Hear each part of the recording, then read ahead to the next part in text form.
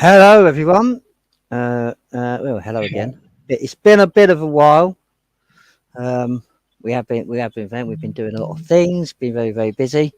But as we have said this year, we are going to try and do more open panels because a lot of people have been asking for these for different subjects and certain things like that. So we're going to start doing more of these. We've got a couple of guests coming on tonight. We'll start bringing them on in a minute. But it's an open panel and it's an open discussion. So me and Gary are in no way going to control the narrative or the topics or anything tonight.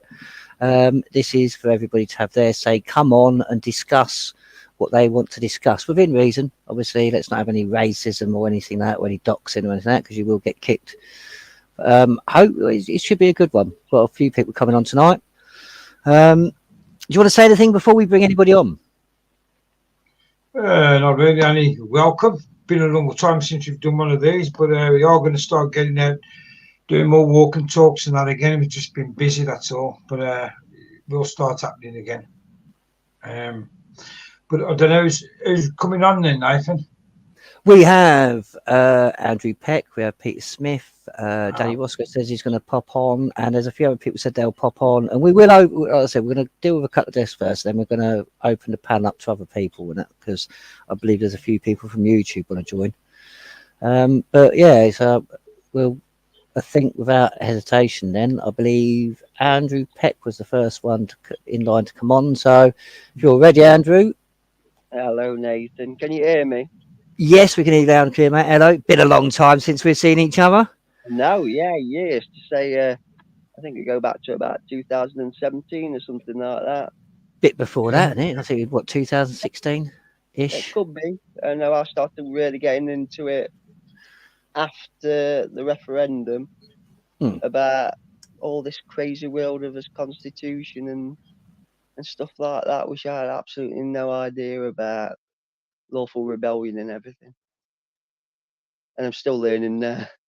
Well, this is the thing. It's hard to believe, sort of thing, but they actually hid our rights and how we stopped them. I mean, it's like that. You still get people today who don't seem to realise that Parliament are actually subservient to us, not the other way around. They don't dictate how we live. Our constitution binds them, and our actions bind them to what they're allowed to do. And many people don't grasp this about politics, and it's kind of thing. But yeah, well. Yeah, so I was going to kick off with the national debt, and I also mentioned a few days earlier, and I actually saw this in the Works Canteen, the Sun newspaper, about Grant Shapps saying prepare for World War III in the next 5 years. And I initially thought straight away, the bloody hell we're going to pay for that? Do you know what? Me and Gary was literally just talking about this sort of stuff and the conscriptions and stuff just before we come on live. So yeah, crack on, go on, mate. Say everything. Tell us about the article and that and what was said. Well, first of all, I've got notes here. I mean, I'll kick off with for me, there's going to be a general election this year. In fact, there's about 40 elections going off around the world, including the United States. It's all about me right from the get-go. I've been trying to wake people up about all sorts of things, 5G. I'm up here in Nottinghamshire, slap bang on the Derbyshire border. So I'm amongst loads of people in the area now. In fact, I was on Facebook. I came off Facebook. I couldn't get onto my account, and that's when I started. I mean, you've always been active in that way in the community, really, haven't you? It's like I find it quite easy, really. Meeting people, everybody knows now. I just say to them, I'm the local conspiracy theory, and that's it. You can't shut people up. It's fantastic. So yeah. So if it works.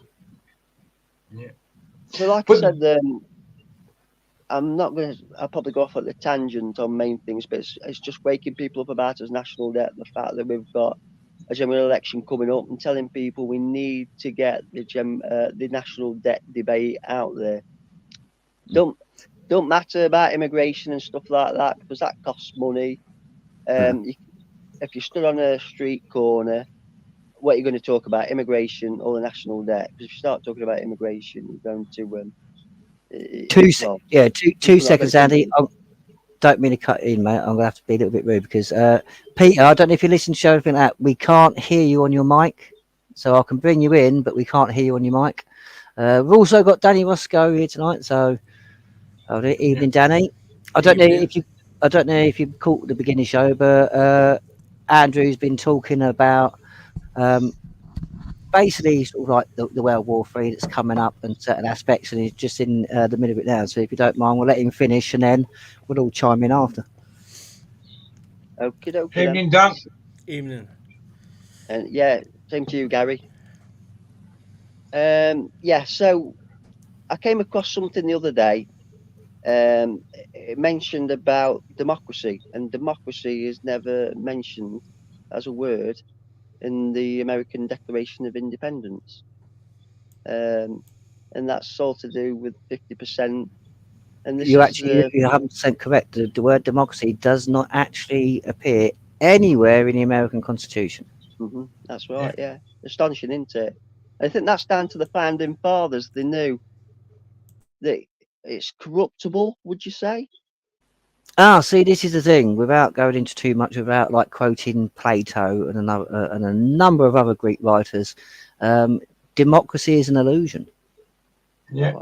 I mean, because it is, because of the nature of democracy. You've always democracy that you may think the people decide, but you've always got an upper echelon. So democracy has always been classed as an illusion, even back in Plato's day. I mean, I actually urge people read Plato and what he says about democracy. There's a few other Greek theologians that talk about democracy, and they don't talk about it in a good light. They talk about it very, very much in its basic essence. And it's an illusion. We all believe it. Like I said, it's like how many of us keep voting year after year after, election after election after election, and we never get what we want. The country keeps going in that direction we don't want it to go. Yeah. So do we have democracy? I mean, that is a question I think we really do have to actually start asking ourselves. We do make a point. We don't have, nobody has democracy. There's no such thing as democracy, because if there was, you voted count for something, but it doesn't, because it's just an illusion that you're given, that you've got a choice. You haven't really got any choice whatsoever. It's like you'll vote for this person or that person, and whichever one you vote in, they're going to check it the same way. They're going to take you to the same place, just to say different route. It's like being on two different buses that are going to the same town. That's all it is. Yeah, Danny Roscoe actually mentioned this on a live I was watching one of the things out, and he actually mentioned this. He's like, we haven't really got a choice. We've got a choice between two parties. That's not a choice. I mean, it's like, as Gary says, we both know that it will implement the same narrative and the same goals as each other. So it's like Danny said the other day, we haven't. There is an illusion of choice, but it isn't actually a choice. We haven't got an abundance of independence that we can put in there, where you would have like what I would call a true English Parliament. Yeah. Growing up, the elderly ones when we was younger, growing up, they even they knew. They used to say to me when I was growing up as a kid, "Look, son, if your vote counted, you wouldn't have one." Yeah, true, and it's truer statement's never been said. If your vote counted for anything and you could change things, you wouldn't be allowed to have one, because you could change something if you all got together. That's not going to happen in the system we've got at this moment in time. You need to ditch the voting altogether and say, no, I'm not going to vote, because like Nathan said many times, if they can't get 50% or more people voting, it's null and void. You cannot carry on. Yeah. Well, yeah, because you've got a situation where, because voting is consent, and I'm kind of fed up with having this argument. I've literally, I mean, Gary, do you remember when we done it with the European elections? We have literally pulled out in black and white, in their own writing, that the very things we say in their own words, and people still disbelieve it. They still disbelieve it. It comes with theme, but voting is consent. You are consenting 4 years prior to anything they do. That's why we don't have a say. That's why they never get punished for it, because you have used your legal name and your sovereignty to give consent. This is a problem with voting people don't understand. And with voting, for instance, look at House's Laws of England, right? House's Laws of England, which is the encyclopedia of laws in our courts use. It states quite clearly, acts and statutes are not laws. They can only be given the force of a law if with the consent of the governed. Now, if very, very little percentage of the population consent to be governed, then by proxy, the majority are not being governed. So therefore, Parliament is obsolete because it hasn't got a lawful vote. That you haven't got enough people consenting for them to govern. See, we've had this round many times, Nathan. You get people saying, well, I ain't voted for these ULEZ cameras all over London and this congestion charge and this, that and the other. I didn't give consent. Well, actually, you did when you took part in the last election or the election before, whichever election it was that they did that under, you consented when you voted because you've said, yes, in the next 4 years, you can do anything you want in my name as long as it's for the greater good. And you deem it the greater good, you can do it. That's what you say when you put that little X in the box and put it in and you vote. You're giving your consent away for them to do anything that they want as long as it, you know, as long as it's within reason. Like now with this Gaza shit where they're genociding everybody, obviously you wouldn't want them to do that in your name. But most things, if it's for the greater good, gathering money for the government and that, you've give your consent to say, yes, you can do whatever you want, basically. And that's what it is. So stop voting is the thing. Wake up to what you're doing. Enlighten yourselves. Well, I'm hoping Danny will kind of chime in a minute with this sort of thing because he done a live and he made quite a good few points the other night. It's like Andrew brought up with the subject of like basically this World War III conscriptional things. This is where we are heading, people. We don't have rights. We don't have a right to say. If we had a right to say, then I'll not be funny, we'd be able to stop any war by the people of a majority. We never can. And I think this is what we've really got to start grasping. There has been a number of banker wars now that millions of people have lost their lives. Some conscripted, some not. But we can. That's the difference, though, Nathan. We can. We've got the power to stop anything. All you've got to do, like now, when the government say we are going to now start conscripting people, everybody's got to say no. We're not going. Simple. If you want to go and fight the Russians, you go with your own families, the elite rich families who are going to eat and all that. Pull them out of it and get a uniform on them first and send them first. And let's see how they get on. Because we are fucking sick of fighting your wars. Because all it is a Jew bankers' wars. All these are for more power, wealth, and enslavement. You can tell, if anybody can tell me, from any war, whichever war it's been, First World War, Second World War, Afghanistan, Iraq, where the people have actually benefited from it. Mm-hmm. You can't tell me any, because there isn't any, but never been one. But I can show you all the bank accounts of all the rich elites where they've gone from like £2 billion to say £180 billion in a short period of time because we've had these wars. So who's benefiting from this? It's not us. So why should we fight them? Let them go fight their own wars. Let them go, you know, bare knuckle fight Putin themselves, example, instead of sending your children. Get a grip and stop bowing down to these people. Can I butt in here? Yeah, sorry, Andrew, you was meant to lead this. It's all right. I'm a big pusher of petitions, and I guess this is the same thing. I go to a sovereign project night, and they don't touch petitions. It's like pleading to the MPs and what have you. And I says, well, I do these. I totally understand what you're saying, but I do these to wake people up. I've been one of the first 5 signatories, and it's been running now. Well, it's coming up for 11 weeks. I think they run for 6 months. That's 26 weeks. And this petition states none of the above on ballot papers, and it's just 748 signings. And I'm appalled that not enough people are actually signing it because I'm putting it about here, there, and everywhere. Somebody put it where it should say none of the above represent us. And the thing is, basically what you've just said, we're being pushed into wars, we're being pushed into this, that, and the other. Our debt now, national debt, is 97% of GDP. And I'm pushing around that the austerity measures that came in 2010 under David Cameron, that the measures came in at 88% to stall it at 88 and bring it down to 85. Now, there was a study by the Imperial College of London, that stated that the subsequent years after these measures that came in, about 120,000 people died because it hit social care. There's a very real fear that if there's any of these policies pushed through, because they're saying, look, we've got to do this because the national debt's through the roof, it could kill a lot more people than actual COVID. I mean, they're saying that 230,000 people died from COVID, but it's obviously, I'd say it's probably a lot less than that because obviously the fraudulent use of the PCR test. But this is what I'm trying to push through to people. That see, saying that, I was not to jump in, sorry for being rude again, but it's like you mentioned the PCR test. It's like I was actually looking at a document because, as you know, Andrew, and many people from the old days, I read a lot, and I read a lot of obscure, a lot of weird crap.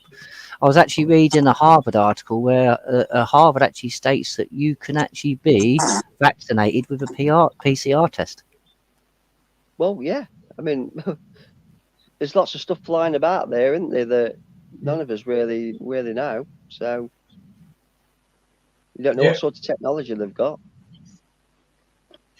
But the thing is, like you talk about national debt. What is national debt? All the national debt is Ukraine, example, want 69 or 70 billion, 100 billion pound. We ain't got no money, so what they do, they just print it out of thin air. Well, they don't actually print it anymore. It's just digits. That's why they want to go digital, because they ain't even got to print it anymore. They just type it on the screen and send it, and then we're in the debt for that amount of money. So they send that money over, and we have to pay it back. We, the people who actually work, have to pay it back. The big fat cats who are in Parliament and all that, they don't pay a penny back. It never affects their money. They don't have to pay nothing back. The debt doesn't go on to them. It goes on to the people.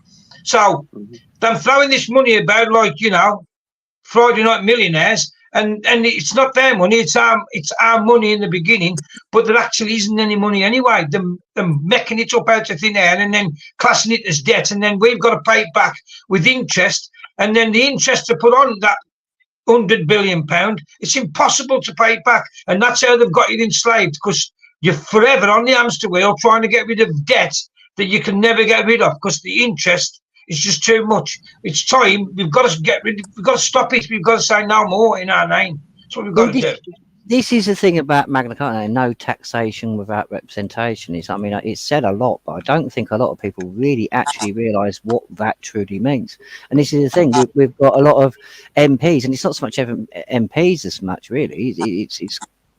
It's kind of it's more the public servants that at local levels and in other areas that actually get to choose this. I mean, this is the point about democracy. It's like they can take out a massive debt. I mean, don't get me wrong. It's like, I'm going to mention this because it's been mentioned on YouTube a lot. Right now, there's talk about slavery in that lot, a lot on YouTube at the moment. Now, the English underwent taking on a massive debt to basically pay for the freedom of all slaves. They basically paid the slave masters compensation for the slaves. We only paid that off in 2015.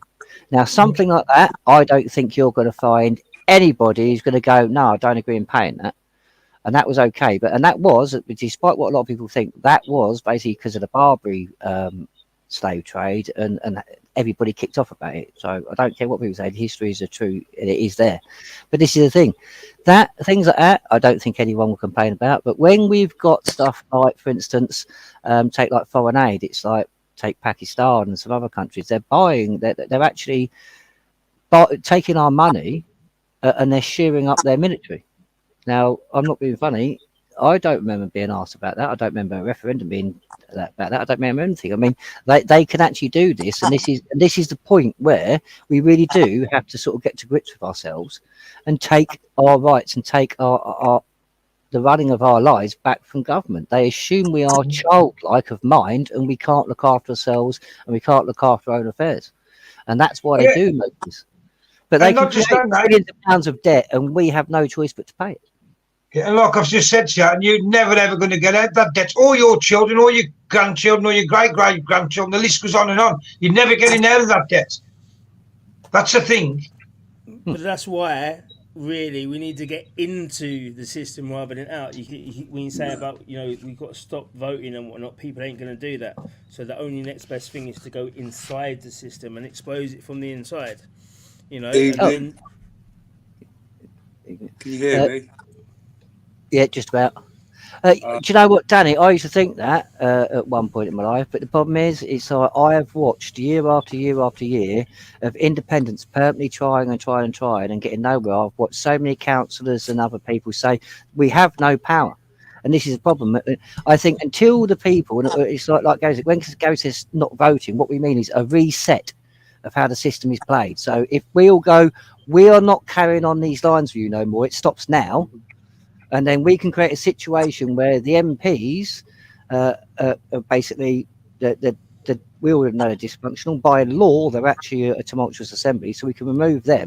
We then create the situation where we can have independence in the system and working in the system for ourselves. But it is gatekept. As it stands now, politics, there is no way for the average man to get in and make a difference, even if you get inside. It's been proven time and time again at this moment in time the way it is, and it doesn't matter where you're talking about, Russia, here, America, Germany, France, but you name any country, it's got shadow governments. The government who's running are just puppets for the rich, the rich elites. Till you get rid of that shadow government and collapse it all and start again, democracy, what you want to call it, politics is never going to work while we carry on the way we are. You've got to collapse. Why do you think they want to do reset? They want to collapse everything that we do because they can't have what they want without a total collapse. And it's the same for us. Until we actually collapse everything that they're doing, we can never have our freedoms back because you're in a system that's not going to allow you any freedoms ever. But I don't think we can collapse the system completely anyway. It's set up in a way that we can't. If we opt out, then it's just going to be run by the people that opt in. So the elitist type people are going to be the ones that are running the show. If you don't vote for nobody, or if everyone says we're not going to vote for the top three people, okay, and we will vote for the independent, that's fine. But everyone has to do it, and it won't be. You'll just make a lot of people won't be voting, and then the few that will vote for Labour or whoever will get through. So it's kind of like it's set up, and whatever we try and do to collapse the system, whatever we try and do to frustrate it, it's just going to allow the elitist types to win. So for us to frustrate it, I would always say we need to be in it, but we are not as in, I'm going to vote for the independent. There needs to be a consensus of people saying, right, this is what we're going to do. We're going to get in there and we are going to X, Y, and Z. So anyone that's running on that ticket needs to be able to do that. Do you know what I mean? Rather than going and being a puppet. Yeah, I don't understand. But the problem is how do you infiltrate something that has been for a couple of hundred years, has been basically designed to keep us out? Exactly, but well, actually, I'm saying that. Sorry, that way. That way, you would have to do it through the voting. You'd have to say that, and people now is the time now is to do all this stuff because we're in a huge change, and people can't really see the changing of the systems that we're doing. So we could change the whole political scope, and then be able to, even if you all voted for Liberal Democrats or whatever, and then they vote for public proportional representation. We ain't going to sort this out in a century or so. Do you know what I mean? It's going to take a long time for it to all be fully reset unless we want to go over the top. And there's not a lot of people that would do it. You'd need a lot of people. Yeah. Can I just interject there? Yeah? Go on, please. All right, mate. All right, lads. Can you hear me? Yeah, carry on. Good. You got to look at the word represent. Yeah, it's the same as when you go to a court, yeah, and they represent you. That's how they see us, as too stupid to govern ourselves. Yeah. And the legislation is all in place, net zero, everything. If you sign up to their system, then you cannot vote against the company rules. It's as simple as that. I've been to council meetings, I've been there, I've watched it unfold over the last year and challenge these people. And a lot of these people, certainly in council houses, that's the executive, directors, and most of the top councillors, actually think they're entitled to what they get and what they take from people and the decisions they make because they think you're too stupid. That's how they view you. Yeah, they represent you. If you're represented, like democracy means you are the property of the government. Yeah. It does. It means you are ruled, technically speaking. I'm sovereign. I'm above all personally, but I agree there, Nate. That's what I'm saying. We have to understand our system is still a constitutional monarchy. Yeah. I've asked an MP. I went along to one of his little side shows, and I asked him, "Are we still a constitutional monarchy?" Local MP. And he said, "Yes, we are." I don't understand the legal side of it, but we are. So if we're constitutional monarchy, then if people don't vote, they have no mandate. 70%, only 70% of people don't vote in local elections. That means all the councils are unlawful. Yeah. They have no mandate to do that, to raise tax, to do anything they do, take their wages, which is where most of the council tax goes, paying directors, executives and their pensions, and plus the amount of money being stolen. It's like with the foreign aid, we're saying it ain't going to fund no war. It's going to the Ukraine, through a few different bank accounts and back into the elite's pocket. They ain't funding nothing, we ain't funding nothing. They're hoovering every penny up. Councils are, if you go and have a look at your local council, they're also bloody corrupt. It's unbelievable. I've read the legislation. They can change, councils actually have in their little system, can change rules as government do. Yeah? I mean, like our council, most council constitutions say that you can only get banned from meetings if you are abusive or threatening. Well, our council changed that because, one of the reasons, because I kept going, and they changed it so that's at their discretion. Yeah, that's written into the council rules now. They can ban anyone they want at their discretion. Yes, but what we could do though, Pete, if you wanted, and this is you don't know whether you're going to get this done, but this is the only other way you could probably do it, is come out to their system, don't vote, and set up your own residential community. We are doing that. We are doing it's that.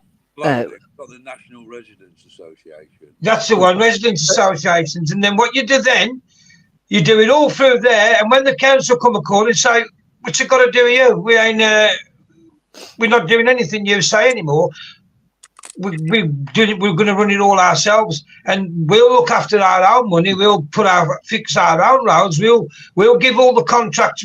Basically, you just take over all the contracts from everybody who's with the council, and you do it through your local residential association." Well, I've seen a few of these now popping up, and that could actually work if you do it that way. And then you ain't going to get on the council and try and do from within. You're fucking them all off from without. Get rid of them. This is the thing. It's like why good thing. This is the thing, right? This is what I don't get. It's like people are willing to wait for another couple of generations before they even get a sniff of these things changing. Right? Article 61 is in force. Godfrey Bloom's backed it. Loads of people backed it. Like I said, it's all been proven now. It's all out there. I've got court orders quite clearly where they won't rebut it because it's truthful. Under the clause 61, it's actually been used a few times. It was used in one of the most famous times of like Commonwealth things like that, but people don't realise this. This is what removes our consent from the Crown and Parliament, because what a lot of people don't understand is we are indeed a parliamentary monarchy based system, so there technically is no democracy within our system. This is what a lot of people don't get. We are, since the Act of Settlement, we are basically ruled by a corporation. That's why it went from an English government to a British government, because it's the British East India Tea Company. It's just they've changed the name 30 times over the years. But it's the thing, if people could actually just grasp the basics, it's not hard to then go on to go, actually, there is a way around of doing this. If we do remove our consent enough, We don't have to bring the system down. We don't have to do anything like that. We don't have to destroy our infrastructure. All we need to do is just force the hand, basically. And that is why 61 has been successful, like in the 1600s and other places. That's why it was so successful, because the people are the law. The people are the authority. So if the authority acts in a lawful manner, there can be no recourse. We keep saying this, but people ignore the law, yet they want these people prosecuted. Problem is do you want them legally prosecuted, or do you want them prosecuted under the law? Because legally they've already tied it up and they've already got things, so they've got anonymity. So you'll never legally get them. That's why it's never worked. That's why the only case. That's why the only case that's ever got anywhere close is ours. We actually don't, because we've done it under our laws, the actual law, not a legal system that they actually created themselves to give themselves anonymity. And this is the problem. We have to start going back and pulling it back. Because I've heard a lot in the last few days about laws and rights and the government doing this and the government doing that. Well, not being funny, English law is quite basic, and it kept peace for over 1,000 years. And it's very simple. It's you just don't cause loss to another person. You do not commit harm, and you don't be deceptive in your undertakings. You don't defraud people. That's very basic laws for society to live by. But a lot of people get tied up because they listen to statutes and acts, and they think that's law. It's not. That is exactly what Peter said. That is company policy. Yeah. All these people are doing is blinding you with fear. And as long as you don't lose the fear and you stand by what you're saying, well, actually, no, you can't do that because that's not law. That's a statute, that's an act. That doesn't trump any law. We've got the actual law. And you stick by the law, and you've got all your people in your town or whatever. That town's yours. You've took that town over, because once you've got the people in every town or village or city to stand together and do it the way it should be done, these people have no control anymore. It's like we've said it many times. It's like a bully in the playground. Bully in the playground keeps coming up and getting your lunch money off you. You keep handing it over. It's going to keep coming.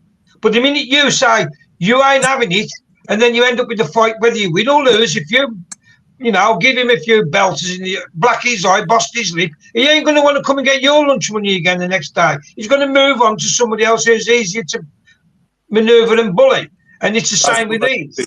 That's what they do. Danny's dropped out. I don't know if he's coming back in or not, but if you come back in, his computer's glitching. He's gone to fix it. I'll tell you a few of my experiences that I've had. Like I say, I'll go into the council meetings a lot. Have been doing. Just to listen and learn, because I didn't know a lot about it, how it worked. You have to challenge these things, you know what I mean? That lot of say that they've got all. If you read their legislation and their rules and regulations, it's and the agendas and things like that, and you see where locally where money's being stolen, basically given to friends, siphoned off. Yeah, but you challenge the councillors. Actually, I'll challenge them in person in the council chamber. And I've been banned and things like that. But I challenge them on a personal level in the council chamber, and they laugh at me because they know the police are not going to investigate or prosecute them. In fact, the police around here will actively, hound people that expose local government corruption. That's where we're at in this country now. But the thing is, like Nathan says, but like Nathan says, Peter, if we all go into 61, that's got to all stop, because when you get the majority into 61, the police, they either come back on the side or they get done for treason and end up the same as everybody else. And when they realise what's going to happen, anybody with a brain is going to come back on side, because they don't want to end up in prison and be classed as a traitor to the country, do that? I think what my personal experience, what we have is Agenda 2030 law coming down the track. Yeah, that's this government's agenda, government's worldwide whole agenda, and they have the people in place to push it. Yeah, and that's, I'd say, most councils are on a cabinet thing, same as government. Yeah, certainly the cabinet members, 90% of the executives, all of the chief inspectors, all of the inspectors in your local police stations, yeah, because of the obvious handshake group these people are all in. And they're going to push 2030 till the end because they have no choice. Because once their crimes are exposed, and I do it regularly around here on social media, outside the council house, in the council meetings. Once their crimes are exposed, then they lose everything. That's all these executives that we've had in the past 50 years when they changed council to corporate. Now we have virtually every council in the country on the verge of bankruptcy. Our council's over £100 million in debt, sold off all the assets. All the public assets are stolen in 1974. It became corporate here, but most changed in 72. They became corporate organisation, which was basically the theft of all the public land and buildings in the country. They incorporated them all. That was actually, believe it or not, that was actually done in, I think it was about 1534. But the government, like, we had public councils. If you look at the 72 Act, that's when they incorporated all the councils. They became separate corporations, and these corporations have the money to raise money, have the ability to raise debt on our back. And every council in the country is, and that's knacker off being bankrupt. Ours has a worse debt ratio than Birmingham. Obviously, with councils as well, their money, the money they can raise is dropping through the floor because businesses are closing, and people a lot are deciding not to pay them now. Even more can't pay. So the councils are just not going to have the funds to service their debts before very long. Exactly. I will say this, Phil. I mean, it's like councils have been put in a pretty situation. For instance, it's like the government gave over control of how our old people looked after the councils, and then slashed all the money and stuff like that. So there is a bit of to and fro going there. But it's like you said, councils. There's massive problem in councils. They are almost autonomous to the point where they don't feel like they have anyone they have to answer to. And I've spoke to many councillors, and some are okay, and I must admit I've met some very good councillors, but there's quite a lot of them who pay lip service, and you know it. But this is the thing about councils and about the whole thing. This is what I've been going about 61, because until we actually put ourselves back and go, right, we're going to have to see what it is. It's like you said there, Peter, you go through quite a thing, because going through the history, if you go from, say, the 1500s all the way up to now, you'll see this was all planned to have. They took our assets back then when Henry VIII was about, and then slowly but surely moved more and centralised more. Like I said, it's like that there seems to have been a massive plan going along for a very, very long time. Most definitely. Like I say, the local court, like I'll speak to these people personally in their place of business, the council chamber, which is very, very, very much like the local. If you look at the decor in there, it looks like the local Freemason lodge, as most council chambers do. And they know, because I've called them breaking the law and everything, and they told me to report it to the police, and the police came back with, it's a civil matter and we don't get involved. That's what I was told by the police. And the councillors laugh at me because they sit down regularly. They have these what we call safer neighbourhoods teams, and the top councillors and the top coppers sit down regular. And the community surgeries. And I'll say, if the meeting's like a snapshot of the country, that's how I've always viewed it while I've been doing this. You know what I mean? We ain't like an unusual place. So I see it as a snapshot of the country. These people actually think they're entitled. They represent us. They think we're too dumb, to do anything about it. And to expose them, like I say, exposing them and their crimes. In the last the two top blokes at our council, one went last year, one's going in May. The other one, the God, resigned, running away, they think, with their pensions. And as I pointed out, all the pensions of everyone, since not every director and CEO of any council since 1972, having overseen the sale of all the public land and getting us into these huge debts locally, yeah, they should all be prosecuted under the proceeds of crime. Because, as I say, it's been organised theft by usually the top councillors, I'll say. Most of the other ones are pretty thick. Yeah, they ain't got a Scooby-Doo what they're doing.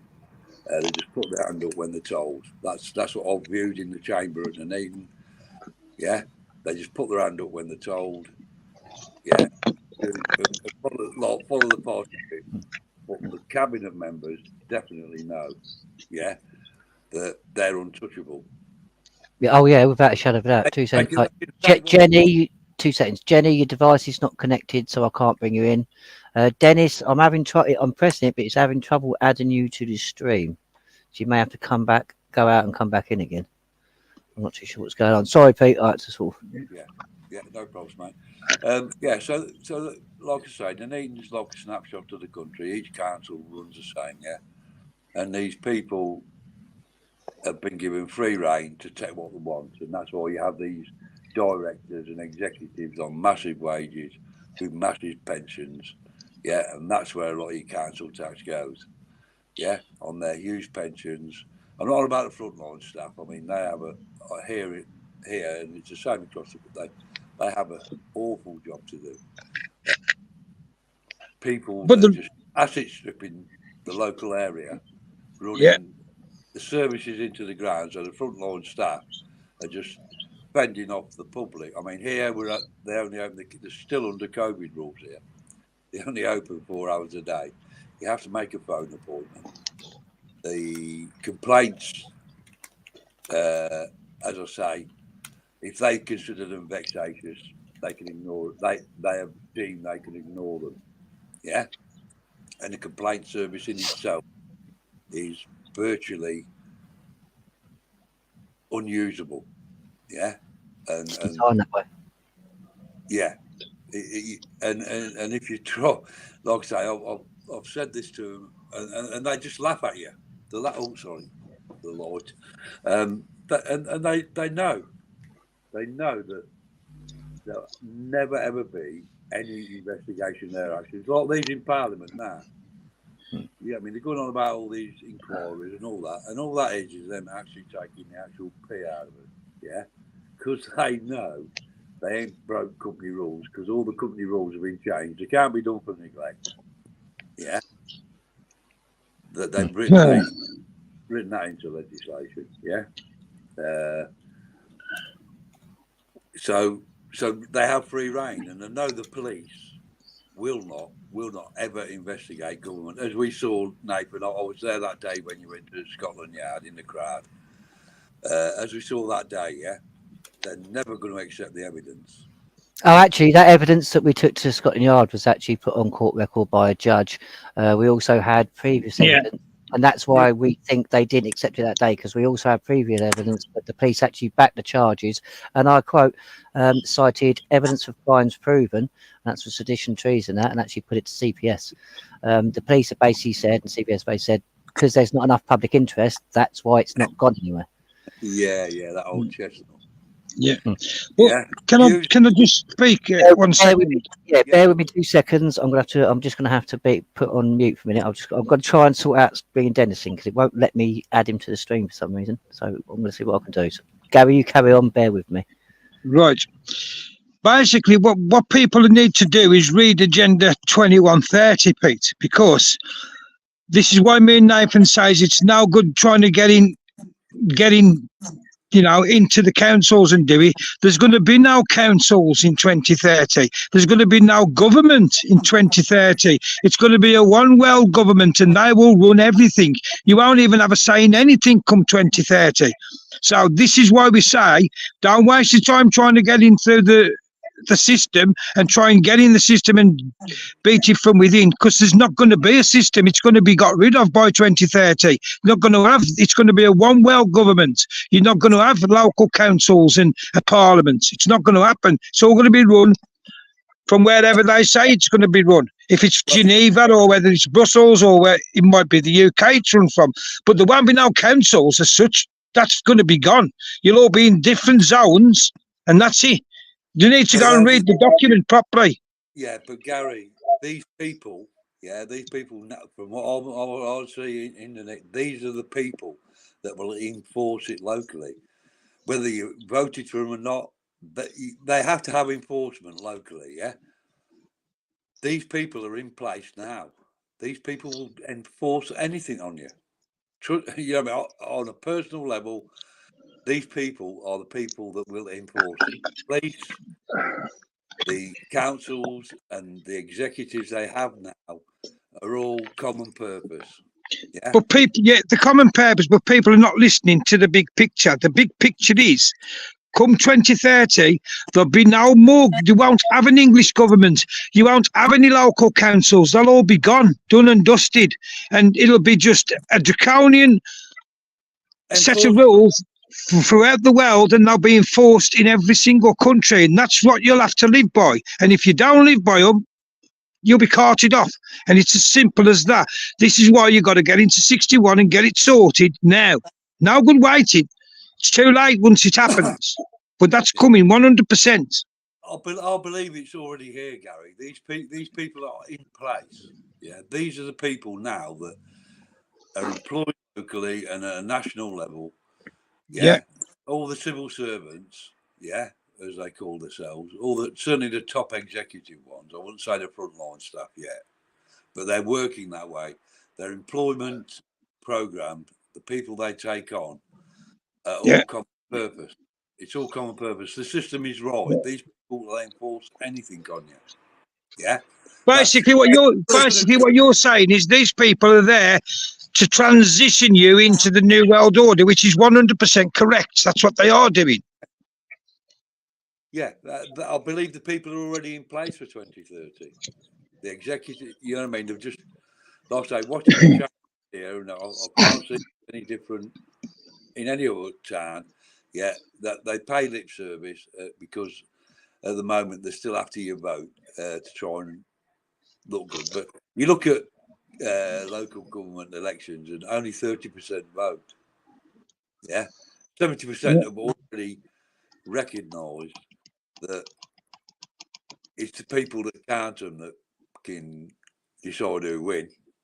You know what I mean? But this is why everybody needs to come off the electoral register. If you're not registered on the electoral register, then they can't say, well, you had the right to vote. You didn't vote, but that was your right.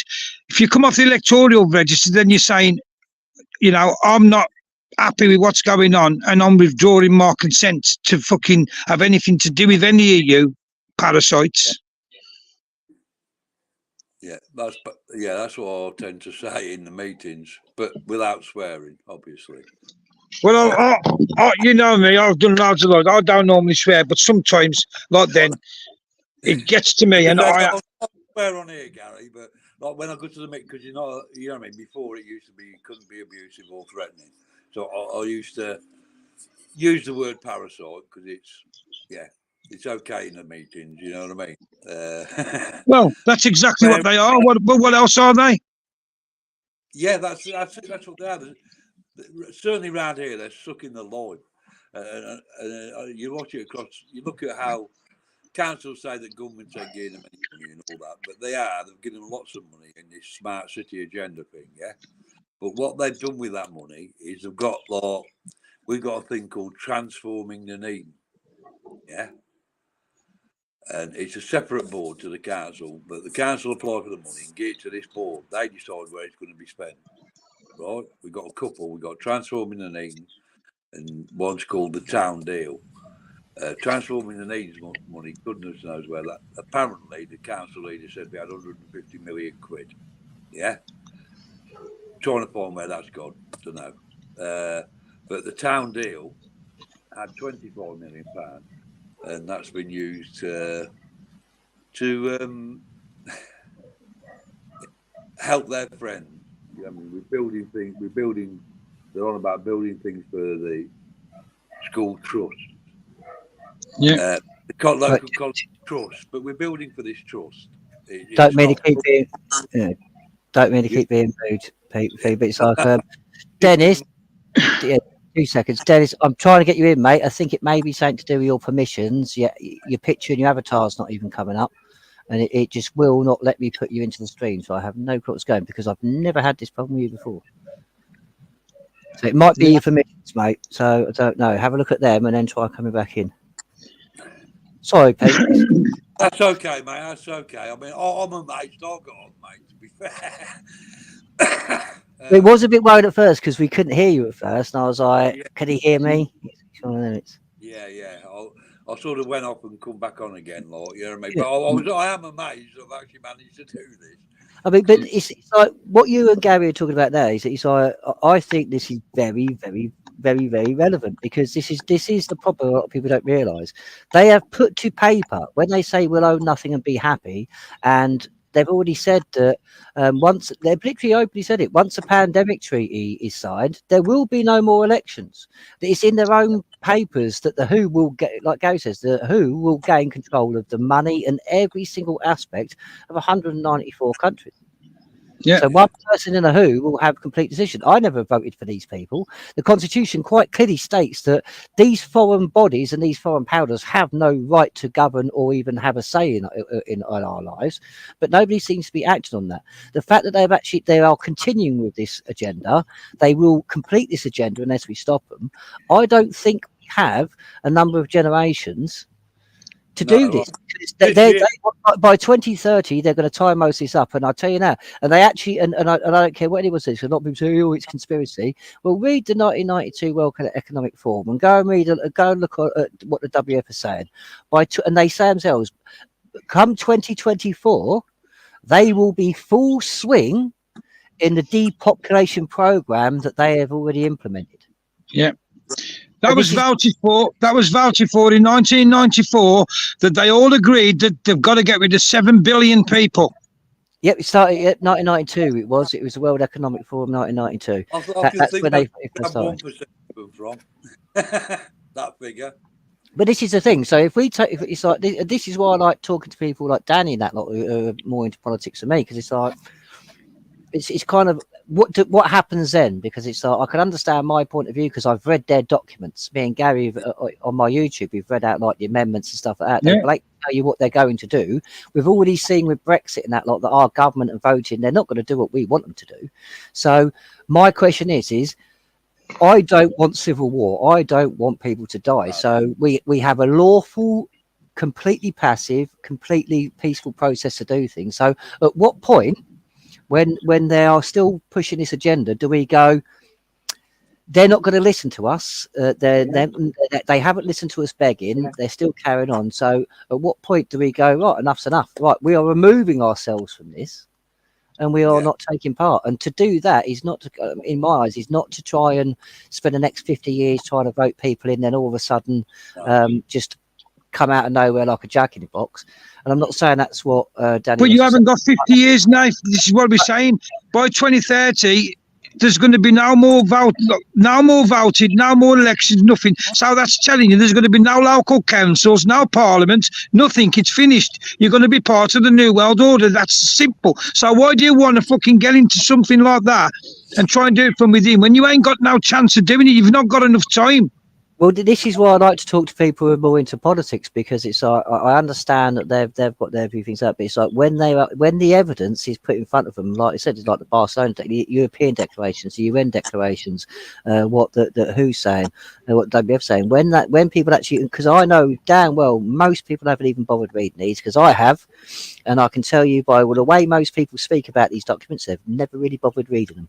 They've looked at someone else's read them and just took a summary. And this is my problem. We have got to start getting back into politics because it affects our daily life. And once we do that, then we'll start seeing a change. At the moment, too many people just go, I'll leave it up to somebody else. And that's what we do. We vote, we leave up everything up to someone else, and then we complain when they didn't do okay. But it was actually our job to monitor them. As I keep saying, we employ them. Okay, they are our servants, so therefore, as their employers, we are meant to keep track of what they're doing. We are meant to make sure they're doing a job properly. We haven't done our part, so they are literally taking the piss out of us on that one. Sorry for swearing, Yeah. and I don't mean to, but they have literally taken the piss out of us on that one, because at the end of the day, we've took a eye off the ball, and they've got so far with it now. It's like RJ says in the thing. It's like this could, the way it's going, if we don't actually stand up and try the proper lawful route, then it's like RJ says, it's near enough, like it has done in history, time again, it will go to physical violence. So it will go to deaths and stuff like that. There will be a mass loss yet again of people that all they want is basic rights. And this is the thing I get, because I've been watching a lot of YouTubes like lately, and a lot of people talk about law and the fact that they seem to think people have got more right in the statute system in the British corporations policies. Yes, it's very unfair. It's not equal at all if you actually bother getting into it. But our laws are very equal. I mean, we are one of the only constitutions that are actually in our constitution put that we give basically we give kind of a leeway basically to foreign merchants coming to these shores. So if somebody who comes with a different culture and comes, say, for instance, and then upsets us because they've gone against our culture, they're given the benefit of the doubt. They're not automatically just treated like they're wrong ones. It's a case where it's all right. Well, you may not have known, but this is this and this is that. Like I said, the law system is actually very, very, very fair. The system to which it's judged on, I can't say as much. It used to be a lot more, I would say, a lot more fair and a lot more professional it is nowadays. But the court nowadays, especially when you're talking family courts and civil courts, they are parliamentary controlled. I've proven this for myself. Actually, I have evidence. But this is the thing. This is where people really have to grasp the difference between an English Parliament and a British Parliament, and the fact that the British Parliament that's governing us is the East India Tea Company. It is a corporation. We are not voting for what's best for our lives. We are voting for what's best for the company. And unfortunately, the CEOs and the people at the top of it are not going to listen to the workers if they think it's going to hit the margin, profit margin. And this is what we think. Don't look at like Parliament and everything like most people. Look at it as a business. Look at it as a business that you are a shareholder in, because that's the reality. Yeah, and this is what people don't grasp when they say, "Oh, it's chucking off to the CEO of the corporation." That's what he's chucking out to. He's going to do whatever he can to make sure the corporation survives. Yep. As I say, it's my belief that the people that are in positions locally, that councils and all these trusts that are set up, and the police, the people at the top of it now are the people that are going to drive us and enforce, you know what I mean?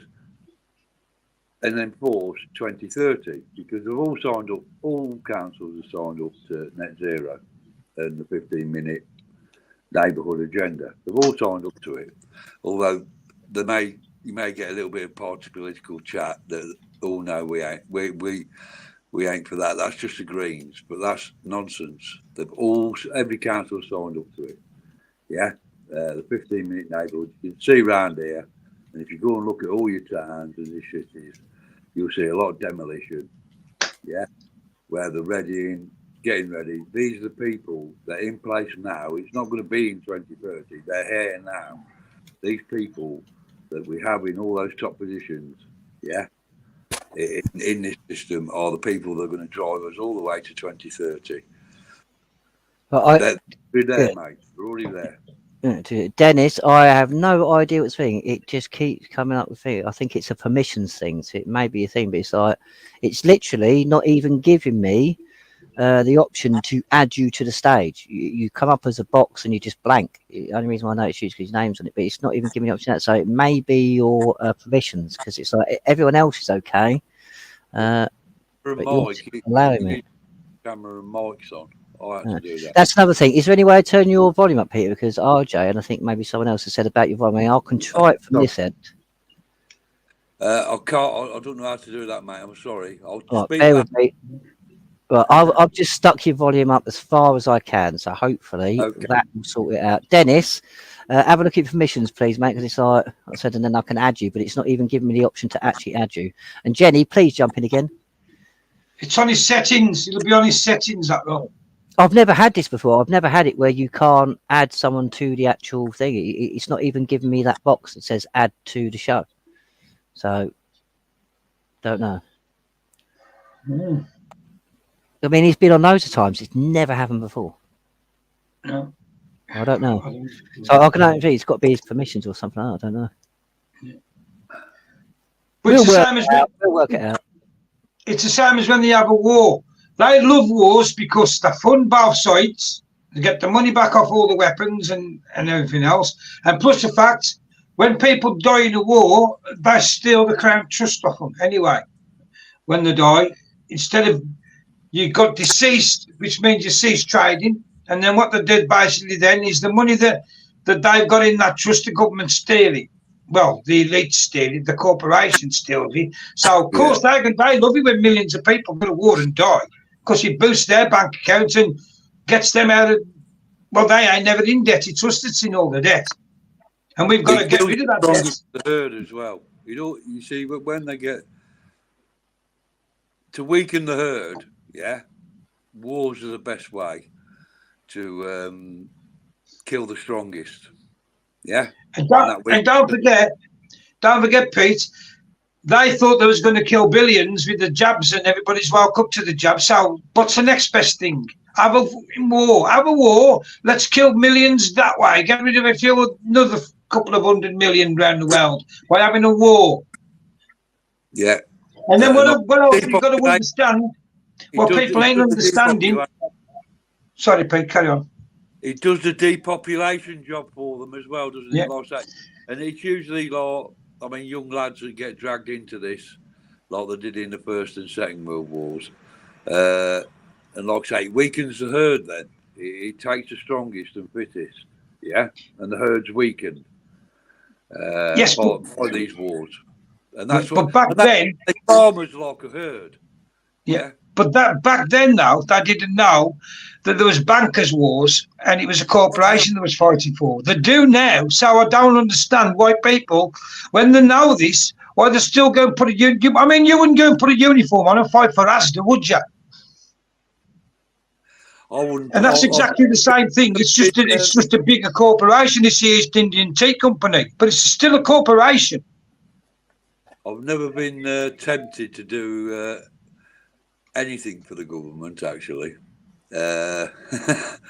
All my life, I've always distrusted them deeply. And here's something else. Here's something else you haven't thought about. What could be behind the draft? They draft all our young fighting age men to go off to God knows where, whether it's, Ukraine, Poland, on the border of Poland, ready to go into Ukraine or ready to go into Russia or wherever they're going, Israel, wherever it is. So while all our fighting men are out there, what better time to release all these fighting age men that are already here now, sitting waiting, what better time to release them onto an unwitting and unsuspecting public when all our fighting age men who could be there to go on the street and stop them, they ain't there no more. People ain't thought this through at all. No.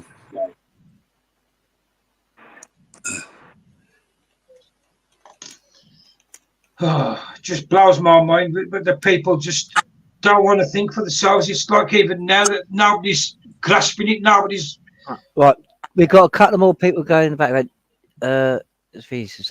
This is actually really annoying me. It's like, Dennis, it's still, usually there's a tab that says add to stage, and it's not coming up for Dennis's, but I can't do it for Jenny. Jenny, you've got to add your mic, otherwise I can't bring you. We've got Chrissy in the backstage as well. Chrissy, if I let you on, you are going to be normal and you're going to have a proper discussion, yes? I don't want to talk about anybody else or like doxing anybody or anything like that. So if you come on, this is about subject matter. It's not about anybody else on YouTube. Only one. And when do I not talk normal? Yeah, bro. When have I ever doxed anyone, and when do I not talk normal? I'm not saying you have, mate. Normally, when you talk to me and Gary, it's fine. But You got always a bad fine when I echo, talk to you and Gary. I've got respect for you and Gary, and I always talk fine to you. I'm never nasty to anyone unless they're nasty to me. I'm not saying you can be nasty to us, mate. But I just don't talk about anybody else on YouTube. When I'm over here, I talk about the subject that you guys are on. Exactly. So, Nathan, you got a really bad echo. Oh, hang on. Let me do the voice cancellation. Hang on. there you go. Yeah, that's better. I can hear it better this end already.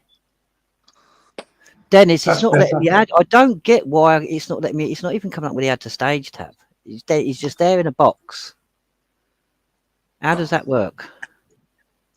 Just gonna get me a drink. Anybody know anything about StreamYard? It's like, normally I don't have these problems, but join in, Chrissy. Like I said, it's like I said. For my view of you, whenever we've had a discussion, it's always been a mature discussion about the subject matter. Like I said, I'm just saying, sort of like, I know there's a lot going on YouTube. I'm just sort of like, just a heads up before anybody comes on and argues, basically. But no, I agree. Whenever you've discussed with me and Gary, it's always been about the subject matter, and you've always been respectful towards me and Gary. So, well, I've never had a problem with this, guys. That's much better, mate. Yeah, I've not got a lot of time. I've been at a funeral today, so I'll just see that you was on. Guys, are you aware of the BRICS nations? Yeah. Yes. Are you aware that the financial war is well underway right now? Because I seriously doubt that anything's going to be sorted until we find out who wins the war of the BRICS versus the US dollar. Oh yeah, that is going to change the global stage. What's happened there, Chris, is you've got Brazil, Russia, India, China, South Africa, and a few others now. I think a few of the Muslim countries have gone into it now. Yeah, and basically what that is they're going to back their currency with gold like we used to, bringing back the gold-backed currency. That's what that is. And we're still like using promissory notes. So, like you say, it's going to be interesting to see what happens with all of that lot. But yeah, so they're going to have to keep the democratic system in until at least the battle between the US dollar and the BRICS nations is settled, and it's looking like the BRICS nations are going to win. Yeah, so and that's why all the unrest is happening. Sorry, that's why all the unrest is happening, because they're trying to destabilise BRICS. Yeah, the BRICS are going to win because they're just piling nations in on them right now. And the thing is, they're getting very important and strategic nations in there as well. I mean, if anyone's noticed, a really funny thing happened the other week. An Iranian hit team got hold of a former Iranian oil tanker that the US had taken. Now, if you stole a US oil tanker... I heard about this. If you sold a US oil tanker 10 years ago, prepare for your country to be invaded. Now, it hardly broke the news. And the reason is, mate, is the Iranians are properly taking the mickey now because they're part of the BRICS nations. They joined on the 1st of January. And China and Russia versus the US is a very, very even fight. I mean, America have got the power. USA versus Russia. Russia, I mean, USA, I'd say beats on ground troops, but not for missiles and stuff like that. China and USA, same thing, beats them on ground, but doesn't beat them in the air. It's going to be close, but if you put China and Russia together against USA, I can't see how it's not going to end well. That's nuclear war. The dragon and the bear will easily beat the eagle. Oh yeah, that's nuclear war. Like I said, USA would struggle. Even if they don't go nuclear. I mean, the thing is, it's fighting, war on two sides, isn't it? Because you've got Russia that will take Europe out with Ukraine. I mean, that's what Ukraine was always there for. Ukraine was the punch bag to try and take the wind out of the Russian sails, but Russia haven't bitten. That's why Russia are just sitting there going, you know what? We'll play. We'll wait. We'll play. And obviously, that's now why. That's why Israel are now saying, right, we're going to take out as many of our enemies as we can, because when it does go off worldwide, America's not going to be able to cover Israel's back like it, should, and the whole of the Middle East nations will take Israel out. Can I just interject here? Yeah, go on, just an observation. All these governments are owned by the same people. Oh yeah, we've got clowns the from people WF University everywhere. It's only about depopulation. It's not about any power games. The people, the same people, own all these governments in every country. A very few that own, and they own all the governments. Yeah, everyone. So they decided they're going to have a bit of a depopulation. Like I say, didn't get everybody with the jabs. So they'll get them with the wars. It's just about depopulation. It's not a power struggle, because the owners of all these governments have decided there's going to be a war. Yeah, but BRICS is very real now, Pace, because of BRICS is very real because I'm in a unique situation because I live in Belarus most of the time with my wife. I can actually have a Russian bank account, and I've been taking money over, putting it in there, because I don't trust I think our system's going to collapse very soon. But it's doing fine over there.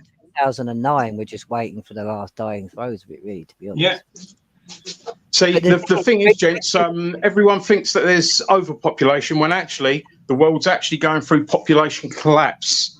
If you have a look at the proper statistics, almost all of the world is going through a depopulation crisis, population collapse. I wouldn't say depopulation. I'd pay population. I mean, I think it's America's replace, because you've got to do a 2.2 or 2.3 replacement ratio for it to carry on. I think America is at I think it's 1.6 or so. I think we're at 1.3, so we are far below the benchmark that we need to keep producing children for it to keep carrying on. Yeah, I mean, China, I think they're millions out of their expected population. China's got their numbers right bad. China is literally, what they've done in the last few decades is it literally destroyed it with the whole sort of like one child and that lot. Japan's the same. Japan, I think, is a 1.1. I'm not sure, but Japan is almost finished as a nation unless they can get that sorted. And this is the thing. Did you hear the a really good way of looking at the basically of the decline is to have a look at sanitary products that are sold to adults and to children, and basically in Japan they're selling more adult nappies than they are babies' nappies. People are getting older. People are obviously there's more old people than there are babies, and that is the sort of death knell of any civilization, really. So no, you're exactly correct, because like I said, if you don't have at least a 2.2 replacement ratio, then there's nobody to look after the old people. Society, as we know it, will completely collapse. It's happened before. Universe 25, which was the rodent thing, that rodent experiment. If anyone's ever interested in psychology and stuff, have a look at Universe 25, a rodent utopia, they called it. And basically that is sort of like, scaled up. Or scaled down in our case to what's happening with the human population in the world today. But it's that BRICS nation. It's the BRICS nations going up against the US dollar. They can't do a thing until after that. That's why they put off, what I can't even remember what they bloody called it now. The 25 and the 30 and stuff like that. They've had to put it all off now because basically they've got to find out who the top table is going to have sit round it, and whether it's the US dollar or the BRICS nations or some sort of deal in between. We're not sure, but they'll probably use a third world war to bring in a one world government. And they've done it. The Second World War, they marched towards this further. The First World War, they marched towards this further. It's been a gradual thing, but it's like I say, BRICS, something like this has never happened since the Rothschilds gained monopoly of the oil. Nothing like this has ever happened. So this is the first time I'm seeing, and this is what kind of makes it interesting for me, because the powers that be that basically like own the petrodollar, they have no idea, because this has never happened. So they have got no game plan. They've got no running models to do anything to this. It's like, so it's going to be interesting to see how they play this. Do you want to know what I think, mate? Because I've been watching this quite closely. And I think that it all hangs on whether or not they can get Biden in again. Because, and I'm no fan of Trump, but Biden is, mate, is awful. And if they can put Biden in, Biden is literally, you know, a sort of like a cognitively challenged puppet. And they could do some really bad shit with Biden in, and then say, well, what do you expect? The geezer had dementia. I mean, the thing is, me and Gary spoke about this. I was speaking to Gary about this the other day. So, because I was actually sort of pulled this up for me fingers. I was speaking to a friend of mine. He was saying about that, not me and Gary talking about it, because his point of view is sort of like, because he used to be big into Trump, and now he's not, because he's dove enough into him. And he said to me, he's like, how do we know we're not being set up? How do we know that Trump and the whole Biden thing wasn't set up so we elect Trump? The whole nation is overwhelmed because we've got who we want, and then all of a sudden the train just keeps marching and we're screwed. Yeah, well, my personal thoughts are that, you know, the way to win a 2-horse race is to own both horses. And that's exactly what they'll do. But Trump isn't their favourite, because they'd much rather have a doddery old Biden in that they can turn around and say, well, you know, he was old, he dementia-ridden, whatever. But plausible deniability, I think they call it, isn't it? It's something like that. But you know, the whole thing is that if they can basically give you sort of like, you know, a choice of a shit sandwich, basically whatever you're having is shit. And so, you know, and there it is. And Biden, you know, if he gets back in, mate, I think he'll be the first president to die in office, which will then cause another load of shit, you know. And the other thing is, I mean, you know, I've been dealing a lot with with some of the US streams over there, and talking to some sort of like, you know, people on the ground in America. And have you seen the religious shit that they've got going on over there with the Book of Revelations? Because you know, if you are, a lot of them are seriously into their Bibles and stuff.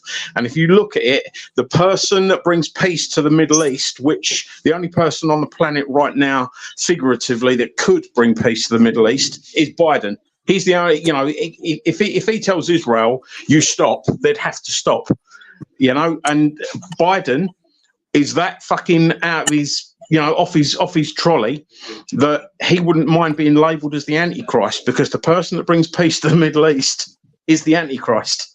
And I don't know a single person that would want to stand up and go, that might be me. Even if you're not religious, you still wouldn't want to have that label of being the person that brought peace to the Middle East and therefore is the Antichrist. So you've got all that sort of like, you know, all that shit going on with it. It's actually a crazy world scene right now, and it's playing out a bit like a scene like out of Damien Omen in, you know, the old horror films. Yes, it's crazy. I liken it to kind of, it's like, you know, when you get kind of, it is a massive soap, but you know, when you get the soap specials, it's like, you've got like, it's like the murder or something dark, really dark happened. I see it as that. We're watching the soap and we've just got a few specials here or there that like keep people out. It's like me and Gary saying earlier, it's like, why a lot of people were debating a lot of crap that really, when it all boils down to it, could be sorted out if everyone would just educate themselves properly. They are basically saying that after a certain amount, like literally, they have basically said after these elections, there literally will be no more elections. That's it. It's like, so when are people going to grasp that situation and be like, maybe we need to think about that situation, because it's like that. It's the old proverb, isn't it? It's like prevention's better than cure.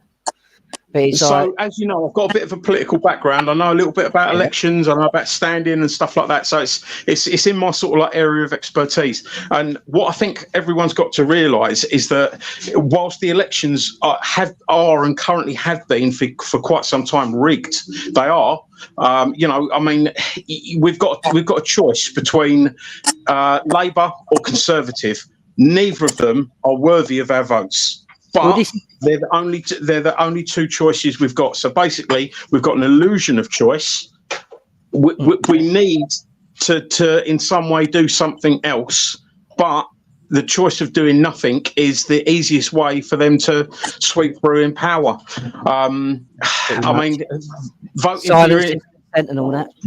Yeah, I mean, you know, if everyone here that was listening to this stream right now put themselves forward for even a local election and started fucking asking the right questions and making the right noises, yeah, and if that could be replicated, you know, across the country, pretty soon from a grassroots level, you would have your, you know, you would have your representations put forward and it would start getting through.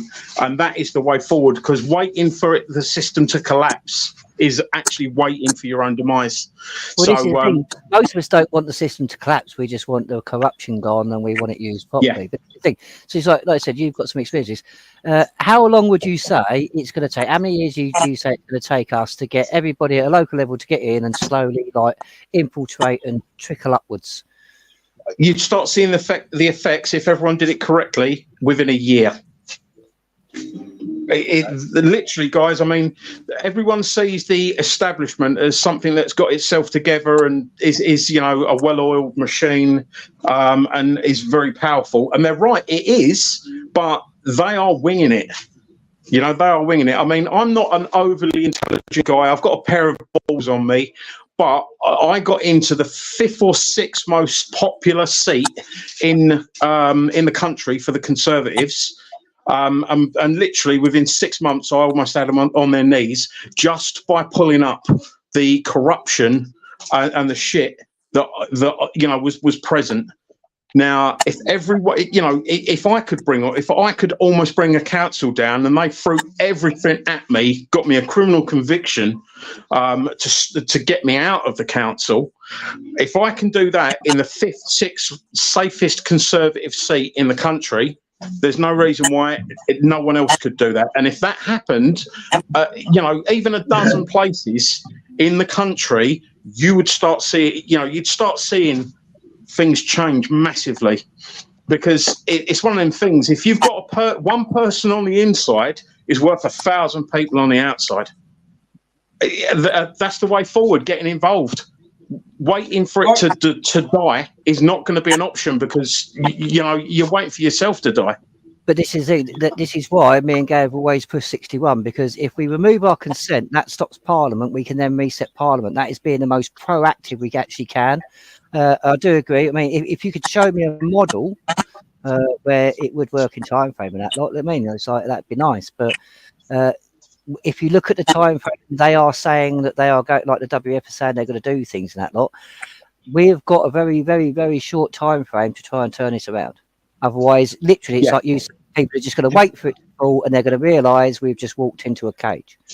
And this is the thing. It's like, I mean, you could still, like I said, even under the 61 way, all you're doing is you're removing consent, and then we say, right, we want Parliament cleared out. We can already prove it's under. And then there has to be a whole load of new elections with, like I said, another thing we need to do is get rid of the election commission, because that's the gatekeeper. But if we've done that, imagine how many independents could actually get in and do some good in their own areas, and hopefully for the wider thing. But we need to create that situation to get the independents in there, because me and Gary have been doing this for many, many years. And me and Gary have watched numerous, and I mean numerous people like yourself, Chrissy, try and get into the inside and certain things like that, and it hasn't worked. That's because there's not been enough of us. And the thing is, the only one you cannot change legislation at council level. Simple as that. But you can influence it. Driven. Yeah. You can influence it. I mean, what happened with my little story was that when I got into the council, I sat there for 6 months, just literally sponging it all up, watching what was going on, thinking, how can I make this better, and seeing what was going wrong and where the corruption was. And then at 6 months, I went, right, I've got enough now. And I had enough to go to the council and to stand there and say, right, I've seen this and I've seen that and I've seen that and I want all that changed, because it's all corrupt, and that's what we need to. And that's when I almost took the council out. I almost got the council put into special measures. I was one meeting away from getting the council into special measures, and they fitted me up on a poxy criminal charge of breaching an order. That's all they could do. Now, you know, without showing. Go on, Chris. Sorry? But they're going to go bankrupt this year anyway. All of them. Not all of them. Not all of them. But the thing is, they'll get a bailout. See, the thing is, them telling you they've got no money is a way of them not shelling out. What they're all waiting for is the Third World War to happen, the BRICS nations and the US dollar to go head to head, so that they can say, "Oh, we can't pay for anything. There's a war on." But they're holding all the money. The billionaires are making literally millions and billions every day, and the poor people are literally getting poorer and poorer every day. There's still the same amount of money in the world. I mean, there's 300, I think it's 300 billion US dollars in debt, but there's only sort of $7 or $8 billion in circulation. The rest is assets. And what they've done is they've given us paper and coin and zeros on a computer screen, when they've actually said, right, now we've got the land, now we've got the resources, we've got the gold, the oil, the water. Yeah, I think it says, I think it's 3% of the global money is actually in physical form, I think, if I remember correctly. No, yes. But I mean, we're the average man on the street is literally just sort of like, we're paper and coins and zeros on a computer screen. We don't actually own a lot. Even if you own your house, it's still, land registry, which means the government owns it. If you register something, it's to give to the crown. So in this country, you think you own something, don't pay your council tax and see how quick they put a charging order on your property. You don't actually own too much. And what's happening is the big corporations, and the government stuff, they are actually taking the land and the resources, and they're trading the zeros that they've built up in their bank accounts, and they're giving those to us. And when the reset happens, because that's going to be part of the New World Order's takeover, they're literally going to turn around and go, all those zeros on the computer screen, those paper pictures that you use as money, all of that's worth fuck all now. And what is going to be worth money is the physical assets, because a home is always going to be needed as a home. Whereas this is the part of the problem that me and Gary pulled out. We're saying it's like, this is when we talk about the legal name and stuff like that and trusts, because whenever you buy your house, your car, anything like that, you actually buy it in a legal name, which is actually not you. Mm-hmm. So we are already in a situation where the government, because the crown, the legal name you use is linked to a crown trust. Every asset and yourself is owned by that crown trust. They can take that back whenever they want to. I mean, we've got me and Gary at the moment. We can't kind of fight it because there's people trying to set trusts up for people saying, just put your car in your house. And it's like, but the crown trust owns your house. You've got to remove it from the crown trust and then put it. But people don't realise this. We have been set up over a number of, a few hundred years, to the point where we do not actually own nothing at the moment. Exactly. The trouble is, trying to tell people that is like trying to convince people that they can go for a walk on the surface of the sun. You'll never get that through to people, even though a lot of it makes perfect sense. Trying to tell people, trying to convince people don't realise. I mean, the money that we've actually got isn't backed by not much more than belief that it's going to work. It's not backed by gold or anything, and that's why the BRICS nations and the petrodollar and all that sort of stuff, that's why they're sort of saying, hang on a minute, we're actually going to have something that is backed by this. Because currently, and this is a really simple view of it, if the US want to pay someone off, I mean, Argentina were going to join the BRICS nations, but they backed out. And the reason they backed out is because they was given billions of dollars. And the thing is, it's like, where did the billions of dollars come from to bribe Argentina to stay with the US dollar? Well, the simple fact of the matter is, America just print what they fucking want. Good question. I mean, they there's literally just print what they want, and that's what the whole fucking financial system. You try and tell someone that money is fiction, even though we all know that it is, and it's only a belief. Is almost impossible. Did you catch the live myself and Gary did with Godfrey Bloom at all? I don't think I did, mate. Sorry. He touches on that because, like, you got to remember, Godfrey Bloom was the one that stood up here in the European basically and basically done a massive talk on quantitative easing and basically said this is theft by any other name sort of thing. He went into the whole thing. Yeah. That man is like he lays it on the line as it is. It's theft. It's quantitative easing. It's like you It is. money willy-nilly, and it's like people just don't want to listen to this. I mean, I don't know. I mean, we have got a very in society has been constructed. We know that we've got a very I would say, be kind. We've got a very materialistic society that focuses on what they want and what they have rather than what they need. Yeah. And I think it takes a brave person to admit that they've been fooled. Yes, and that is basically what we've all been fooled, and we're all in with it. I mean, the thing is, you know, I'm standing here right now saying, guys, we all know that money is bollocks. You know, it's not actually backed by anything. But if someone come over to me and went, have £1,000, I'm taking it because I know the strength of that belief is fucking really powerful.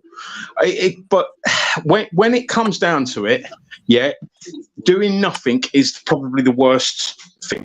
And I get what you're saying, Gary, about like, you know, councils ain't going to be around for long. But I think we're teetering. What I meant by that, Chris, is the current state we're at, where we're trying to get one in here, one in there. We ain't going to have the time. If it's going to be done, it's got to be done en masse and quick. We're not going to get it done the way we're doing it at the moment. That's what I was saying. Oh, right, got you, mate. I mean, I'm totally agreeing with that one. But the thing is, right, everyone, I mean, it's that old adage about sort of like, when's the best time to plant a tree? 20 years ago. When's the next best time to plant a tree? Today.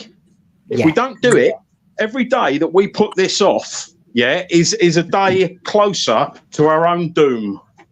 Well, this is the thing. You know, by the end, when they do all this, they are going to turn around and say, "But you consented to this." And a lot of people are going, "Oh, I don't remember this," and then they're gonna out all this because it's like the whole trust system and everything that is going to be collapsed. I don't think people realise what's going to happen. Yeah, I totally agree with that, mate. I totally agree, no. But the problem with that is, how are you going to convince them that it matters that you didn't consent once they've got everyone's consent? And we're all at the end of a fucking, rifle barrel. Well, this is what I'm saying. Literally, we've got to do something. Doing nothing is the worst option.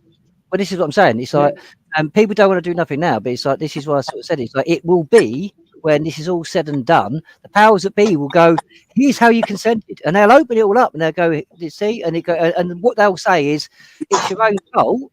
You agree to contracts, you agree to this, you do any research yourself. So you just agreed because you thought you would benefit. And that catches a lot of people out. And a lot of people don't realise this, especially now with voting things out. By law, it's treasonous. Yeah. So you're going along with a crime. So you are just as culpable as the people doing it. And this is what people don't realise. If you are consenting to a criminal act, you're just as bad as the person actually committing that act. And this is what grasps me. People want these people actually prosecuted. It's like Matt Hancock, they say he should be in prison. It's like, well, I tell you what, while you're consenting to his crimes, he's never going to be convicted. He's never going to be convicted. The thing is, though, I mean, you've got to look at it as what's the bigger crime? Yeah, it is allowing a massive crime to happen, a smaller crime than a misdemeanor that could prevent that big crime. And what I'm basically trying to say, because I never believed in the political system until I sort of looked at it and weighed it all up and went, you know what, I'm not happy. I never wanted to be a politician and I didn't enjoy myself while I was there. But ultimately, that was the only way forward, because otherwise, mate, I was just sitting behind a computer screen and moaning. Well, this is the thing. I had a couple of people who was running for London Mayor and that, like, it's like Winston, that lot, and everybody's trying to push me to go into the London Assembly, but it's like I've taken an oath I can't go back on, so I can't jump in to cry and go along with things. It's just one of them. It's like I have to obey the law now. It's one of them. But it's like, I will admit I did think about it for a lot of time. It's like, what good could I do in the London Assembly? But it's like, I don't think I could do any good. So let me just that's really good that you touched on that one, mate. Because if you look at it this way, right, a lot of people were like, right, I'm going to stand as an MP. You ain't got a fucking chance. Don't bother standing as an MP because you are destined to lose. Yeah, it's good that you're doing something, but standing as a fucking MP when, for instance, Labour or Conservative are going to win almost all the seats, and you know it, is probably a waste of your time. What you need to do is you need to get into a place where you can win. Take small steps, and the small steps are go at your parish council. I guarantee you, almost every single person that's on this panel and listening to this, yeah, if they contacted their local councils, the parishes, the district councils, the town councils, what they'd find is there are empty seats there. Now, I know that you're not going to change the world by being a fucking local councillor, but what you will do is get a foot on the ladder. And what will happen if 300 people got into local councils and started asking the right questions, that would then push the whole thing up. Yeah, just me being on my own in that poxy council, one of 31 councillors. Yeah, I almost got the whole fucking council brought down. And it is possible to do. I mean, you know, if your council is as fucking corrupt as mine was, yeah, you'll be able to do it in months, as long as you stick to your guns and as long as you don't take bribes. You see what I'm saying? It is possible, and unless you try it, you're never going to do it, because the only guaranteed way to fail is not to try. Well, this is why me and Gary get pushed so much and so hard for, like, people want us in politics, because we don't take money for what we do anyway. So they know damn well we're not going to take bribes and one thing. But it's like I said, it's like morally, until certain things are sorted, I can't justify my actions in doing so. So I have to justify my actions and being lawful. Like I said, it's like the corruption has to go, and I am listening. It's not going to go unless you get rid of it. It's not going to go unless you get rid of it, brother. I know, but it's like, in some ways, and it's like, I'm not talking about things, but it's like I've heard a lot of people put across political sort of like plans and stuff like that. But to me, a lot of them, it seems like you're trying to keep the tide from coming in by using a ruler. It's one of them. You get what I mean? It's like some people think, but it's like there's always been this aspect. Me and Gary talked about this before. There's always this aspect of local parishes and certain things and building up, but it's got to be done on a constitutional level. It's got to be done properly. But again, never gets the numbers. Bro, is all I can say is that, you know, doing nothing is probably going to be the easiest way for them to sweep past you.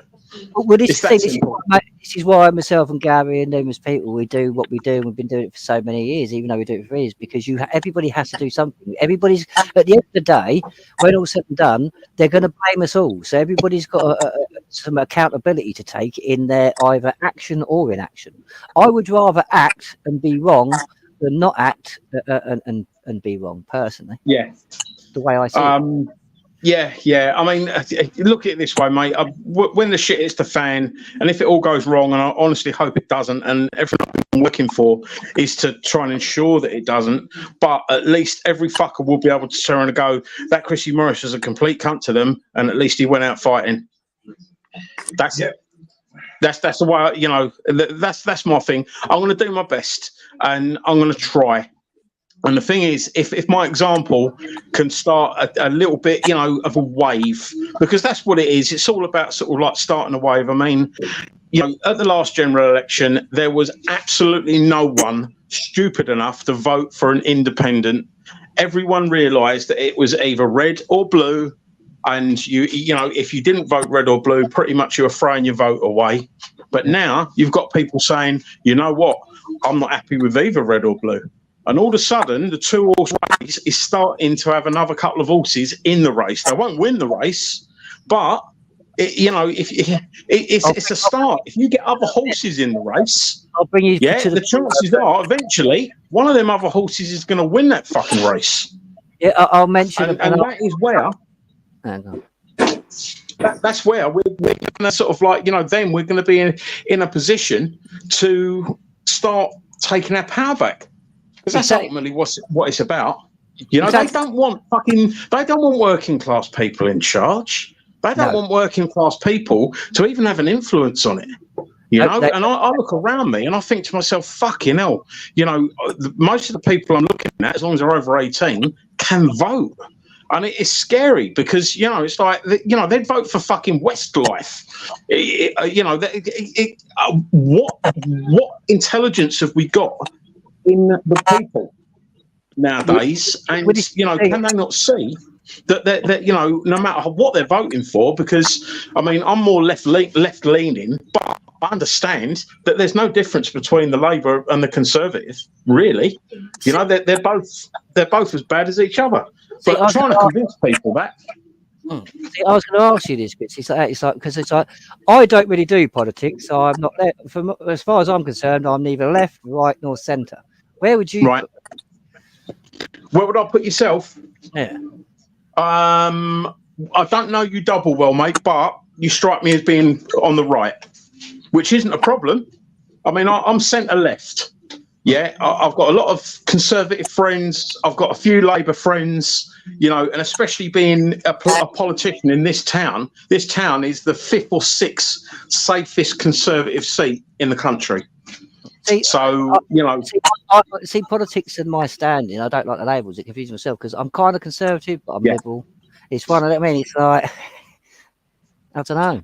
Well, the thing is, right. A lot of people will look at it and see because it's from the perspective you're at. So if you're a centrist, which is what I am, I'm centre left. I'm slightly left, but in the centre. Because I'm in the middle, I get to see the people on the right and the people on the left quite clearly. The trouble is, right, if you've got someone that's far right, for instance, they won't want to accept as much as they, might tell you different. They won't want to accept that they are dinged by everyone as far right. So a far right person will probably tell you that they're centre right. Sorry, And the thing is, because they're from that perspective, they can't see clearly on either side because they're too muddled in the middle. See, this is my problem. Because I don't class myself as centre, but I look at the left, I look at the right, and all I see is like you're both the same. You're just doing it. I mean, same chocolate bar, just different. And it's like both City of London. A vote is just voting for the City of London's legislation. That's all it does. Pretty much, the remembrance is the only one. Meetings and expose them without ever getting elected. Yeah. If you expose their corruption publicly, then you could possibly bring them down. But like I say, Chris, you nearly got there by being part of it. Yeah. But they were going to stitch you up, and they did. Yeah, they did. They stitched you up proper. And the police will do that. The police are there to do police, the courts, all of them. Because the City of London has to win. Yeah, the City of London owns it all. It doesn't matter. You know what I mean? You can vote for an elephant, a monkey, whatever. The City of London, their legislation is what drives the whole of government. It's all written down. What they're hoping, though, bro, what they're hoping, right, is that people don't realise the power they have. It's that simple. Yeah, I mean, when you think about it, if you've all got 1,000 friends, and you planted a seed in 1,000 people to vote independently, for instance, right? If that 1,000 then planted that seed in another 1,000, within a couple of sort of like placements, you've got 1 million people that have got the seed planted that they're voting independent. Literally, we don't realise our own power, and that's what they're preying on. They're hoping that we don't realise and we don't understand. Are you referring to the 100 monkey rule, Chrissy? Kind of. Say again, sorry, mate. Are you referring to like the 100 monkey rule kind of thing? I mean, I've heard that one, not for quite a few years, but what is 1,000 times 1,000? If 1,000 people, if you planted a seed with 1,000 people, I mean, let's say you've got 1,000 people on your social media and they shared a post. 1,000 times 100,000, isn't it? It works out to 1 million in the end. It's like, and that's why, for instance, you've got people like. What's his name? Russell Brand, for instance. Yeah, Russell Brand's got 6 million people on YouTube. So basically, when you get to 6 million, because we've got about 60 million people in the country, by the time you get to those figures, you can pretty much guarantee that the whole of the adult population pretty much is hearing about what's going on with the experimental medical thing that happened. Yeah, and that's when it gets dangerous to them. Because people don't think, hang on. Go on, mate. 2 says, believe it or not, RJ, I'm actually not bad at maths, but I've got an absolutely excruciating migraine, so I'm not thinking too straight. But yeah. Hang on, here we go. Alexa, 1,000 times 1,000. It's a million. I've redone it. 1,000 is 1 million. Yeah, 1 million. So if you've got 1,000 friends, and those 1,000 friends share a post that says, for instance, vote independent, yeah, then you've just got 1 million people that message. It don't take, and there's only sort of like 70 maximum million people in the country. You see what I'm saying? It's like we don't realise the power we've got. Me and Gary can actually vouch for that because, like I said, it's like I think I was actually talking to you back then in like those things. It's like when me and Gary first started with things, we never believed in our wildest dreams that in our lifetime, the fact that we have rights and rights outside of what we're given in legislation, and people would understand it, like for instance, like our constitution. We never dreamed that we'd see it sort of picked up in our lifetime, but it went a hell of a lot quicker than we thought it did. And that was based on people on the ground doing the work. And I think this is where we lack a lot. I mean, the extreme left have this down to a T. They have armies of people that will go out and they will push the same thing. We don't have that. We have a lot of people pulling in different directions. And that's the main problem. But the thing is, it's like your solution, our solution, it all lands up in the same place. Because like whether we do 61 recent Parliament and then get the independence in, it's still what you're saying, but with ours it applies things out. But people don't do that. It's like no, I want to do this. But when we should all actually really be starting to have some sort of unity. It's like you just said, Chris. It's like there is this unity in a lot of communities within our realm. And the one way I truly believe that there can be some sort of unity if we focus on what we have to deal with. And I don't mean racism or anything like that. I mean the complete centralisation and control of the WF and all things like that. If we concentrated on that, I'm pretty sure most walks of life would be, I do not want somebody who's unelected, who's got these plans, doing this. But we never seem to get to that point. Yeah, bro. I mean, it's all you can do is your best, and sitting down and watching it go past it. I don't think it's going to be the way, because they're just going to go, you know what, tacit consent. Thanks for that tacit consent. You didn't say anything. Either way, if you do say something, you're going to be wrong. If you don't say something, you've allowed it. They literally are going to spin it to be whatever they want it to be, because they're the ones in control of the media and stuff like that. But the way forward is to get as many people in at grassroots level. Like I said, people that sort of like have no political experience and go for an MP when it's a 2-horse race. That is folly. That's just silly. I don't really need to do. I don't think we should have people MP experience. I believe, like you said, we need complete independence who are used to the way of life and what happens in society. That's what we need, not people detached from it. But it's like I said, it's like the end goal for us is the same. It's like there's a lot of people that want to use the Constitution. They think they can burn the world down, but it doesn't happen like that. All we want to do is reapply the law, the Constitution, which binds them. Therefore, we can start dealing with the corruption properly. Yeah. And then guys, I read the Bill of Rights the other night again. Love that bit of law. Fucking fantastic. Not perfect. I don't think any bit of law is perfect. But the Bill of Rights, wow. We haven't got a constitution, but if we have one, that's pretty much it. We have got a constitution, but the Bill of Rights isn't actually. Technically it's a piece of legislation. Technically, it's a statute. Yeah. It's a superior statute. Don't get me wrong, but it's a statute nonetheless. But no, this thing is like. But I don't. Again, it's like clause 61.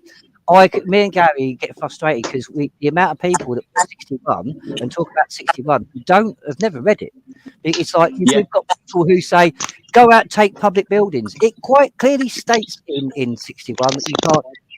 So you tell it, and this is a problem. It's education.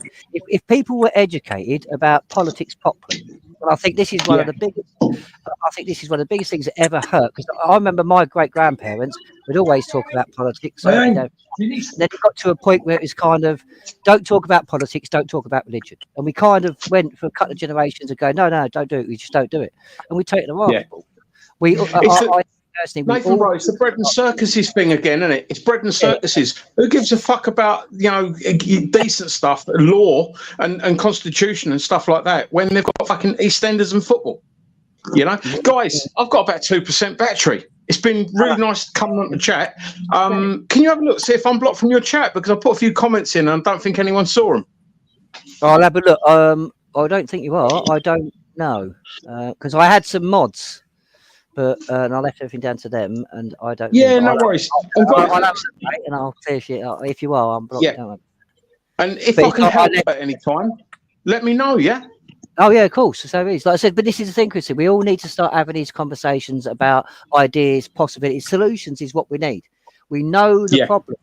We know them inside out. We don't need to discuss these no more. Now, more than ever, we need to start getting on to solutions. And we just need to crack on with action because, you know, I mean, it's good that everyone talks. I love a talk. You know, we all love a talk. We're all here talking. But ultimately, we're going to, you know, our tongues will make us deaf and stupid, you know. We need to take action. And I know it's not everyone's cup of tea, but my own personal thought is that if everyone started injecting themselves where they can fucking do any type of damage to the fucking corrupt system, get in there and do it, and let's all do it now, you know, rather than sort of, oh, let's wait, oh, let's see what happens. No, we ain't got time, you know. Get in there and show them our displeasure, because ultimately we're not outnumbered, we're out organised, and we need to get in there. Gents, it's been emotional. Thanks ever so much. I'll speak to you soon. You got to take care, yeah? thanks for coming on, Chrissy. Yeah. Speak soon. Cheers, guys. I'll see you soon. Take care. Thanks, guys. Bye. No problem. Right, no, Good evening, Dan. All right, mate. All right, Gal. Yeah, what's Sorry, the I matter, ain't been mate? about much. Yeah, sorry, I ain't been about much, mate. Yeah, but I've had a lot of problems. Yeah. Dennis, I'm, your picture's still not coming up. It's now doing this. It's doing the same as it was earlier. Your picture's not even coming up. Your avatar. Anything. Well, he won't because his name Mark now. This is the thing, right? When he was trying to come in earlier, it wouldn't even give me the tab to add to the show. And then he come in on as a thing all of a sudden. It's like, I can add you now. Yeah, no, what it is, mate? Yeah, I've had 3 or 4 visits from the council now. Yeah. Yeah. I came off the electoral register. I'm under Article 61, as you know. Mm. Yeah, I came off the electoral register. Yeah, a few years back. Yeah, and I've been getting visits from them and everything, and they've been saying, yeah, that I have to go back on the electoral register, and I told them I don't have to. Yeah, No, you don't. It's my right not to go on it. Yeah, and I'm not giving them my tacit consent.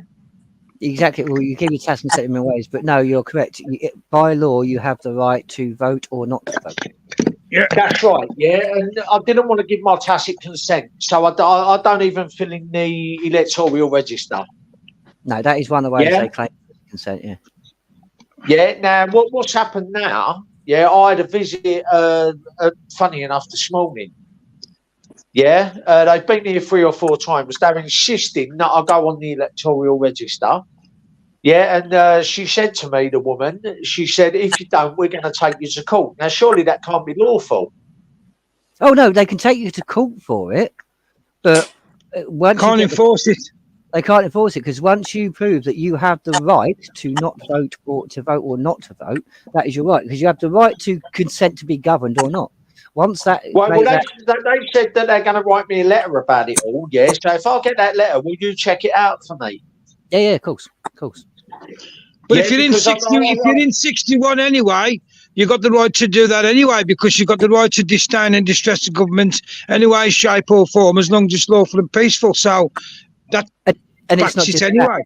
It's not just that. If they do take you to court being under 61, you've got undergone diffidatio, so you've removed power from the crowd to force you to do anything. So the judge would be in a very peculiar situation because he would literally have to act in a form of terrorism to actually rule against you, because it becomes tyrannous, and but tyranny is treason. Right. Yeah, but I'm not being treasonous, you know what I mean? I just got my own way of thinking, yeah, my own way of, you know what I mean? Yeah, I'm not I'm not committing violence or nothing like that. You know what I mean? So Well, this yeah, is it. I don't. They don't want people to understand what we understand. They don't want people to grasp this because it's like Chrissy said. People don't realise the power they have, and they are on very, very thin ice to keeping their power. Once we start to realise the game, it's over for them, and this is the problem. Yeah. So rather than Yeah. this is why I say learn about your standing, learn about your rights, learn about your sovereignty before you go into politics or anything like that. Because if you go into politics before you understand them truthfully, you're never going to do any good because you don't understand I'm what not you're. political, as you know. Yeah. Yeah. Right. I don't vote. I'll never vote again. Yeah. Until they change this system. Yeah. But when she said to me they're gonna write me a letter. Yeah. And if I don't sign it. Yeah. If I don't sign the electoral register, they're gonna take me to court. Yeah. And she said to me I could be facing imprisonment and shit. Now, you know what I'd write to them back then? I'd write to them and I'd ask them, where do they get their law from that says I have to be on an electoral register? Where's the law that says I have to? Yeah, that's what I mean. I know there is no law that says I have to. Yeah, but they're still insisting I'm going upon it. It's like they're trying to pressure me and bully me and fucking. Oh no, because they do. This is what they do. You've got to remember, you've got the whole weight of the system. That, like I said, unless we start uniting and clubbing together, you've got. It's like me and Gary have faced this for many years. You get the whole weight of the system down on you, and you're there, and there's very few fighting. And this is why we do need more unity. We need people to start understanding what power we have and where we are, because this is the key to it.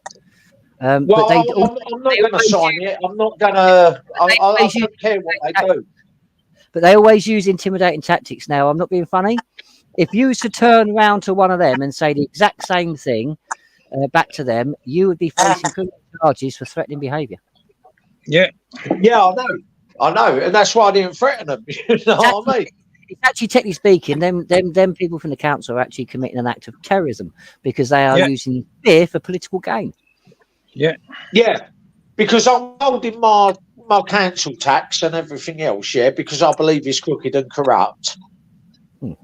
Yeah, and I believe that they're not spending the money on what they should be spending it on.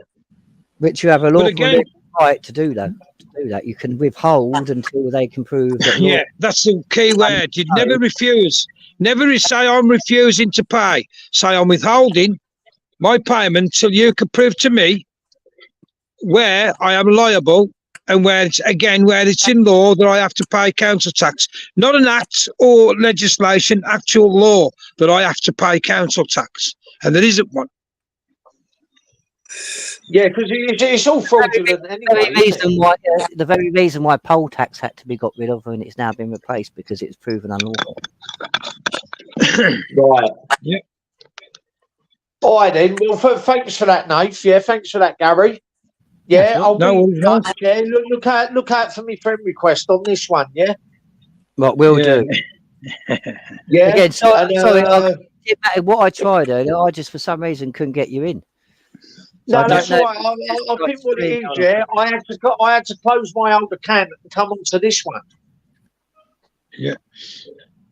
So what I'm doing? It's the same one, and you just changed the name. But that's what I was wondering. I was like, well, why wouldn't it let you in earlier? No, because I've got several accounts, as we all have. You know what I mean? It's but it's my last YouTube account now. That's it, and I'm not doing any more after this.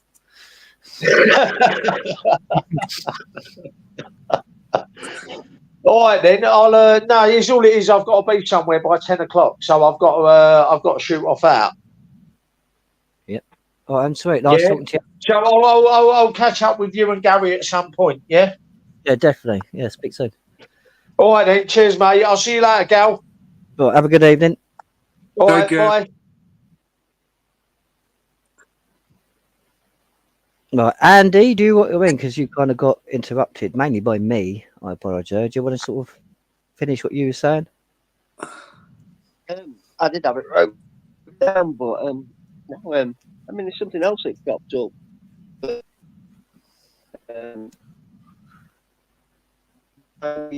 Adults with working age. You're breaking up, mate. Working. Can you hear me? Okay, now you're breaking up a little bit, but it might be all right now. Yeah, there's 9 million adults of working age in the country. Not working. I think a third of them are students. And they reckon there's another third that actually do want work. But I don't know, probably the predicaments that they're in. And the government's not really doing anything to get them into work. See, the thing is about the unemployment, I mean, the unemployment statistics got hit massively, and a lot of people don't adjust it for this, because I hear a lot of people go on about benefits, and the fact of the matter is, and I can prove this, benefits are not paid by the taxpayer. Your taxpayers' money don't go towards people with benefits. Stop attacking people on benefits. And I'll tell you now, because a lot of the people you're attacking, when the pandemic hit, the unemployment rate skyrocketed. You've got a lot of people that are forced on benefits because of the pandemic that have worked all their life, and you're attacking them as well. And basically, it's just a way of making yourself feel better. So stop it. And the day that you can understand that you get benefits because you are the beneficiary of a crown trust, then you'll understand. But no, taxpayers may do it. What it is they screw away your taxpayers' money, and then they get you to blame someone who's not to blame for it. And it sort of shit rolls downhill. And they've always done it, and it's part of the indoctrination part of the thing. We need to stop.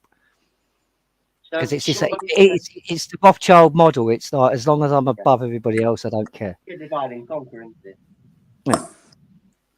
So somebody said the other day that your state pension is actually a benefit. No, it's not. And this is the thing. The state pension. This is the thing. The state pension.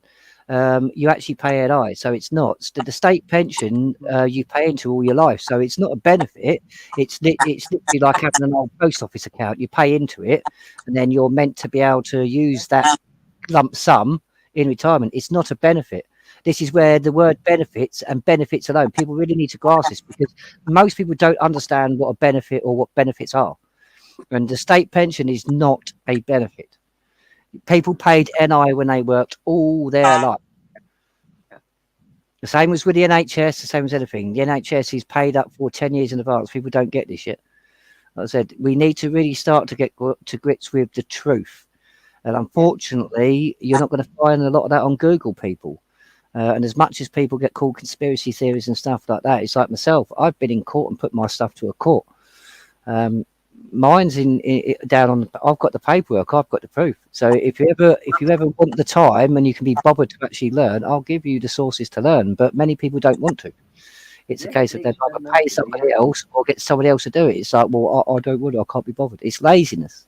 Yeah, exactly. Yeah. I mean, I was listening to a fella. I've only come across him a few times. I can't name check him. But he says, I will go to the government or whoever, and I'll say I can slash all the taxes in half because they're not needed. And that's not the true answer, really. They are not needed, all these taxes, and they just keep on taking more and more away from us because we just accept them. Well, we'll look at the climate change tax that they're on about things like that. So basically, it's like we've been spending a number of years, at least a decade, of trying to modify the weather. But we're going to let you say that there's a climate change. The world's going up, but it's like, if you pay us money, we can change the temperature of the globe. Yeah. You know what I mean? It's like, no, a lot of these taxes, a lot of things are not needed, and they don't go to where they're meant to go. And most of these taxes do not benefit the poor. They don't. I mean, a lot of money, it's like taxpayers' money. It's like what I was saying then about benefits. If we could have the amount of people that are under the illusion that their tax goes towards paying for people on benefits, if we could have that kind of uproar when they realise actually your taxpayers' money goes to like things like a £50 breakfast allowance daily for any MP.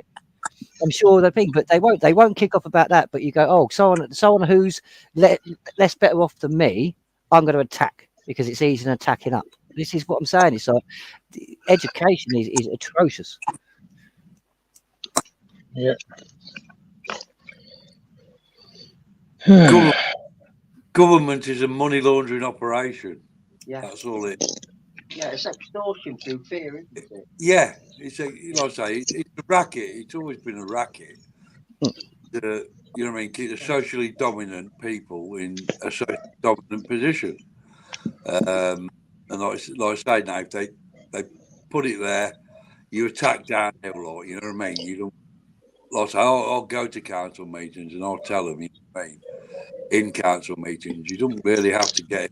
You can go. You can turn up to the meetings and speak. They do try to. They're clamping down on that. Now the government. So that's been so effective that the government now are pushing money into where you can't go to the meetings. You'll have to get a representative. Yeah, one of their. They're going to have think tanks where you go along and ask them to ask questions for you. Yeah, but you are entitled to go to the meeting, though. You like Nathan says, we employ them. Yeah, but we don't. They work for the corporation. Yeah, I know how it's supposed to work, but that ain't the system that's in operation. No, Like, correct. so you're just voting to be governed. Yeah, by a government and the City of London own the government. City of London write all the legislation. All the legislation's in place for 2030 already. It's all there. That's the rules of their corporation. That's a British government corporation. That's their rules. This is why me and Gary have agreed to do open panels and some other bits, and we're going to be doing more of these, because it's like we do really need to start addressing certain things. Like I said, it's like the amendments to the health regulations, the pandemic treaty, and everything like that, because this is all going to be happening in the next few years. And they've already said that it's like the life that we have now and what we believe with democracy, elections, and that lot is going to go. Like I said, like, for instance, look at the health amendments. If they basically have said in the international health amendments regulations, which they've done in secret, and every country signed it in secret, they basically say that there's going to be no right to dignity or anything like that. You're going to have no rights. Literally, you're going to have no rights. And they even state in these amendments that they will control all social media and everything and control the narrative. There'll be one narrative that we are given. I said, so for some reason, people seem to want to ignore this. So this is I don't care about Islam at the moment. Is that the biggest threat we face at the moment is what's being done to us, and it is on a global scale, but it's what's being done to us by unelected bodies that have no right to do this. But we're not singing the right tunes. We're not doing the right thing. I mean, this is the problem. They do it the right way. They do all the paperwork, and then they get us to vote and consent in certain ways, and they've done it right. But for some reason, nobody wants to do the paperwork to stop and undo what they're doing. I just don't get it. But they'll go online and give all the details to get a £20 voucher for farm foods or whatever, but they won't fill a form in to get the sovereignty and get the country back. It's just beyond me. Yeah. So, the corporation, the only way you get rid of a corporation is for it to go bankrupt, and this one is bankrupt anyway, and all its subordinates. Yeah, but the thing is, Pete, what they're going to do is they're going to bankrupt all of us to bail themselves out. A bankrupt this company goes back down to national debt, isn't it? Yeah. This is why we've got to keep pushing the national debt to wake people up. Can you hear me, Nate? Yeah, I can hear you. Andrew, you're going to have to come closer to your mic, mate, because you're a bit low.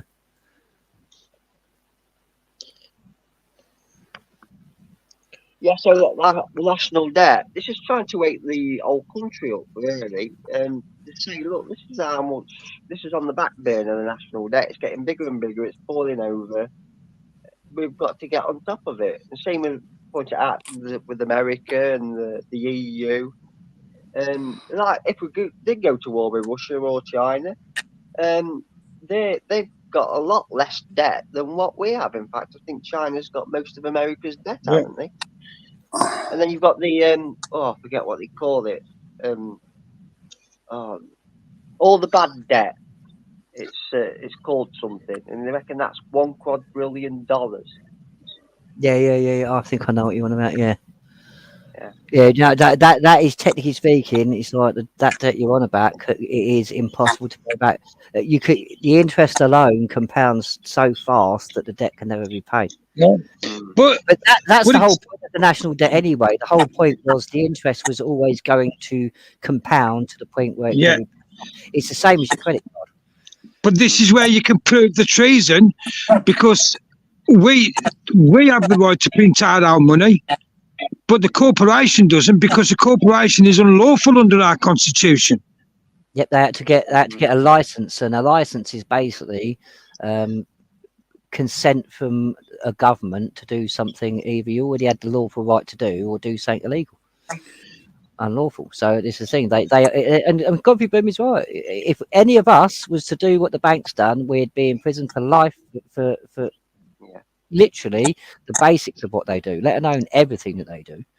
Yeah. And this is the problem. It's like this is where people need to start, like Chris said, we need to start understanding the power we actually have and implementing that power. And it's not waiting for someone to lead.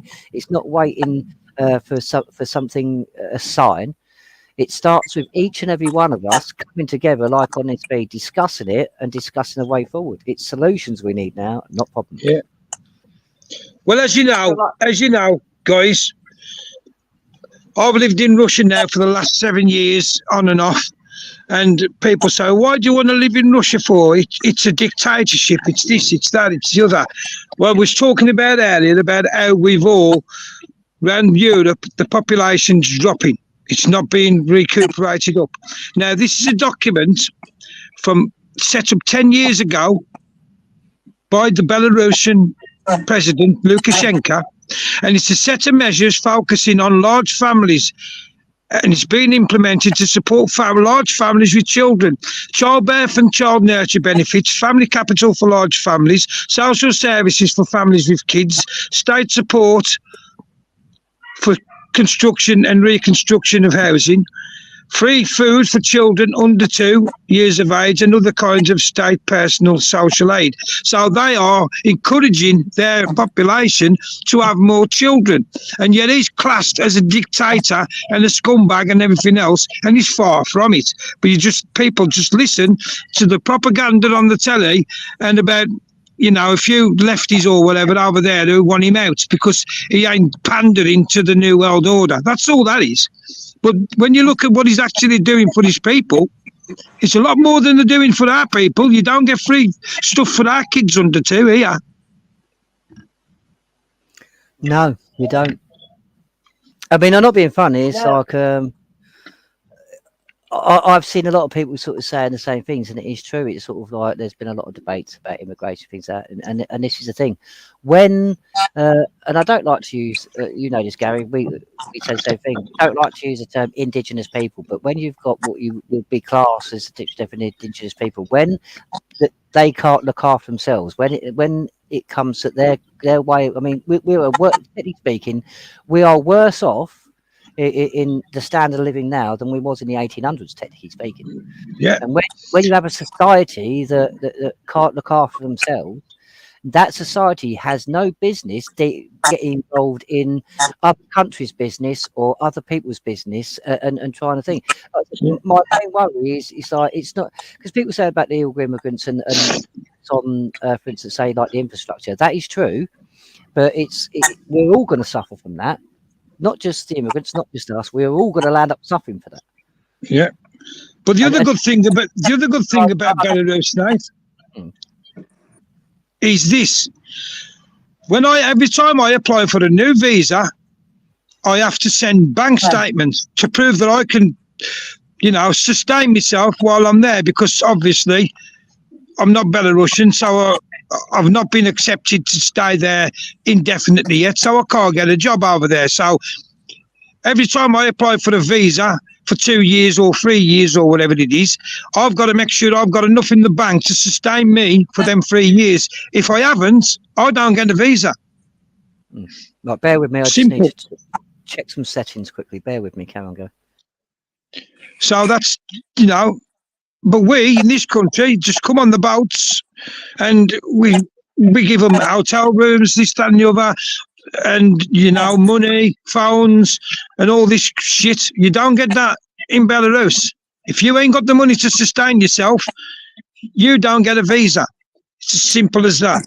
And they don't have them type of people there. That's why you don't see many Muslims in Belarus, because they know no point even applying, because if they haven't got the money and they're going to go over there saying I'm escaping here, that ain't good enough. You ain't going to be working in Belarus, so if you can't sustain yourself, you ain't getting in. Now, to me, that's a good country. That's how it should be. Shouldn't just accept everybody willy-nilly and just give them benefits, and the taxpayer-paying people of that country should keep them. No, wrong. And Poland did exactly the same. Poland don't have them either. So you can't say it's just, that's an Eastern Bloc country. It's you're basically near Russia, so blah, blah, blah. No, Poland's part of the European Union. They're a westernised country, yet they're the same. They won't have any migrants, because they know if they have them in there, it's going to collapse the economy. Simple. Because you can't sustain it. But you get called a racist for saying that. Well, what's racist about that? Nothing's racist about that. Because if me or you, if all of us in this chat room now jumped in a dinghy and went to Saudi Arabia, how long do you think we'd be there before we were sent back? We wouldn't be there very long. That's if they sent us back. They'd probably imprison you.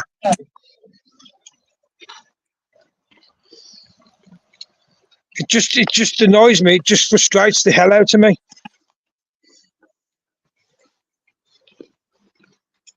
Yeah, so you made a point there, Gary, about everything's unsustainable. So what should I be doing? I understand Article 61 is the main thing that we need to be putting out to people, but believe me, it goes over the top of people's heads. So at the moment, I've got leaflets stating the national debt is just way too high. It's only getting bigger. And I'm tying this in with a petition that's been running for, I think it's coming to its 11th week now, about none of the above in the the national election that will be coming up, in order to say to people, look, we're in a right state. Nobody's capable of getting us out of this mess. It's a total mismanagement of us taxes and us money. It says you need to really start waking up. What do I need to be doing, really? You need to be putting the message out in language that they understand. Basically, if I was doing something like that and I was leafleting, on my leaflets I'd be putting stuff like, could you afford to have 2 people come and live in your house, use all your gas and electric and all your appliances, and eat your food? Eat your house about now in food every single day of the week, and this is an ongoing thing, week in, week out. Could you afford to do that and have them live there without contributing? And most people would say no. Yeah. And then that's your point. You've got your point across, because if that's the way it is, and they say, no, I couldn't afford to do that. Well, that's what we're doing. That's exactly what we're doing on a bigger scale. Yeah. That your MP is going to turn around one day and say, look, with that much in debt, we can't help you out. And plus, I'm also pointing out things that you've just mentioned there, Gary, that will you be able to afford to go on holiday? Will you be able to afford to retire? Because the state pension is so low, you'll probably find you're going to have to work 20, 30 hours a week past the retirement date because you can't afford to live. Will they get rid of state pensions? 1,000%. 1,000%, Andy. Yeah. So that's what we need to be doing. You've only got to listen. You've only got to listen to what they're saying. By 2030, you'll own nothing and be happy, and you'll all be on state benefit handouts. In other words, you'll be on a credit system. So that's telling you there's going to be no more pensions. So all these people in the 20s and the 30s now who've been banging money into the private pension for when they retire, they're going to steal a lot. It's not good. They're not going to get it back. And they've already told you that if you get, say, 200 credits, if you've got a family and you've got 200 credits, and you get paid in on the Friday, every Friday. Whatever you haven't spent on by the next Friday will be took out, and you just get another 200 credits. You're not going to be able to save nothing. Right. Yeah. You've only got to read the papers. You've only got to read what they're saying in their own documents. Mm-hmm. It's just unbelievable. You're still there, Nathan? As you fell asleep.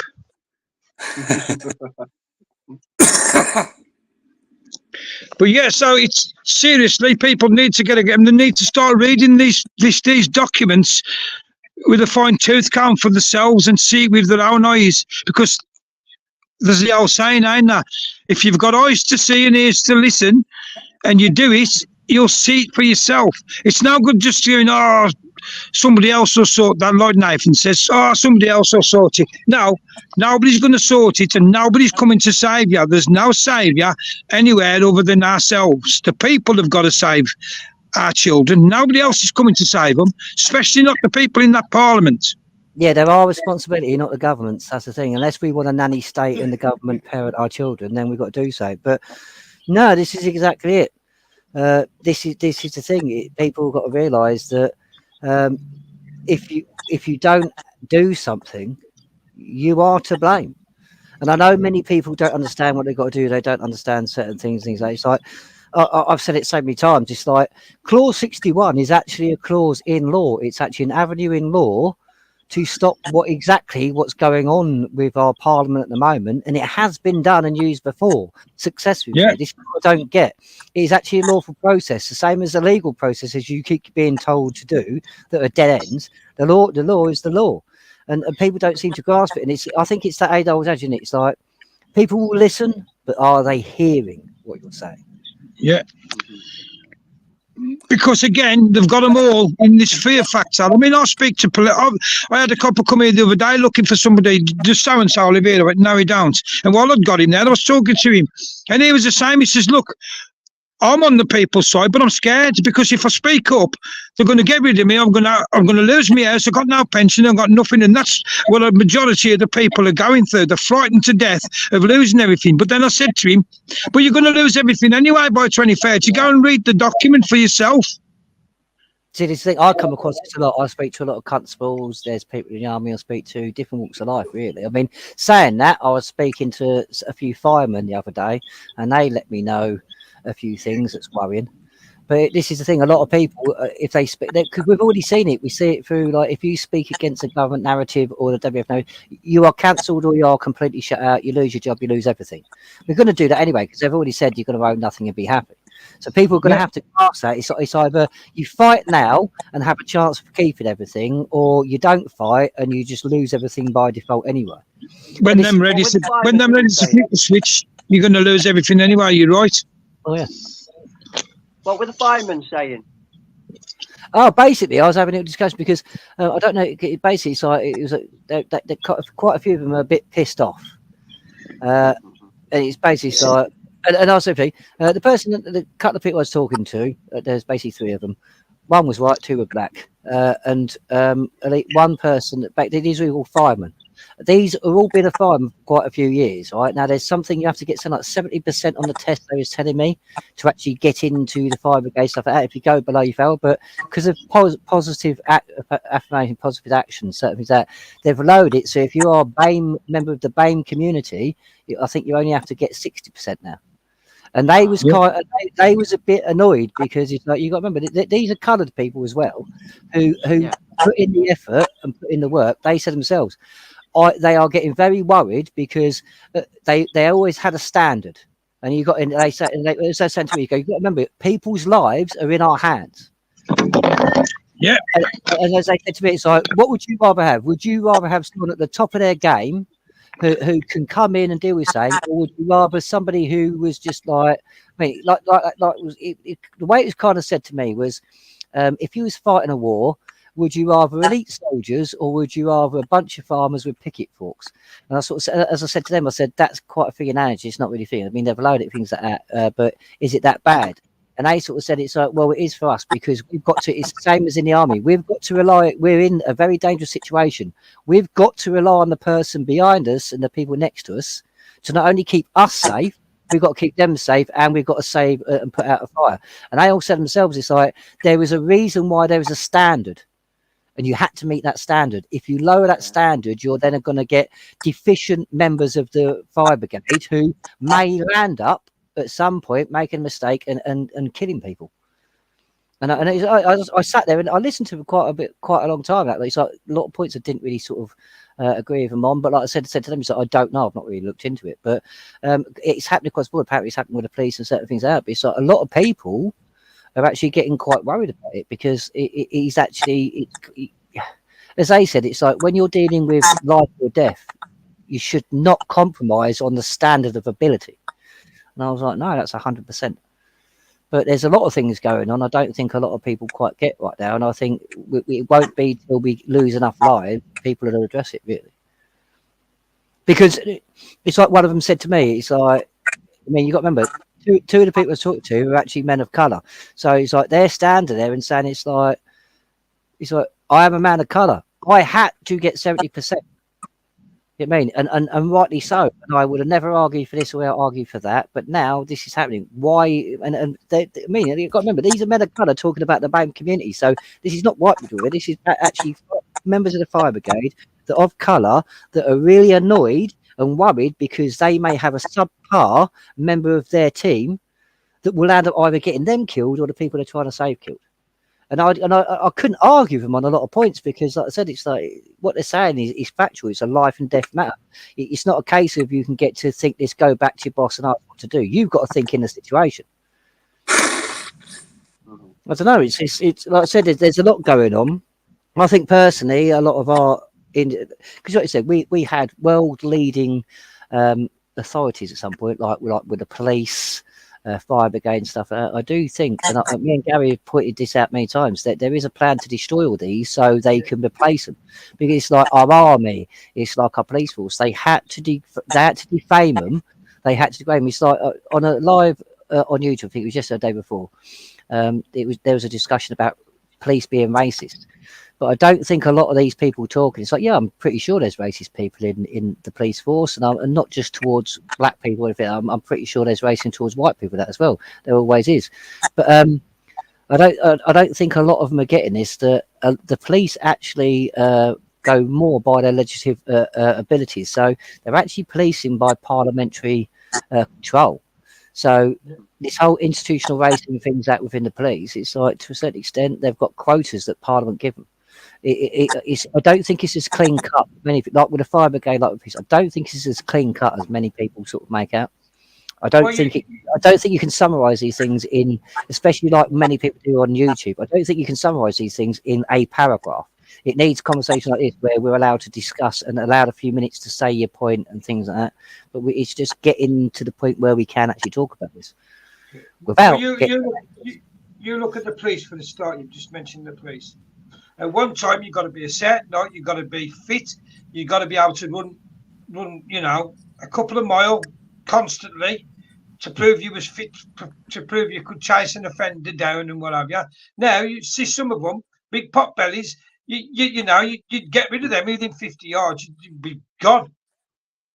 They're just not fit for purpose anymore. They're not there, but they ain't there for that anymore. They're there to beat you down in a crowd and to extort money from you. They're not there to uphold the law anymore. That's a problem. Well, this is the thing. This is when they're using legislation and these acts and statutes. It's money. It's all about money because it always lands up with a fine or something. It's not about the law.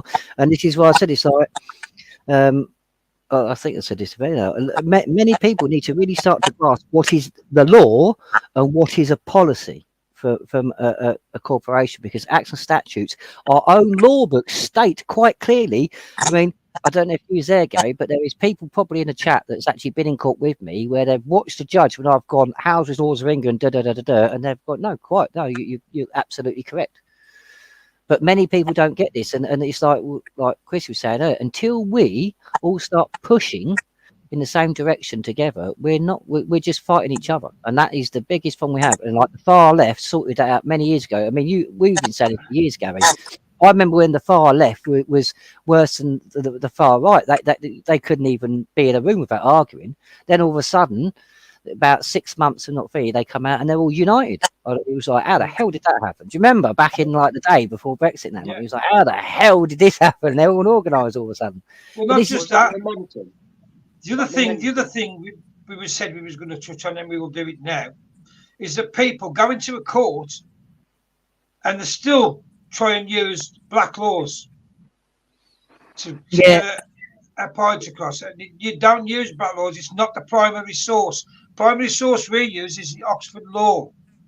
Yeah, this is the thing. Most people, I get quite a lot, and it's like there's some shows and things that I had to say about common law and stuff. I mean, I'll say again, the Attorney General brought out new rules of disclosure, which I completely and utterly hate, but it's got common law written all the way through it. So for these people to say there's no such thing as common law, yeah, it is. It's still about. It's just you don't uphold it. So you chose to use their legal system over your rights and the power of law you have. And this is the problem. Most people don't understand things. They go off half-cocked. Like I said, I tend to like to use it because I think most people romanticize it. But it's like you say there. They go into court, they do certain things, and it doesn't work. And then people go, oh, see, it doesn't work. No, you did it wrong. You did it wrong. You don't know what you think. You went in this thing. And I'll not be funny. I'll say this. It used to be, and it should be that easy for a man to walk into court and defend himself. And to have justice be brought. But it's that case no more. It's not the case. Or like I said, 1953, it all changed. People are going to have to start to grips with this history. Because it is there in black and white. It's not a case of this is a conspiracy or this is made up. I don't make things up and things. I relay what is in their own documents. Yeah. And the other thing I want to get out there for people is, said this the other day, now if I sent some shocking things. But yeah, two seconds. But yeah, to clarify, our courts use the Oxford Dictionary of Law for definition. We no longer use Black's Law. That you can possibly reference Black's Law, but if you reference it before Oxford Dictionary of Law, or there's two main sources, Housebridge or Hansard, then it will not be listened to. You can use it to back up your point, as you should be, but Black's Law's dictionary it's not used in our courts, so they could ignore it. Yeah, exactly. What I'm going to say is I've had a lot of shocking stuff. Anybody with any pets, do not use Bob Martin products for fleeing, for your cat, for fleas, or your dogs, because there is a site on Facebook. I'll send you the link to it now if you can put it on the top of here.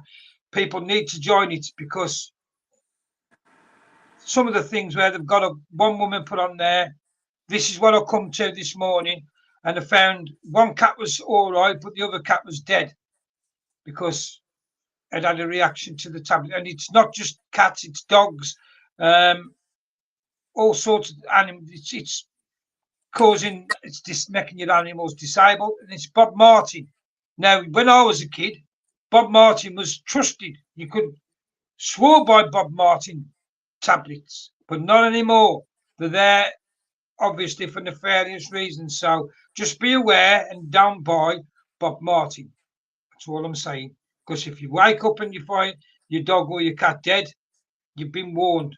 The products are not fit for consumption for your pets. But I'll give you the link. I'll send you the link to put in the top of here now.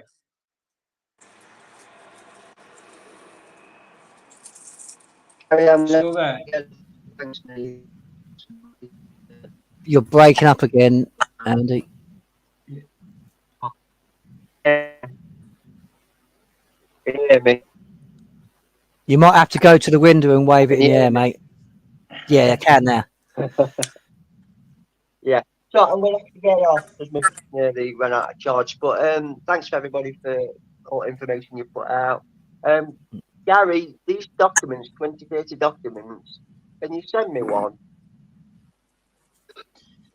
Yeah, it's just the agenda. If you look up Agenda 2130 and download the PDF.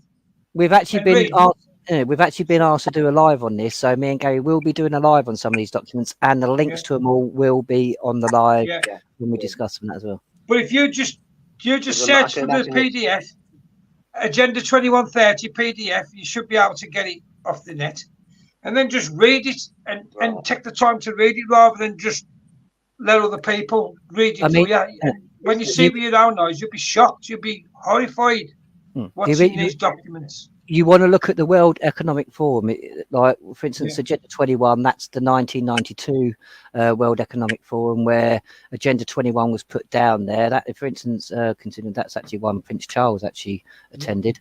So we're going to do a live about this and go over a lot of this, and we'll be putting the links and that lot so you can actually go to the PDF or look at the document yourself. We'll probably have them on like we did with the amendments and read through them and that anyway. But yeah, I'll send you a few as well, Andrew. Don't worry about that. Thanks very much for your help then, folks. No, thank you for coming on. And we will be doing more, Andrew, so feel free to pop on again. Yeah. All right, fellas. See ya. And I'm still in Warsaw at the minute, Andy, so for a few more weeks. So if you're ever passing, you know where I'll pop in for a coffee. Right then, that's I'll give you a ring beforehand then. Yeah, no worries, matey. All right, Doc. See ya. Right, see you later, mate. Right, lads. I think I'll best get up as well. Thanks for tonight, chaps. No, again, thank you for coming on. That's it. We're going to do more of these.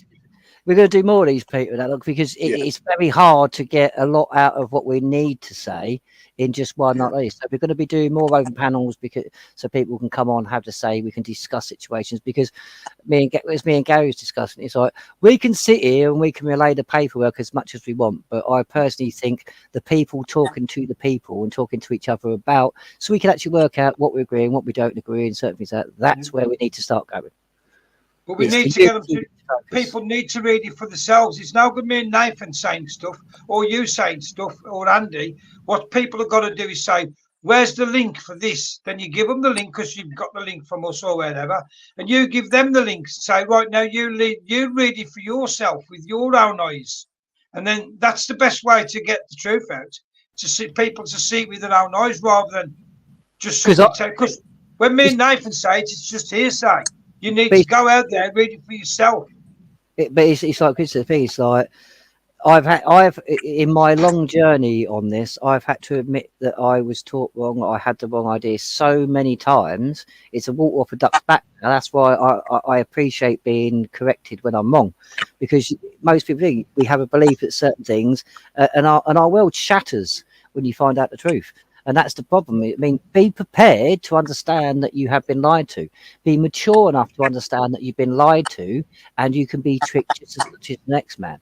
Once we start doing that, and we understand that we are just sentient beings that are fallible, then we'll start getting somewhere. Start off at that. Let's start talking about the things we do agree in first.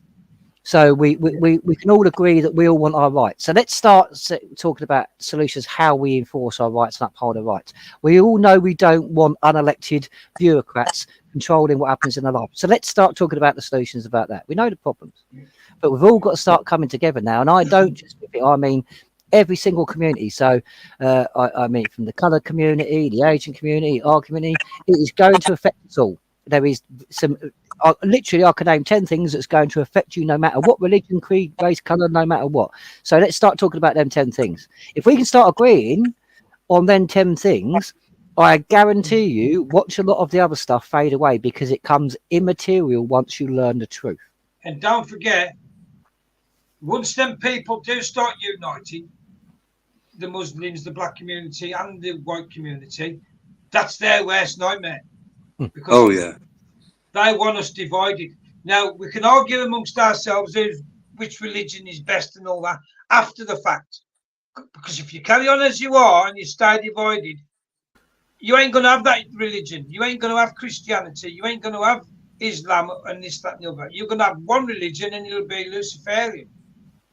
Or it'll just be worshipping, I don't know, Klaus Schwab, they'll make up then a whole new religion. I'm not, like I said, or you'll worship the New World Order. That'll be the new religion. Something's going to come along, and you ain't going to have them religions anymore. well, if people do, but if people do a bit of research, there's actually a United Religion Church already built. So there's already a place where all these religions have already molded together, and they've all kind of come together and said, right, we're together now. I think it was the Pope. At the top of all these religions, they're all shaking hands anyway. Yeah. The old pyramid system, only like government, yeah. Those at the bottom might not be aware of what completely aware of the whole thing, but those at the top are all joined anyway. So the top of the religion is all joined. Yeah. Like all the major pastors, all the big pastors in America, all imagining imams around the world, etc. The Buddhists, they've all been bought and paid for, 1,000%. Well, this is the people in the grassroots that are in them religions. Babylonian. All comes from Babylon. And that's what sacrificing us and our children on the altar to their Babylonian gods. Technically not true. It is attributed to Babylonian, but it actually comes before them. But it's about Baal and all that. Like that goes a bit further back All than the way, that. all the way back to if you all the way back to Cain. Yeah. Not before that. Before that. Like I said, if you read the cuneiform text and stuff like that, then it goes back even further than that. There's a lot that I don't think people realise. That I mean, there has been multiple greats, and they do churn it over again, and they just learn how to control and better each time. And I don't think people understand. It's like I said, it is so easy, and like I said, we've all probably dealt with it. That's been on this show tonight. This whole conspiracy label, and a lot of that is the amount of times me and Gary are thinking, and it's the first thing is conspiracy theory. They've never researched to see if it's right or wrong, or anything like that, and it doesn't matter what conspiracy theory. And basically, that is, as far as I'm concerned now, when I hear someone go, conspiracy theorist, all I hear is, so you don't want to do the research, so you'd rather attack me than learn the truth. That's the way I see it. It's like, so you'd rather attack me than learn the truth. It says more about you than it says about me. I said, I don't really one of the cabinet members at our council did about a 10-minute hit piece on that, on against the group I was involved with, challenging them on. One of the first things we challenged them on was, the COVID memorial. Oh yeah, the burning thing, the satanic ritual. Yeah. Well, that's what we challenged them on. I'll challenge it. One of the first things, that's when I decided I'd been going to the bigger protests in London. I thought, I can't keep doing this because I'm a bit of a knacker anyway. I thought I'd challenge it locally. And this COVID thing come up and it just screamed satanic ritual to me. If you looked at it, it had all the symbolism built into it. The people that done it, do the Burning Man in Blackrock. That's who actually came and built it. What's his name? Bloomberg funded a lot of it. Oh, yeah, Bloomberg, yeah. Oh, yes, man. He funded a lot of it. So we called the council out for it being a satanic ritual. We challenged them on 5G and a lot of other things, basically pointing out the corruption of it all. We were going into the council meetings and one of the cabinet ministers did the conspiracy theories hit piece on me in a meeting, which was rather funny because I used it in some of my social media posts. Because at the end he went like, lunatic fringe. But he does that. But he's the financial guy, so we cut that little bit out, and then I'll just stick it on social media now. But if he puts anything like in the local rag on Facebook, I just put. And this is the council, the, what do they call them, portfolio holder for finance, talking about the financial state of the council. And it's just like 10-15 seconds of him doing that. But this is the thing, and this is what people have got to understand, and this is why they are. I mean, the banking system collapsed in 2009, and the system's been collapsing. It's already collapsed. They just don't understand it. We are literally living off debt, and that's the only thing that's keeping us afloat. But people need to understand. every Crown authority is pretty much bankrupt. The councils are bankrupt. Everyone's bankrupt. I mean, I'm not funny. The UN, the United Nations, the one that all of you, quite a lot of people love to use the human rights that they created, that they actually put in their own document that they only have to actually take into consideration, but they'll have you believe that you can solely rely on these.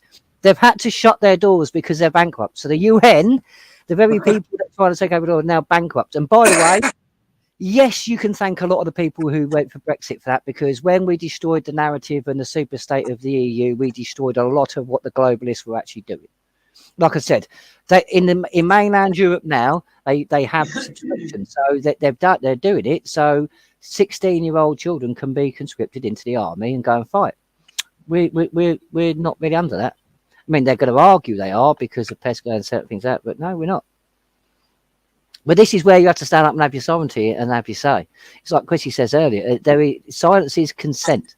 And this is why a lot of people, they think if they just don't answer to saying or they don't bother, it's like, I want to figure. No, the law states quite clearly you have to go and actively stop that process. So if you don't want them to use your tacit consent or anything like that, then remove all possibility of any form of consent. And the only way to do that in law is actually 61. Yeah. If a Darsha. That's why I go along to the council meetings. And like Chrissy said, he was doing it in the meeting as part of the council, pointing out. I'll point out all the corruption, and I'll still go outside the council every Saturday and speak to people. I'll do that, and I mean, I've got a little bit of a page on Facebook. It's called Victims of Council Abuse, and I put little videos on there. Send me the link. Yeah, I'll try, mate. I ain't brilliant at it. I know, but yeah, we don't know rush. Just like 7 minutes. I don't mind having a look. I'll help out wherever I can. I'll put videos out there pointing out local corruption and how how the Local Government Act changed everything and what they've done. So just basic. A lot of it, to me, it's basic, really. That everyone should really know. Like you're saying, everyone should know that unless we uphold the law, then it won't be upheld. I give this analogy. It's like you buy a house and you never upkeep it, so you never do anything to it. What's going to happen to your house? Most people say, well, it's going to crumble around you. Exactly, that's what's happened with your rights and our laws. Because we don't uphold them, because we don't use them, they're crumbling around us. And it's now time to start having a look at the foundations again and start making the foundations strong once again. And this is why myself and Gary use the Constitution, because the Constitution, it's not racist, it's not anything. It's there for basic. I mean, and we have had to reaffirm our rights so many times. This is what upsets me. This is why history is absolutely appalling in schools, because if history, and like I said, I'm at an age where we're still taught about Cromwell and certain things like that. So I've kind of had an understanding of Parliament and certain things since I was younger. But there's children now who are not taught about anything.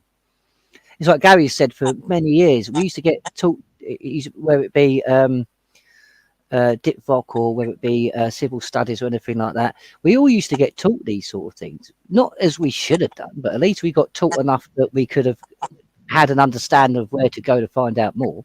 I mean, like I said, I remember when the internet come out. I mean, when the first phones come out. So I remember being young, you had to go to your library, but you had to know what you was looking for to go and get it. And that's the problem. A lot of what's done is not in the books that we know. It's not a thing. You don't know what you're doing. But because of the internet now, it's made it a lot easier. And this is where people have even less. And I would say they have even less excuse, because of I wouldn't say we are at the height of our technological advancement or advancement of education, but we are in a position now more than ever, especially even with the control that our government and Europe has over Google and what's posted for that, we have the chance more than ever now to understand and find out the truth. Unfortunately, many people seem to want to run away from the truth. And they've changed everything. They've changed everything by stealth behind our backs on the internet. I mean, I showed you that the other week, Nathan, with the Russian Revolution. Now, you know how bloody the Russian Revolution was. But you type in the Russian Revolution now and it'll say that Lenin was in control and led a mainly non-violent, peaceful revolution against the Tsar of Russia. And yet, they slaughtered millions, killed the Tsar, and everybody, they've hid all that from it now. It doesn't tell you all that, unless you dig deeper. But if you're just thinking, oh, I wonder what that was about, unless you dig deeper, you don't find the truth. Because this is why they want history. Right at the beginning. I mean, I'm not funny. It's not. I think it was Stalin. Not just Stalin. There's a few leaders that have done it. That they've actually got the people to think that the farmers are the enemy, and then they've caused famine and stuff like that. That it's always the same process. This is what upset me. There is patterns to this, if you bother to look for it. That's what they're doing now, isn't it? Right, 2 seconds. I've just seen a thing come up from my pieces. Nath, can you refresh us on what happened after you were arrested for trying to serve papers by the Met Police? Seems so long ago. Yes, Roy, mate. That was the one that I was bounded. Literally, I think I experienced a bit of time in every single magistrates in London. That went on for a very long time, going from one to the other, to the other, to the other, back to one, then to another. It landed up basically in a High Court of Appeal. Again, I've got court orders where they never rebutted anything I said about the Constitution. I even actually, with the appeal judge, actually had a discussion over the Bill of Rights, because, like I said, he actually incorrectly stated that the Bill of Rights gives the government the power to create laws. I said, no, it doesn't. The Bill of Rights actually sets out the parameters to which they're allowed to legislate, to which he didn't want to argue. But in a nutshell, the judge himself, as no, it's thingy. I was there. Literally, most of it just went away. It all boiled down to because there was on camera when Angela come over, it made us in a 3.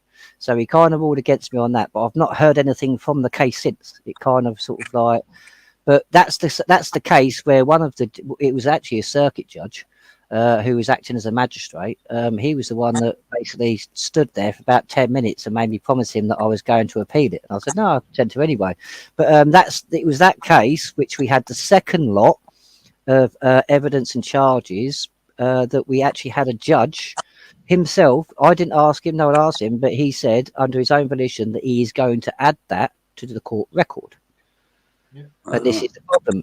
And I've been, like I said, I've been working in the courts, like me and Gary, how long now? Just over 5 years, 5-6 years now. We dedicate ourselves to actually going to the court and say, right, let's prove what's lawful, what's not. Let's be. I have seen myself. There is judges that once you bring the law and you do it properly, they're actually quite approachable, and they're actually quite happy you've done it, to the point where in that the Scotland Yard one, the circuit judge who was acting as a magistrate actually basically attacked the prosecution, and he sat there for 10 minutes giving a very loud and verbal confirmation to how good I am with my disclosure, how good I am with my knowledge, the good that CMW are doing, how good it would be if we could have a group of people educating people on the rights so they can come and actually do the right thing. And basically, like I said, you've got British judges, you've got English judges. Some will go with the law, some just look at the legislation. But in a nutshell, going through that process and a couple of others, I've had 4 judges now, 3 of them circuit judges, who have basically urged me to actually, because they agree with what I say about the fact that the law exam was changed to a legal exam, so nobody's taught law.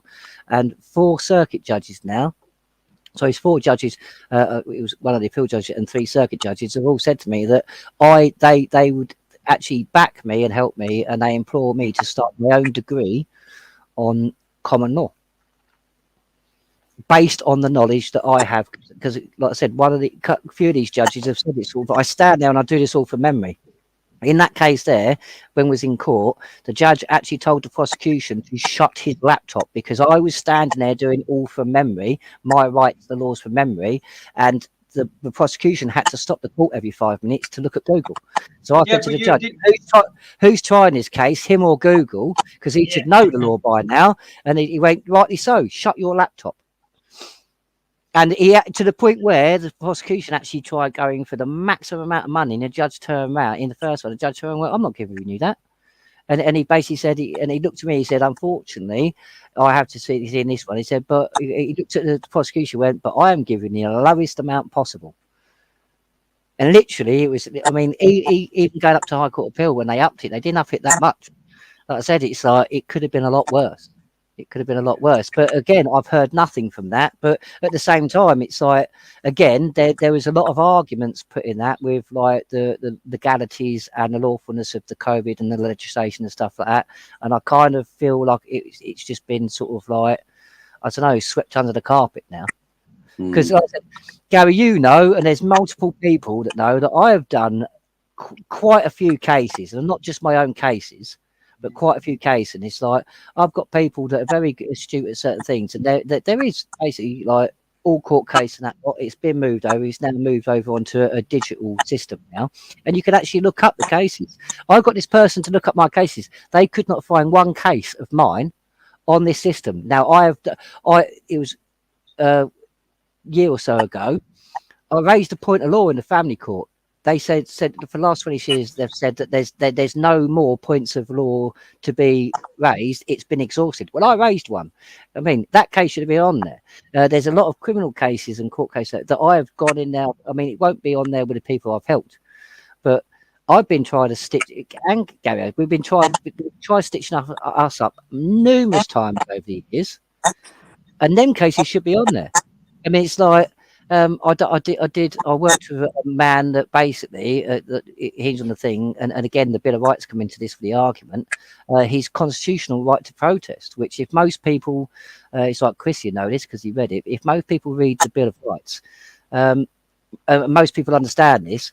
What's important usually comes first. Well, our constitutional right to protest, and that is unrestricted. And it's so they can't use some actual legislation to supersede that. As I said, the Bill of Rights is a superior statute, so it rides over any other statute. But our right to protest comes before the government's parameters to legislate. So our right to protest in the Bill of Rights was put there as being stronger than the government's right to legislate. And this is what people don't understand, because there was a massive situation. And I'm not saying it's me. A lot of people say this, and a lot of people say it's very, very big coincidence. But this case that happened about the right to protest happened around about the time that a lot of people were being taken to court because it was all over their legal right to protest. When I went in, the court had to uphold the fact that because it's in the Bill of Rights, if we haven't got the constitutional right to protest, then government hasn't got the right to legislate. So they could not deny it. To the point where everything went in that case. But quite a few, because I never noticed it, but quite a few people sort of said it's like, it's funny how that's mentioned in the case, and all of a sudden all these cases of legal are all dropping. Nobody's getting taken to court for their breaching their legal right to protest and stuff like that. I'm like, well, I'm not sure if that's true. I'd have a look, but I don't know. There seems to be there's been a few things. It's not just me. There's a few people that like most of them are kind of independents, but there's a few people that like me and Gary have done, and a few others, we took the time to learn before we acted, and we loaded the court 6 years ago with a lot of cases, and we have been in there fighting for your rights and getting these upheld. And this is what I can't understand. I have court orders where they will not. I mean, there's things like the Supreme Court where they said they do not have the power to go against the Bill of Rights because it's a constitutional document. I've got court orders. This is why I think the black belt barrister doesn't want to debate me and Gary, because he knows damn well that he's using alternative wording and he's going to get his arse handed to him. But I've actually got court orders where the judge was astute enough to know that if he lets a barrister that lot write the court order, that I'm going to void it because it's illegal. So he writ the court order himself, but he gave the Bill of Rights and the Magna Carta a section all to themselves. And not once has it ever been butted because I can give you the history up to now. It's like people go, it's gone off the first year. All these arguments we've had, and it's been overthrown. Yeah, I mean, like I said, it's like I said to Godfrey Bloom when he was on having an interview. So it's a good job that historians don't decide our laws, because if it was down to the historians, we would never have any laws, we'd never have any wars, we'd never have anything, because they'd wipe it all. But no, there is, like I said, I'm nothing special. I'm just one man who learned his rights, learned his standing, and was willing to go to court and do it. And I have helped other people. But we can all do this because, as the judges have said and have praised me for, if we uphold our common law and our actual law system, not the legal system, every man and woman, and technically children of a certain age, are more capable of going in and making sure justice is done. And this is why we keep saying it's like, stop doing your stand in the park, stop doing your thing. I know thing, and it's amazing, but you could be doing so much better. Instead of standing in the cold, go and sit in a courtroom in the public gallery so that these courts know that we are watching, and start listening to what's going on, because I guarantee you won't like what you hear. That's where we should be doing it. That's what it's like Chris Morris did. It's doing things at a local level. If you've got a group, even if it's 5 or 10, if you've got a group of people that can go to these courts, sit in a public gallery, because the public gallery actually the highest form of authority in that court as it stands. But you should be going to the public gallery, letting these courts know that we now know about the legal name, we now know everything, and we are watching you. That will do so much more than stand in the park, because at the moment most judges are doing court cases with a public gallery empty and most of the court empty, so they literally can do what they want because it's behind closed doors. But if we actually started getting organized and going, do you know what, instead of standing in the park this week, we're going to do some shifts. You lot take Tuesday, we'll take Wednesday, and all make sure you go in and make sure that the courts now know we are watching. You're right there, mate. We did that a while ago when they did the council tax thing in court. So three of us went at the time they still had the COVID restrictions in court, and we went and we just sat there and we didn't say, like I say, didn't say a thing, just watched. And you know how they do the blocks of people, like there's 1,000 people, you've all been fined this much and all that. Oh yeah. I know what you mean. So we just sat there with a bit of paper and a pen each. Like I didn't say nothing, just sat there. And anyway, there was Coventry Council and the Neaton Council. I did Coventry Council in the first sitting, and then like I say, we just sat there with a bit of paper and a pen, and then the second sitting they were supposed to have the Neaton, and they cancelled the whole show. They adjourned it.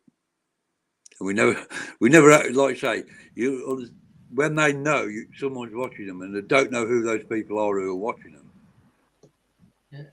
Well, they don't know. I've noticed checking today. You could be because right they knew they were They knew they were breaking like their own codes in the council tax thing. Yeah, and they didn't know who we were.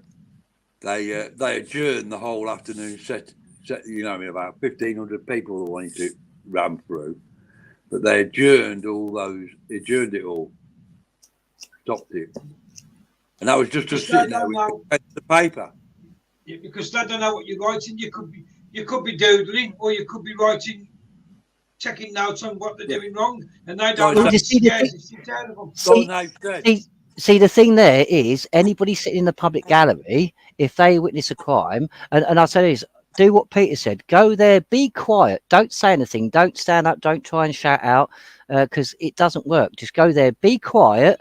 Document what you're seeing, because you being there and witnesses prima facie evidence. You are a direct witness to the crime. If you document, so you've got your notes and that lot of things like that, because I tell you now, you won't be looked at as a report or anything like that. They're going to be going, what are them people doing in the public gallery, writing down? And once that keeps happening, they will start, like I said, they will start crapping themselves. Be, hang on a minute, something's going on here. They won't know what's going on, but something's happening here, and that's where we do it, because this is the thing. We used to do this. We used to go to courts and certain things like that, but we don't do it no more. Everything that they're doing, everything that has been corrupted, we seem to be walking away from. It's like James in the thing. He said, I did stand in the park and watch the trees grow for 2 years without anybody joining except one other, just the two of us. And there's just things like that. I don't think standing in the park is a bad thing, because it's united, it's getting people together to discuss things like that. But we've been doing this for so long now. At some point, it's like Chrissy Morrison, and we've said on this panel all night, at some point we're going to have to actually take direct action. I don't mean civil or anything like that, but I mean direct action. We have to start holding these people to account. Now, myself and Gary, our lives have been completely destroyed in many, many ways since we actually because we made history. We're the first people to ever actually prove MPs have committed crimes to the point where it's backed and it's ready for a prosecution. Barristers, MPs, loads of other people tried it because they tried the legal route and never got anywhere near. We've literally got the police to put it to CPS and said, yeah, there's evidence of crimes have actually already been proven. It just needs to be tried. But again, it's like the gatekeepers, like for CPS, have basically gone, well, there's 8 of you, and because it involves people like Keir Starmer and Sadiq Khan, it said there was 8 of us and a few hundred people that wrote that sent the letter in, against a couple of 100,000 people that have consented to what he's doing and saying it's okay. And this is where people have to start to grasp this. Silence is consent. Okay. When a lot of people put the thing up, but pennies mightier than the sword in the situation, because and the system says it and the government say it, everybody says it all the time. Unless you do the paperwork, it means nothing. So you sit in and just putting this like. I've noticed a few people who would trash 61 and common law and that a lot back in the day, people like Mark Sexton, and now he's trying to use it because any gimmick. Will not be funny. The man doesn't know common law and he doesn't know about 61. He may have done a bit of research since, but the man doesn't know. And this is what I see a lot. He should know if he's a copper. He should have done it, especially when he became a copper. He should do. You know where he was a copper? Mark Sexton. You know where he was a copper? Nope. In the Needham and Bedworth. Nuneaton. Oh, that'd explain a lot. But if he was a copper, back in the day when he was a copper, he'd have had to know common law to pass an exam to be able to. Because like Nathan says. But he was a copper here. When he did his first one, he did it in the Needham when he went into the Justice Centre in the Needham. And at the time, I saw the video, so I messaged him and said, well, I'm in the Needham. If you need this action backing up, yeah, I'm quite willing to go into the Needham police station on a regular basis and you know what I mean, push it. And he went, no, I don't go to the Needham anymore. So that told me way back when he started that Sexton was just. Well, this is the thing. It's like everything he does. Even though I ain't brilliant. I ain't the most knowledgeable person on law and all that. Yeah. Even though I know the stuff he tries, it's pointless. Well, this is the thing, right? Now there is so many people out there who class me as an expert. Same as Gary, class expert. So I've never classed myself an expert. You'll never find anywhere that I say I'm an expert or anything like that because I'm still learning. So, and that's my point. It's like, well, if all these people seem to think I'm an expert and I'm still saying I'm a novice, I'm still learning. Why have we got people? I mean, it's like, I'm not going to, I mean, these people do need to be talked about. This is why I wanted some people to come on because they want to discuss sort of things like this. But it's like we have got a lot of people grifting and doing certain things, even if they don't think so. But there's a lot of people out there that doesn't have the knowledge. It's like I watched the live that somebody did, who's been saying, like I said, there is a person that's known for over a year about our court case, and who says they scream out for solutions, stuff like that. They've been saying that they're going to have me and Gary on for over a year. They don't like me because I'm going to be asking honest questions, so that they'll only have Gary on now, which I don't mind. Me and Gary, I mean, it's like we both thingy. But instead of having us on, they had somebody come on, and nowhere to rely. There's this man saying, "I've been doing this for 25 years. I'm an expert." And when he was asked what FCO means, because like I said, it's like we added this before the Dragon days, really, but the FCO 30/1048, the very document that took away our sovereignty and that was hidden for 30 years under the Official Secrecy Act, he was asked, what does the FCO stand for? And this is a 25-year veteran expert, apparently. He turns around and says, Foreign Commonwealth Office. I was sitting there thinking, now, this is basic stuff. It's actually the Foreign Correspondence Office, and he should know that. But he like I said, there's so many people. Like Peter, you've been long enough, and Roy, and that. I give you my sources. So if you want to know where I can give you my sources. Most of these people don't know the sources because they plagiarize off other people. Now, I'm not making any formal accusations, but a lot of people said to me, it's funny how I use certain wording, and there's people that copy the exact wording, when the wording that I use is different sometimes. Things. So it's like a lot of people keep saying to me, they're plagiarizing your stuff. It's like I keep saying, it's like, well, that's always going to happen. I mean, it's like I can't remember the full saying, but there's the saying about what's the full saying? Plagiarism, it's flattery, but it goes on basically. But most people don't know the full thing, but it basically goes on to sort of say it's basically it's highest form of flattery, but it's all bollocks sort of thing. But it's one of them. People will plagiarise. This is what upsets me, because people will listen to me and Gary, and we have got people who've done this and actually been caught out for it. We've had people listening to me and Gary, literally try and regurgitate what we say, but because they don't understand what they're actually saying, they can't explain anything to anybody. And then people going, well, we thought you was an expert. You clearly can't do it, so it's crap. And it's like, but they're not an expert. Nobody's an expert. But this has been happening for a number of years. And at a certain point, we are going to have to actually grasp this, because it's like I said, this person that was going to have me and Gary on for over a year, she's screaming out for like solutions and all stuff like that. Now, we have the open case and we can prove it. Gary did a talk a week or so ago. We have the crime number, reference number, and everything like that. This woman knows about this, but yet she is refusing to have me and Gary on. Now, if you are a true patriot and you're doing your lives out and you want all this sorted out, why would you ignore the only case that's viable that has ever actually got anywhere close to actually prosecuting MPs? And these are high up MPs. Like I said, this is Keir Starmer, Sadiq Khan. These are not, one's a barrister, one's a solicitor. I mean, Sadiq Khan was a solicitor for the Nation of Islam. I mean, he's like, as much as people don't like this, he's actually a very good solicitor. I don't care what anyone says. He's good at his job. Keir Starmer, very good barrister. Don't get me wrong, complete and utter vile people, but they are good at their job. If they need to do something, they will get it done. Like I said, it's one of them. So if we done anything wrong, if there was anything wrong with Article 61 or any of the process we did, one of them two would have raked us over the coals. But it was perfect. Like I said, and we did it on live television as well, which made it worse for them, embarrassed them even more. So if they could have done us for anything, they would have done. I'll put that on my page, on my little Facebook page, mate. That's up on the page. That is the video of you and the gang going in there and doing that. I'll put that up. That will never be done again. That will never ever be done again. That won't. No. No, so I bet everyone that goes to the baby into sorting now, mate. Oh yeah, they'll be checking your handshakes on the way in. Oh yeah. But the thing is, it's like people think it's like we never knew it was gonna. This is the thing. It's like sometimes things just work out.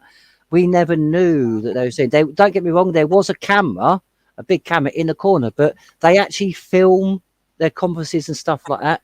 So we thought, oh, they're just filming their conference. It wasn't until we stood up. Well, Gary stood up and the rest of us stood up and sort of done it. Literally, I looked around the room. I never see any of them, but I swear to God, the amount of press that all of a sudden just went, boom, Sky News, a whole lot. I mean, I don't think people realise that. It's like we got more coverage than Tommy Robinson, Britain First, all that lot. We actually got what we did in the Tokyo Gazette, basically. It's like their thing. Now, I'm not being funny. They don't report on things in that, really, that's to do with the rest of the world. But for some reason, my wife found me and says, "What the bloody hell are you doing? I mean, what you want about to see it's all out on the television here in Russia? What you done?" Because it's like, so like I said, went worldwide. Like I said, a number of people that think my kids see it on the thing. Like I said, I didn't know, so I just got like, all of a sudden message from people going, "You legend" and stuff like that. It's like, what are you doing, sort of thing. But this is the thing. That don't get me wrong. We weren't experts at the time, but we knew enough to know how to do something, and we did the right thing. I mean, this is what a lot of people don't get. There was two of us, me and John, who worked on the actual charges, who actually got the evidence, compiled the paperwork. Just two of us. And as me and Gary said many times, we have opened the door. Every single group, so 5G, ULEZ, everything that. If you can find crimes out, you can add them to this case. And we can actually broaden this case. So look what two of us did by doing the paperwork. If we had some more people who are astute at what they do, help with the paperwork, get it in, imagine how many MPs we could actually have going through that court. Imagine how much justice we could actually get. But until we actually do the right process, we're never going to get justice, because basically everybody's taking a short. So basically, in a nutshell, you're screwing yourself over. This is what I don't get. It's like what we need to do has been set out in law, and I keep saying this again and again and again. Everybody that I speak to thinks that the whole of Parliament should be in prison, and they want the law to do their job. Problem is, the law can't do their job unless you stand up.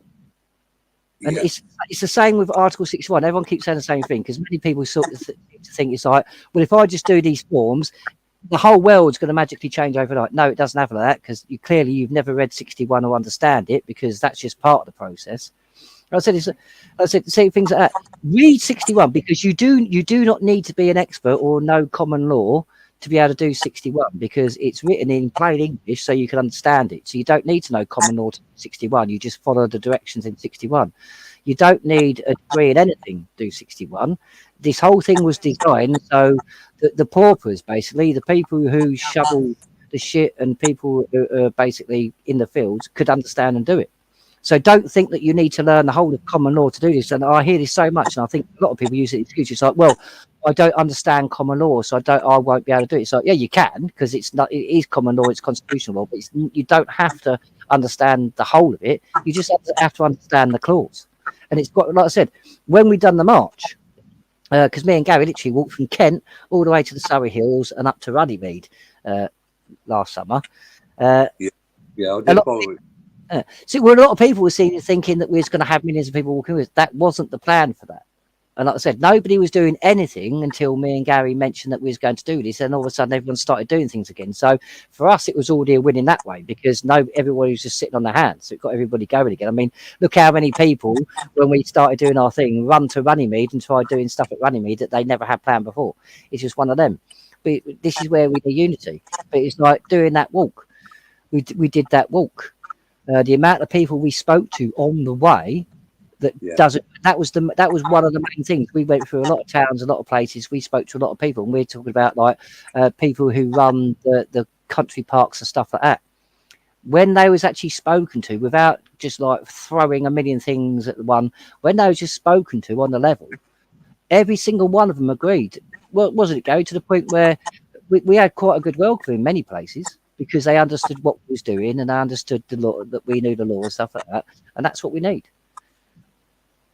We need people to start understanding things, but people don't want to understand. And I'm telling you now, there is no quick fix.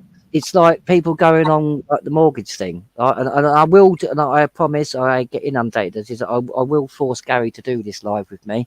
I'm going to blame you, Gary, because it's easier. It's not to do with me.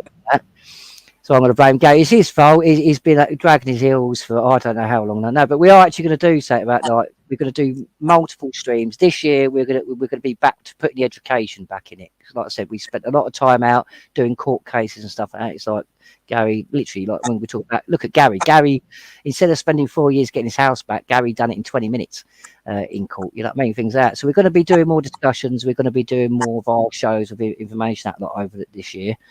So look for them, but we're going to be explaining a lot more. And this is where people really do have to start to grasp some of this, because unless you, I mean, look at the EU during Brexit, look at Juncker, look at Obama, look at most of the leaders. They all keep saying the same thing and everyone keeps ignoring it. Apparently, we must give up sovereignty. Well, people need to ask this. If your sovereignty means nothing, if they can just override your sovereignty, then why do they need us to give it up? Start asking yourself the right questions. Because our sovereignty, if you are sovereign, the word sovereign or sovereignty means above rule. And they know that. They know it is only the illusion and our own ignorance that actually does it. But if these people are saying we must, it's like Obama said, the American people must give up their sovereignty to an overbearing, all-powerful organisation. Basically, he said you must give us over so we can be tyrannous. Yeah. EU said the same thing. Give up your sovereignty. It is the only thing that is protecting us. Yet people ignore it. Go, oh, that's it. I mean, it's like we talk about 61. The last time there was a court ruling that actually used Magna Carta 1215, I believe, was actually in 2009. But people were making, oh, that's medieval, that's going back. No, it's not. Since 1215, we still live by them rules today for the most part of it. That's why you have freedom of speech. That's why you have freedom of religion. That's why you have all these things. It comes down to Magna Carta. Nothing that the government have legislated in the last 10 years, I can assure you. So it's not a thing. But this is the problem. They fear it because... And that's why they've snuck in their Human Rights Act to try and get you to, you know, dish your own unalienable rights, because what's as you said, human is a sea monster, isn't it? No, it depends. Human in if you're talking about true English grammar, human does actually mean a sentient type being. But if you look at the legal definition of human, it actually means beast. Yeah. It means the color of a man. Yeah. But like you rightly said earlier, Human Rights Act has to only be took into consideration, and it's also open to interpretation. No, it's not open to interpretation, but it can only be taken into consideration. So, but the bit you say about it is open to interpretation, because if you've got, like now, what they're saying with the Muslims and all that, and they're saying their rights override yours, and with unalienable rights, nobody's rights overrides anybody else's. You've all got the same rights. Yeah, but that's not open to interpretation. But what they have done, you are right in a way, because what they have done is they have left the Human Rights Act so they can build on it or take away from it. So in a way, you are right in the fact that it is open to interpretation, kind of a legislative kind of level. And this is what a lot of people don't get. I mean, I know they're boring people. And me and Gary will be doing lives talking about some of these treaties, and we'll even read through it like we have in amendments. But these things you have to start reading. Because all the while, it's like with the Barcelona Declaration and other people. I mean, look at Gary. How long before it really become a thing was we out in PESCO? How many people did we go to in the military about PESCO, and they laughed in our faces, went, never happened. And then a couple of years down the line, you've got people like Simon Bean and all that lot started to come out about PESCO. This is the thing. The reason why me and Gary know about this and know about it before most people is read their documents, and most of you don't want to read it. This is the problem. Read it, because this what is happening and what they are doing is going to not just affect you. Because a lot of people keep saying, "Oh, we'll never see it in our lifetime." Well, not being funny. It would be nice if I'm still alive in 20 years. But at the same time, I don't know if I want to be alive in 20 years to see the start of the depopulation. And even people laugh about that. They go, oh, what, you think they're going to kill us all off? It's like, well, why do you think they're automating everything like that? And it's literally, they have said it. It is in the paperwork. If you look at the World Economic Forum, look at the 1992, look at all of them. I mean, they say it in their own thing. By 2045, they are literally, they've already said it's underway, but by 2045, the depopulation agenda will be in full swing. By 2030, you won't have most of the thing. You won't have a private car. You won't have anything. You won't have most of what you're saying. And the reason for that is, and they're going to turn around, and it's no good doing it after. It's like when me and Gary told everybody about the European elections and how that is consenting to tie us back into the European treaties. People didn't listen. Coffee Bloom, literally all the leading barristers out in the country come out and backed us after the fact, but they didn't say anything before. And this is the thing. Don't wait till it's all gone until you go, oh, Gary and Nathan were right. Start listening now, because this is the problem. Me and Gary have been consistently correct on what we say about everything, because we were going from their own words. We're going from their own documents. So when people cities. Yeah, it's like depopulation. If you speak to some people now about the depopulation agenda, and they laugh in your face, it's like, oh my God, it's like we give them money. You think they're going to get? They don't need our money. The people that are actually controlling the world, and it is controlled, whether you think that's conspiracy or not, it is controlled. It always is, the same as our. I mean, look at our country. It's controlled by a small group of people that we vote for. So it is always going to have that. But these people do control it. These people don't have no need for money. That they could literally give everybody £1 billion in the whole world, and still be billionaires. These people aren't looking at money. They don't care about your money. They've got money, and their families have got trust funds that keep going. So it's perpetual. Their trust funds actually make money as they go down generations. It's about control. It's a payback. It is basically. You've got to look at it like this: if you were so rich that you could buy anything in the world, supercars, everything like that, after a while they would become boring. It'd be like most people buying normal stuff to thingy. So what was that? It's power and control. Everyone I hear says the same thing. It's like the elites can do anything. Well, they can. You know what I mean? It's basically they want to take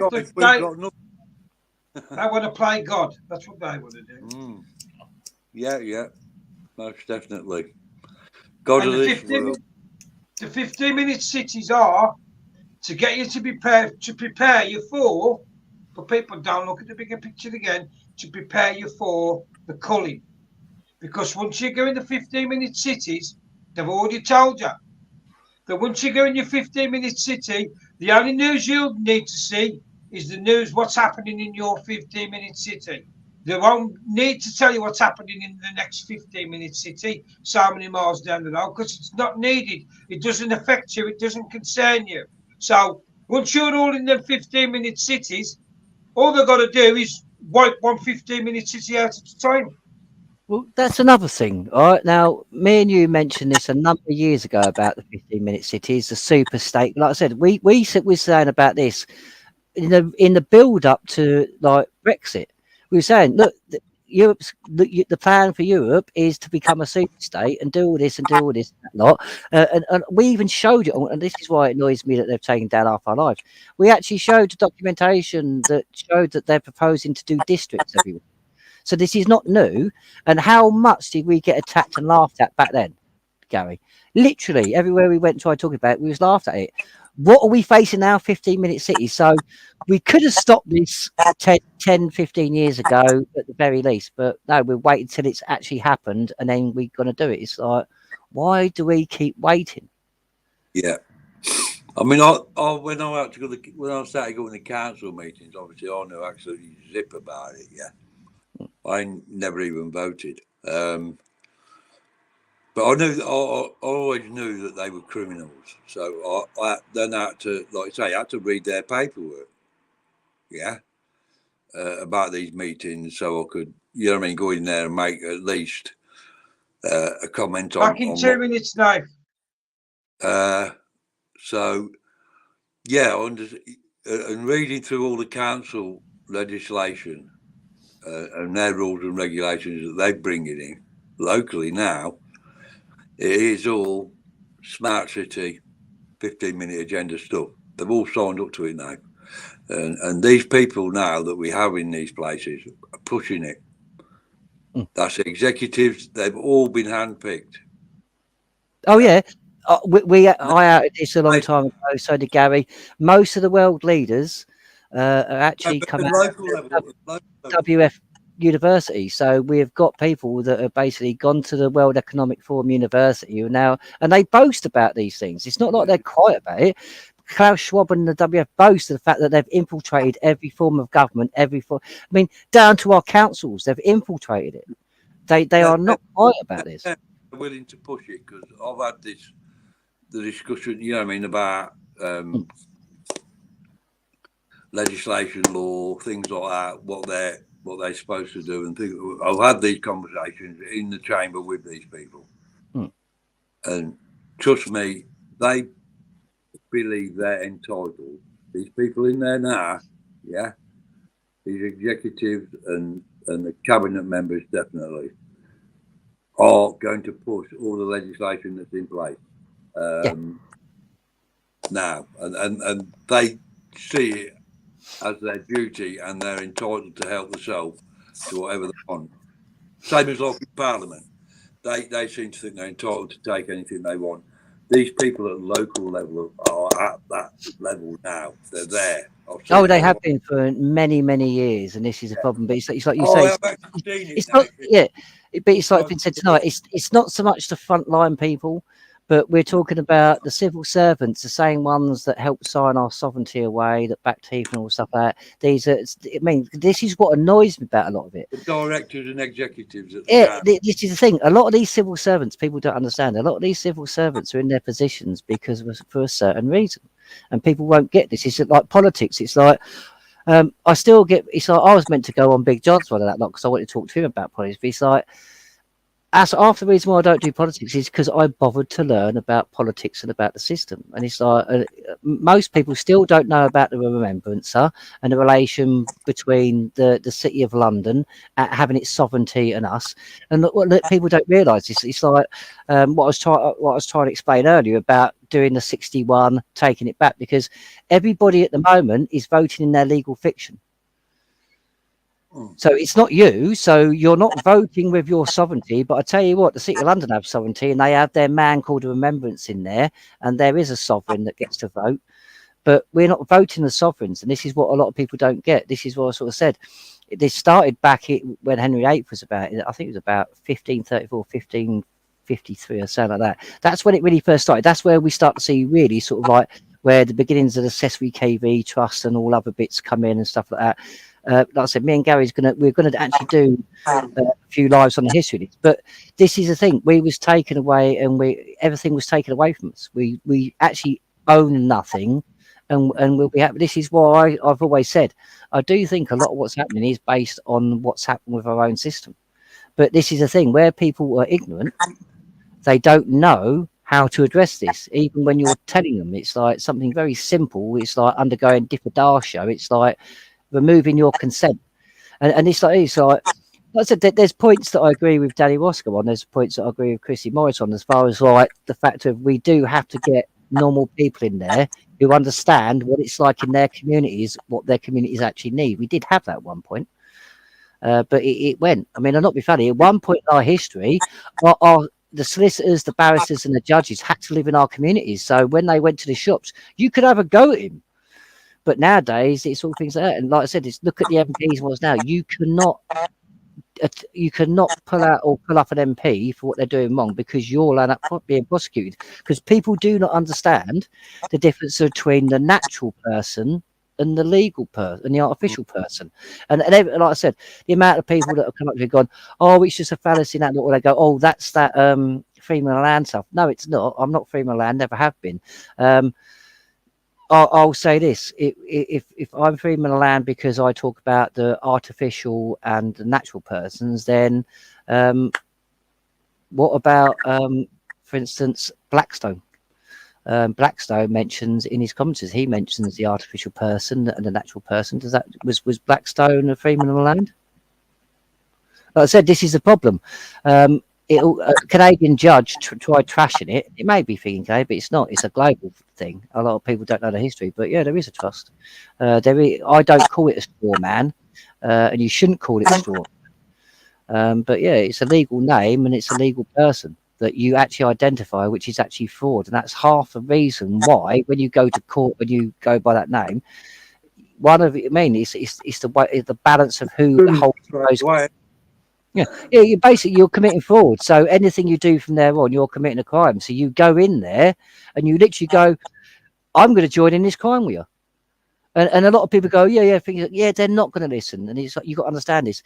They don't want to listen. Many of these people, like police and stuff like that, they're not taught. They know no better because they haven't been taught this and they haven't researched this. So they just go with what, like most of us have done for most of our lives. They go with what's being told because we're meant to be able to trust. Gain usually, like you said, it's for financial gain. It's because of the wages. Yeah, but if they're to question what they're doing, then they'd have to do what we do, and that's I'm unable to work at the minute, but they'd have to go and find a real job. Yeah. So, they're not qualified to do the job they're doing. As you say, they're not qualified to do that job even. So, are they qualified to do anything else? Well, this is the thing. A lot of people don't understand this. Most of the people that we have in Parliament in certain jobs, they're already predetermined to be there. Boris Johnson was. There's documentation to show that Boris Johnson was already predetermined to be the prime minister. You got to remember, all these people from public schools and all that lot was from certain families. It's dynasties.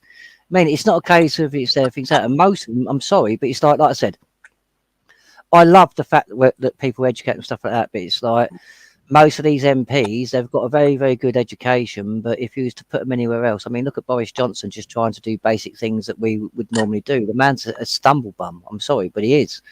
Most of them are. Most of them couldn't go and do any other work. Most of them don't even work. They just sit at the CEO of a company, and most of the time don't do anything. They just sit at home and get paid for it.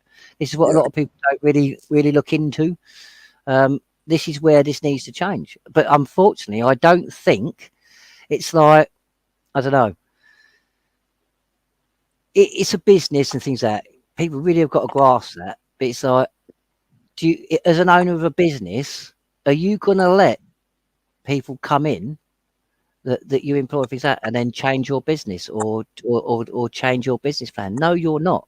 It is a business. Everything is treated as a business. It's like me and Albert Burgess discussed on One Live one night. It may have been on Restoration actually, but we discussed the police, the council. They're all corporations. And there is a degree where you could argue, because the whole thing is, it's like the difference between artificial person and a natural person. A fiction cannot interact with a real entity. So to a certain extent, yes, you could argue that they do have to become companies to do this, but we never had to do this before. So it's always come about things like that. But these are corporations, and you're exactly right, Peter, when you say these are policies. What it is look at it of the way you go, and when you sign a contract for work, you go to a company, you sign a contract, and you say, right, this is the policy and the rules of this company, and I agree to abide by them. So when you go on the electoral roll and you vote, you agree to abide by them. That's why most people can be called domestic terrorists, because you are literally going against something while you're inside it. You haven't separated yourself. You're attacking for women. But look at when you go for a job. If you breach that contract, you are fired. But for some reason, we are not holding these civil servants to the same thing. They are civil servants. Now, not even, yes, these are crown authorities. But people need to understand the monarchy and us, our sovereignty it's literally a symbiotic relationship. Because without us, there is no sovereign monarchy. Without sovereign monarchy, there is no us. Well, we're always sovereign. But like I said, it's like we live in a parliamentary monarchy system. People have actually got to start grasping this, and unfortunately, the whole protections that we have are under that system. So when people go, I swear to God, I had someone the other day going on about the House of Lords and that. Like, it's like, because they went against it. It's like the House of Lords are actually there to stop Parliament and hold them into check. Yeah, they are literally the overseers, oversight and scrutiny. Well, this is it, oversight and scrutiny. That's exactly what they're there for. And both the House of Lords and both the Parliament are meant to uphold the Constitution. Now, I'm not being funny. The House of Lords have actually upheld the Constitution more than the Parliament has. But at the same time, you've also got a lot of House of Lords that are very, like with the EU thing, they are very invested in something. And a lot of them lost a lot of money when we left the EU, like I said. But they don't want us to change this. They don't think so. When you're talking about stand up for your rights, stand up for laws, changing things, they're not just gonna go, oh well, you know the law now, we'll just change. They are not gonna do that. No. They're not gonna do that until we stand up en masse and say no more. But the only way of saying no more is to do the paperwork. It's to actually remove yourself from the system in a lawful manner. You can't just go. I said this is where many people don't understand contract law. It's like I've been trying to explain to a few people about the mortgage thing. You was completely okay. It's like you say, and a lot of them are trying to base their argument. It's like, well, the contract's unlawful, and it's like, well, you could argue that, yeah. If you want to argue the contract's unlawful, then you saying the bank's committed a crime, then serve you, because you was okay when you thought you'd benefit from that contract, but now you're not benefiting from that contract. You want it unlawful. So, and this is why it worries me about some people pushing certain things, because if you go and prove that your mortgage contract or that lot is unlawful, then you lose your house. And you lose the money, because the lawful reason to have the money that in the first place is no longer there. So you lose the house and the money. Don't be stupid. There is no quick fixes to a lot of these things in life. There is processes for all of this, literally all of this. But most people don't want to do the process. They want shortcuts, and that's what's got us here, people. Doing shortcuts is what's got us here, because we've done what's easy. And I've never voted, but I've done the same. We've all done the same. When you actually think about it properly, we've all just done what's easier. We don't talk about politics. We don't get involved because it's just easier. Oh, they'll sort all that out. I did that for years, mate. Like I say, I had to go into the cat. You know what I mean? I realised that, like you say, doing nothing weren't an option. I'd done nothing. You know what I mean? Just muddled along, and like everybody does, worked. And but I thought, well, what ain't, you know what I mean? I tried, as I say, I opted out of the system slightly 30 years ago. Stopped sending my kids to school and things like that. And tried to opt out of the system, you know what I mean? Myself, a bit, just on my own.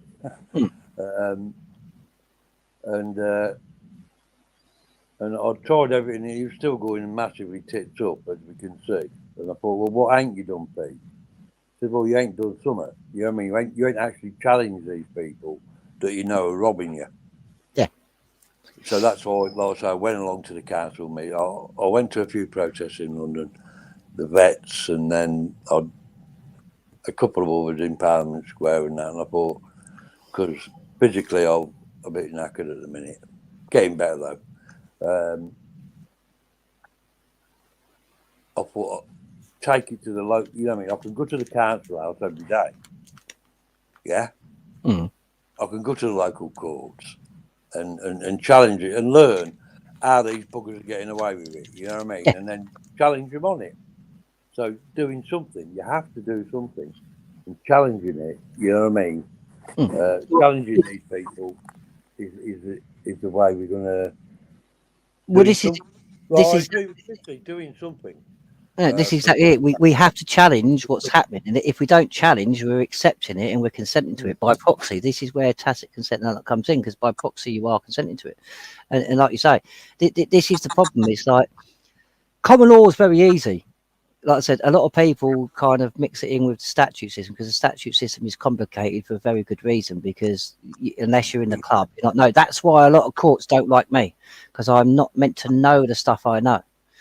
So they don't like it because I haven't undergone, I'm not in a club. I mean, I'm not being funny. I've had judges say that I'd pass the bar tomorrow. I could just take the bar and I'd probably pass it. But I would, and some judges have asked, and I've sort of said because it's unlawful. I said, it's fraud sort of thing. And some judges sort of thing, some judges not, they're not good at it. But these people are not going to admit it. Like with common law and stuff like that. This is what stops them. I mean, I'm not being funny. It's like, if a burglar with a gun is trying to come into your house to steal your stuff, begging them is not going to do anything. But if they're standing there with a revolver and you've got a 12-bore shotgun, they're going to think twice about it, aren't they?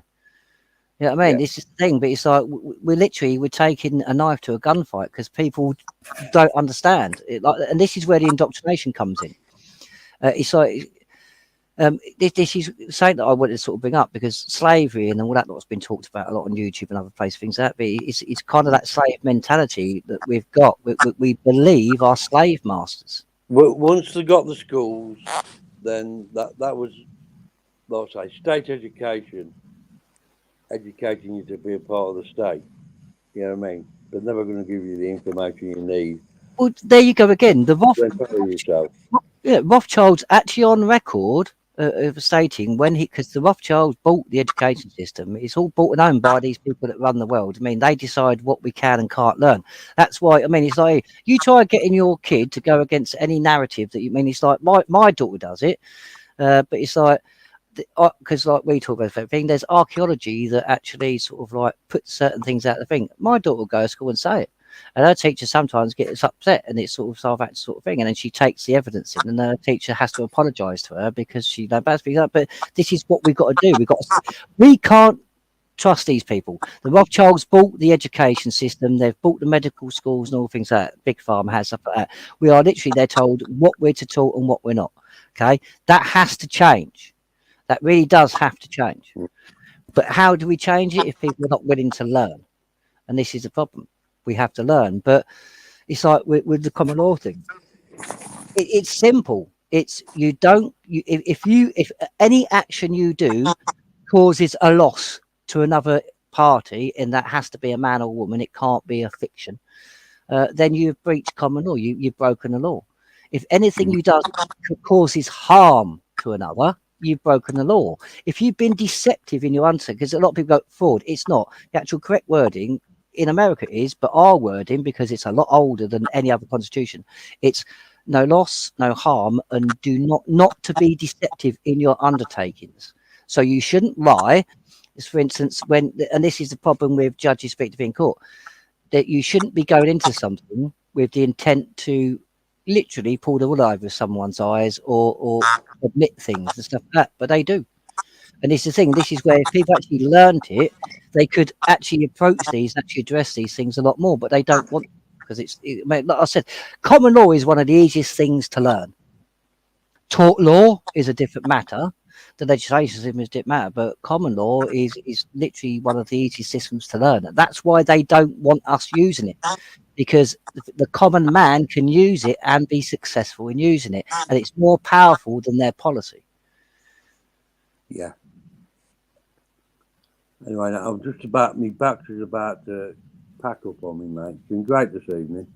Oh yeah, thanks for coming on. We'll be doing more. Like I said, it's like we're kind of like getting Is this back. going to be recorded anywhere, Nathan? This will be on my YouTube, so it'll be on the Lawful Rebel YouTube. It'll be up there, so if you want to like share it or go back things like that, I've shared it to Facebook and that as well. But if you need a link or anything, just inbox me and I'll give you a link for it if you need it.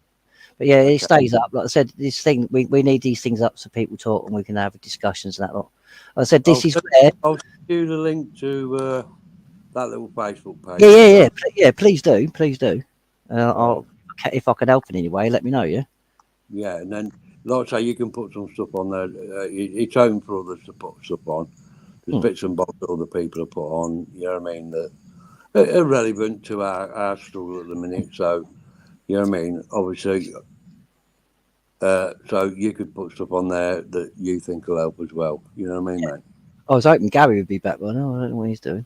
But no, if I can help in any way, I'll put anything up. But like I said, this is the thing. It's like people really need to start really knuckling down now. Like I said, this is where it's like Lee says, and it's like, if you're still listening, Lee, we will organise something, and so people know ahead of time, CMW will be doing another meeting spring summertime. We're going to do it cheap and cheerful again. It'll be a kind of a camping thing. So the place we sort of thinking about going, it's literally £15 a night. Where we go? Where down south somewhere, mate? Yeah. We'll be going towards Runnymede again. Oh, basically, the birthplace of law, where the very proof that the law society and our barristers and our judges and that lot should be upholding the Magna Carta 1215 and stuff like that. It's all there, the proof's there. But that's the birthplace of law. Things that there's a lot of thing. But we'll be going there because we've been asked by many people to go back there. We are going to do one up north at some point, but unfortunately we've had more interest from people that want to come to the south or do something in the south than we have the north. Once the people in the north, because like I said, myself and Gary are actually going to be getting out and doing more talks. So we're going to be doing talks to like people. We're going to be doing some events that lot. We won't be hosting them, but we're going to go and talk and that lot and do a presentation and stuff like that with the stuff we're doing. So we'll be doing more of that. A lot more this year. We're going to get back to how it was in the beginning, where it's relaying information. We're going to be getting out and about, chatting to people, putting out what we think. So as much as people are moaning, yes, me and Gary done one the other week. Me and Gary will be. So if you want to hold an event and have me and Gary speak, we will be this year. We'll be doing more of that again. Like I said, we want to organise something a bit more up north, but we just haven't had the interest in it yet. That's the thing. So we're going to go with interest, but this is about unity. So it's open to all groups, all things, people like that. obviously, if your group's going to be, so you don't turn up your group if you're there to cause trouble. This is about normal people getting together and starting to unite and starting to talk and network and do things properly. And it means, because I said, me and Gary have been saying this for a very long time. We all need to, especially under 61. Under 61, what you do is you do your forms and then we go somewhere, a mass, and that's when the barons get involved. People will sit there going, well, until the barons come out and say, right, everybody here, they're not going to do that because they can't do that under the lawful process. They've done their part. They've invoked 61. The next step now, which is part of the process, is for the people to gather en masse, for then the barons to come and use them as the army to take over the running of the country.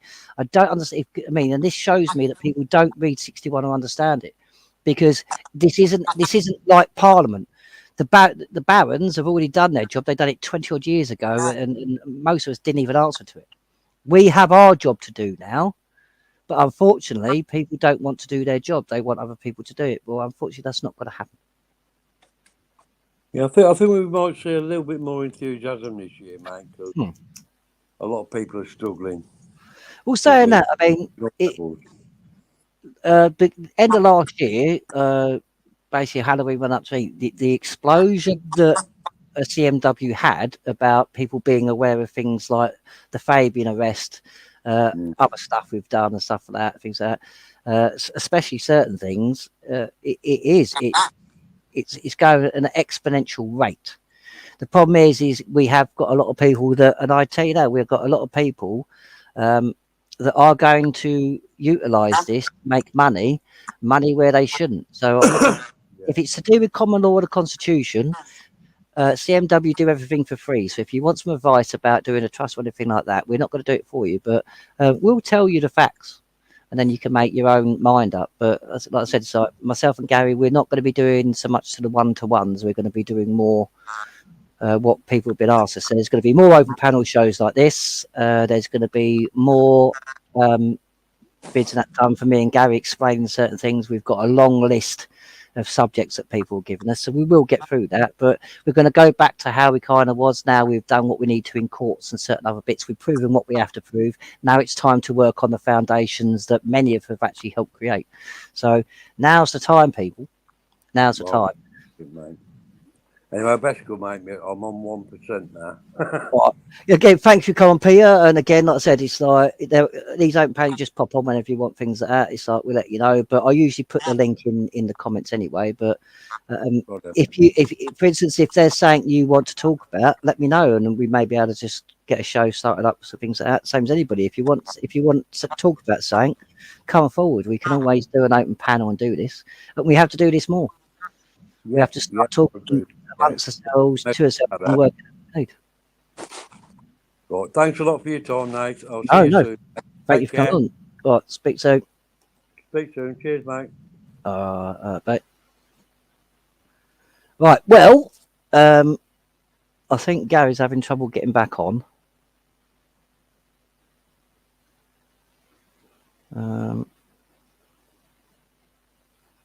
Right, I don't think it says it's kicking him out. And we have gone, I think, nearly 4 hours now, I think that's saying. So what I'm going to do is I'm going to wrap this one up. As I said, we're going to be doing more of these open panels. So the people that want to talk and that lot, like Jenny, if you're still watching, all you have to do, you don't have to show your face or anything like that. You just have to allow your mic. So you have to give permission for your mic, and then you can come in. But this is the thing. You don't have to show your face. You don't have to put your real name. But it's now time that we get on and we keep hearing from so-called experts. But I'll say this. If we're going to talk about expertise, I think we're all at a level where we can understand what's happening in society and what's happening around us. So you don't need to be an expert to understand that. We all can, and we all should have an opinion. It's the fact that we've stopped having opinions are the reason why things go unsaid and they go without challenging. It's like Peter said, we have to start challenging these things.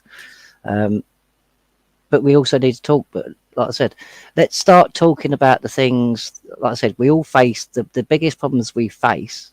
We all face them. I don't care what race, religion, creed, colour you are.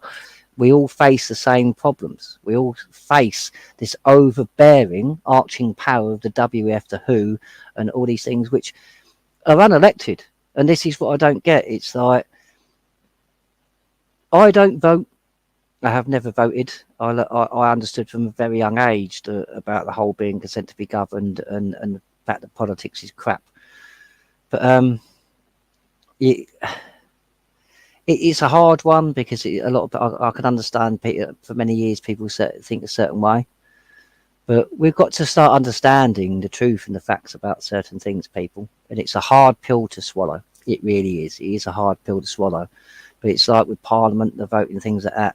We've been sold an illusion. We've been sold a lie.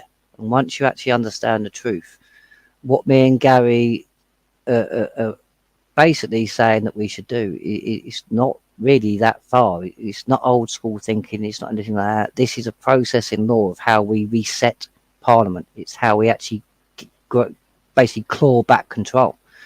But people got to be willing to do it. And this is like me and Gary said so many times. It's like, to undergo the process of Depopulation, clause 61 of the Magna Carta, it's a 3-step process. So, and it's free. So if anybody's charging you for these forms, or if anybody's added more than 3 parts to their thing, then walk away, because that's profiteering. At no point should you ever have to pay for these 4. Look, you may have to print them off yourself, like with us, but at no point should you have to pay. That is what you call profiteering. And people need to look that up. But no, we do it all for free. There's basically it's the declaration, then it's the affidavit of truth, then it's the claim of right. That's a 3-step process. You'll find most processes in English law a 3-step process, not 5, not 7, but that is a 3-step process. And and that is just the part that is just the first part. That is just to get you to the starting line.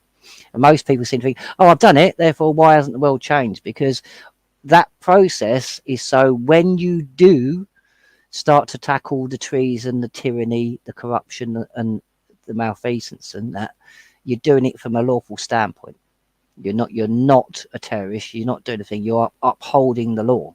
This is what many people don't get. It's like with notices. Me and Gary said to a blue in the face. Many people have basically taken people's attentions, just going around the country putting a notice into places, thinking that for some reason that's magic going to solve something. Especially, I mean, I don't like to attack people for that, because I'm not being funny. There's no reason why we all can't be working at different things as long as we work in the same direction. But when you're a constable and you don't understand a lawful process like notifying someone of criminal activity, then you either should know, or you're on purposely doing it. Because I can tell you now, somebody that's actually done the process, when you go and put somebody on notice, what that actually is. And I know I'm going to upset a lot of people here, because a lot of people, this is their bread and butter. It's how they make their money, because they trick people with this. But this whole, I'll put you on notice thing. Technically speaking, it's a civil matter at first, because where you put my notice, you're saying, right, I don't know if you know, but I'm highlighting the fact that your actions are criminal. Now, that by itself does nothing, because that person can go, well, I don't believe it is. I'm going to carry on. Unless you carry on that process, it's a moot point, because you haven't done the process. You notify somebody of their criminal actions, and then you prosecute them for it.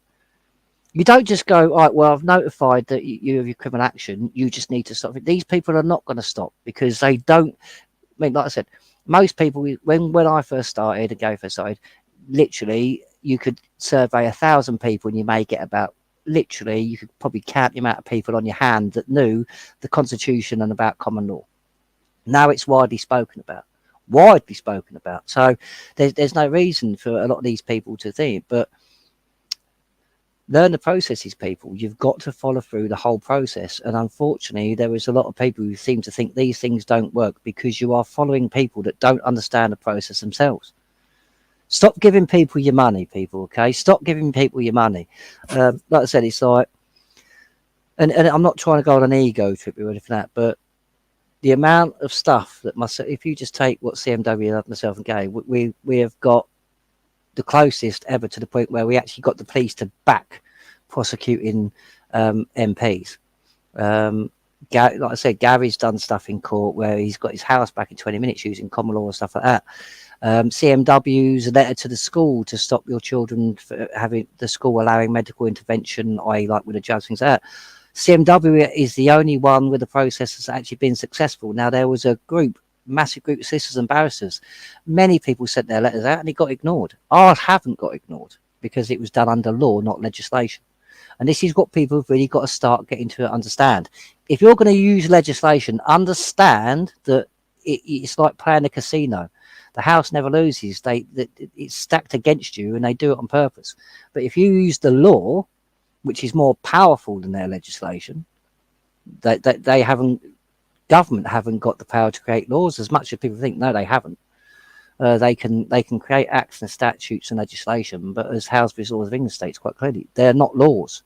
Unfortunately, because we assume and we act like they're laws, well, that's the problem. Sorry to say, Roy, do you still supply the template for implied right? Roy, we did have to sort of change part of things like that. Part 2 is coming out. A lot of that's my fault because I had such a workload, things like that. But in part 1, some people have had the old one, and you'll see the unalienable rights green bit. That's not anything, but because that's going to go in part 2. But yeah, the implied rights of access is in there. The Khan letters in there. The favouring society letters. There's a few bits, but in part 2, that's going to be elaborated on. Basically, we're doing what nobody else is sort of doing, really. What it is we're going to build up a manual. So it's going to teach you about common law. It's going to teach you how to do the processes properly. Not just that. The whole point is so you've got, because you print it off yourself, but you basically, I'd say print it off. You can just have it on your computer. But the whole point is so you've got a template there. So you've got a master copy. So all you do is you take that out of, like with the implied rights of access, you take it out of your book, you photocopy it, put it back in your books. You've always got it, and you use the copies. Like I said, this is going to be a book that it's not going to be massively diving into many things, but it's going to be delving into the most of the things of how to basically be accountable and how to deal with your own affairs, basically. So, but yes, that's still in there. A lot more's to come. Obviously, we had a massive problem with plagiarism, so that's why most of the information was moved from the Facebook pages and the CMW groups. That is going back on, but yeah, a lot's going to be happening this year. But yeah, we still do supply that along with other bits, and we'll be doing more. As I said, if you want to come on or you've got any subjects, contact myself or Gary, and we'll try and sort out making sure you're either on to hear your subject or it's brought up. But obviously, so you'll have to give us time. Bear with me, let me know.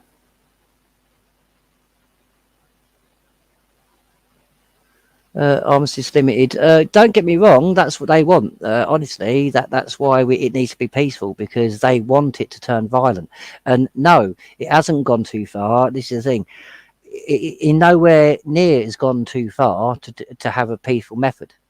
Like I said, if you remove the power, put it this way, if Parliament does not have consent of the people, they have no power. That's the point we're making. They're not...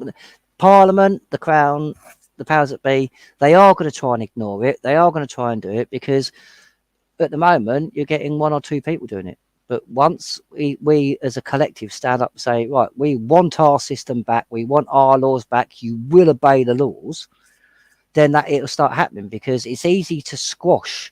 You got to remember, you're talking about the whole power of the government with the amount of money they've got and the kind of thing. They can squash 1 or 2 people.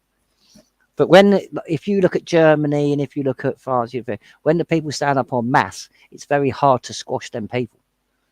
But you've got to lose the fear. You've got to be ready. It's like you're going to lose it all anyway. So have that in your mindset. It's like I might as well fight to keep what I've got instead of just letting it go. Because unfortunately, most people don't understand this, but you do actually already own nothing. Unless you've got the Alador deed, you don't own your house. But like I said, this is where I keep saying the same thing. Get yourself an Oxford Dictionary and get yourself an Oxford Dictionary of Law and start looking up legally the legal definitions of the things you think. For instance, as I said, registration means to abandon or to give over ownership. That's, like I said, we've said this many times. That's why when you go to the DVLA and that, like, you register your car, you become the registered keeper, not the owner. The DVLA, the owner. That's how comes they can actually prosecute for things, because they're the owner and you're abusing the trust that they give you to keep the car. This is the thing. The whole system is geared up in such a way that it's actually very easy for us to actually address it, but people have actually got to have the backbone to address it. Like I said, people are still trying to look for shortcuts or some clever gimmick that they can then go around and say, oh, well, I saved the world because of this. It's like myself and Gary are not using clever gimmicks. We use the law. We did not make this up.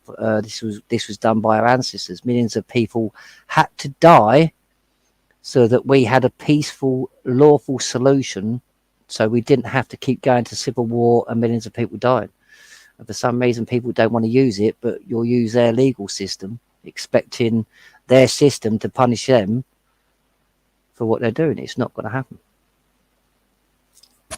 But yes, there's going to be more coming out. Like I said, we spent a lot of time in courts and doing other things. We had a lot of commitments, so it's not like we haven't been doing things. But this year, we're going to be focusing on again as well. Hopefully this year we'll have the internet radio station up and running. As we said before, that is not on a government or anything server, so we are not basically the rules that you'd have on YouTube and things like that don't apply to us. Okay, it's a private server in an undisclosed destination, so we actually can make our own rules. So on that radio station, we'll be able to do a lot more. We've got quite a few things in the pipeline. Like I said, it's like it'll probably be over a weekend or something like that, but we've got another CMW sort of meeting. We're going to do camping because everybody needs to be basically in the same place for more than a couple of hours, because the things need to be organised, things need to be talked about. The same with 61.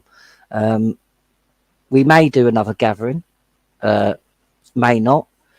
But again, people are going to have to sort of drop the egos. And that's another thing. Stop following the wrong people. When we done that march, I'm going to say this, when we done that march, and thank you to all the people that did comment, somebody came that does Facebook Lives and that, somebody came to interview what he said at the time, a constitutionalist and so on, and knows common law. Most people thought that because we was there and we spent weeks walking there, that he was going to come and speak to us. But instead he went and spoke to somebody else. Now, that somebody else sat there and said, yet again, start taking public buildings. That woman does not understand 61, and she doesn't understand what she's doing, because at no point do you take public buildings. You do not punish the people. It states quite clearly in 61 that you are to seize crown buildings, and I don't even think she knows what crown buildings are. But like I said, this is a problem. A lot of people will lead you down a garden path, and this is why people think that it doesn't work, because you've got, now I'm not being funny, the person I'm talking about, I'm not going to name her, but she only got into common law in 2019, to which I actually have the proof of her stating to a group leader, the one that owned the group, that she's only just got into it. So her saying she got 25 years, what she's actually done is she's got paperwork with someone who's been doing this for a long time, and she's claiming certain things. But I would say that's a very worrying thing for someone to say, let's start taking public buildings, when clearly the law states that you're not allowed to do that. Worry. I would also worry about the fact that our constitution states that we cannot be led or controlled by a foreign prince or prelate, but yet a lot of people seem to want this person who doesn't come from here, comes from another country, to lead a lawful rebellion. Like I said, many things don't make sense, and this is the thing. This is where the good people have to come to the table. You will see people that won't. I'm telling you now, there's a lot of people that won't come to the table because either they're not as astute at common law on the constitution as they state, or they're in it for a grift. Because most of us that are doing this because generally we really do actually care enough to do something, most of us talk. There's only a very few people that won't come to any meetings, won't do any public stuff or anything like that, but yet they're happy to take your money. Like I said, it's like we've got to start working these things out, people. We've got to start talking, getting together. That's why we're going to be doing more open panels and stuff like that. But it is now time. Like I said, everybody can get together for stand in the park and stuff like that. let's start doing things properly. Let's start now moving things in a direction where we're all moving in the same direction. We don't all have to do the same thing, but let's start moving in the same direction. Okay, let's start that. I'm not being funny. Like I said, all me and Gary have asked for many, many years now is to talk. No one's asking you to back anyone or anything like that, because I'm not being funny. There's going to be nobody, no one person that leads this, no one group that leads this and does it all. We're going to have to do it as a collective. We're going to have to do it together. All forms of our communities are going to have to do it together. So I'll say yet again, if you know, or you're in a group that deals with common law, the Constitution, anything like that, start badgering the admins and the leaders of that group to come to the table. All we're asking for is to sit down and have a conversation, to be in the same area for enough time that we can all sit down, drop the egos and have a conversation about what's the steps are, where do we go from here? Because I'll not be funny, what we need to do is already actually set out. Unfortunately, people seem to think they can change it, or they have the power to, or want to change it. But all we're asking for, me and Gary, let's start discussing. Let's start coming to the table. And it's like, this isn't a contest of who knows more, who knows less. This is basically getting everyone pushing in the same direction and utilising everybody's abilities. And we should be doing that as just a matter of course. But it doesn't just involve like people that you think the no Commonwealth is. It involves every single one of you. Every single one of you, man, woman, every single one of you. And I don't care what community you claim to be from. Whether you class yourself as part of the colour community or the Asian community, I don't care. This is all going to affect you. And I'm sorry, but if you live in the UK, you do live under our constitution, and you have just as much obligation. Well, yeah, you have just as much of a duty to do what needs to be done in law as I do. The same as you have the exact same rights that I do. And once people realise this, once you drop the legal system, it's very fair for all, because it's basically you live your life how you want to live it. Just don't screw with anybody else's life type thing. But we're going to be doing more and explaining more again. Probably because I have been asked a lot to do, like go back into the history of certain things. So we'll be doing that. We'll be doing more open panel discussions, because there's a lot of suggestions for that, because many people have asked, can I do a couple of open lives about the cuneiform texts I talk about, like ancient Mesopotamia, civilization, certain things like that. Yeah, we could do things like that, because I mean all this ties in anyway. I mean it's actually cuneiform text 6000 BC, around about that time, where I first actually see the word sovereign or sovereignty. That's where that notion actually comes up. So it's not a new thing. But yeah, we'll do all that. Like I said, inbox with me, your suggestions, things like that. It'd be nice if you come on. Said you don't have to show your face, you don't have to put your real name up, you just have to engage your mic so we can have a chat. And let's start doing this. Let's start getting together, let's start talking, let's start sort of showing each other that the individual man and woman does care, is willing to do something, and let's start doing it. Like I said, we stand in the park, things like that, everybody like that. Please don't think I'm putting everybody down. All I'm doing is pointing out that there is a process we have to do. Otherwise, we're basically going to do what you want. Like I said, in law, if we do not do these things, it's consent. You've got many forms of consent, but you're consenting. And a maximum law is silence is consent. It makes you complicit. So unless you actually undergone diffidatio, unless you're actually putting in the right paperwork, you are silent. So therefore, you're complicit. This is what people don't realise. When you do things like these notices and stuff like that, nobody's taking notice because you haven't completed the process. No one's taking notice because you haven't done it properly. Like I said, it's like we don't need to make these things up. Like I said, the Magna Carta has been used multiple times in our history to stop us from being under tyranny and stuff like that. And it works today. Like I said, don't fix what's not broke. Like I said, we gave the world, technically speaking, we kind of gave the world like an unalienable rights. If you look at the human rights, that's why it's so similar to our unalienable rights, because they pretty much just copied it. All they did is just they restricted your rights in the Human Rights Act, whereas your rights under English common law and the Constitution, they are not defined. So it's like America. People think their constitution's better than ours, and it is in some ways with certain things. But when you codify something, you restrict something. And I personally, I mean, codify is to hide as well, to remove, to omit. Like I said, get a dictionary. You'll find that most words you speak, there's about 16 different meanings to. So don't always go with the first one. But if you codify something, you're restricting it. I do not want to consent to a government and civil servants that are hell bent on controlling every aspect of our life, to the point of literally we will be in an open prison. I do not trust them to uphold our rights or do it properly. So no, and we don't need it. Our constitution is the mother of all constitutions. It's what gave birth to constitutions around the world. I mean, our constitution is actually gave the very notion. It's actually Magna Carta 1215, not the later Magna Cartas, but it's actually Magna Carta 1215, where the phrase "nobody above the law" comes from, because not even the king is above the law. And 61 proved that, because the people held the king to account. Start listening and looking at the right things, because like I said, there's not going to be any one gimmick. There's not going to be any one person or any one group going to lead the charge and be the heroes.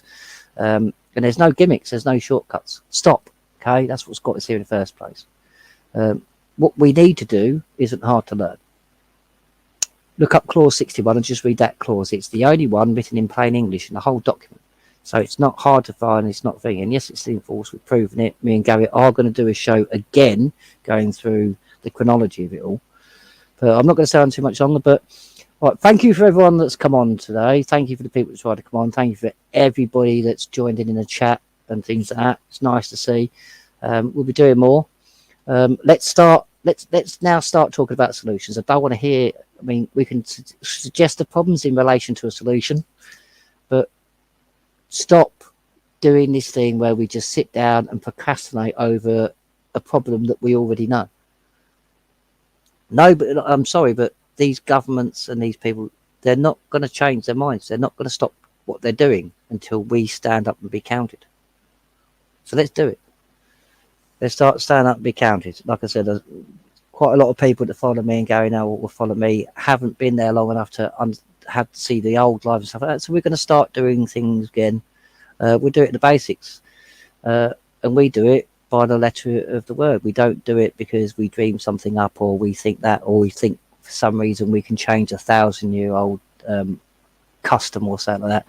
Let's do it by the letter of the law, and then they can't argue about it. Because most people, it's like, I believe it was Loquacious Live. I am going to name them because like Loquacious Live, I don't know his name, but he's been attacking Gary and stuff like that, and he's been attacking common law because he went to a magistrate's court, which is actually not a court of law. It's an administrative court, and because he hasn't got a clue about common law and he couldn't uphold it, he's been attacking Gary and myself. Now I'm quite happy for that man to come on, and I'm quite happy to discuss it with him. Unfortunately, when you're an idiot and you don't know common law, no, it's not going to be upheld. No, you don't just run in and say, I'm under common law, you have to just give me my rights. No, you have to know your rights. You have to voice them properly. It has to be done in a proper way. So these people need to start either coming to the table and talking, or you need to just back off. Stop trying to turn people away from saying you can't understand. Maybe instead just hold your hand up and say, I don't understand this, and you'll have someone like me help you understand it.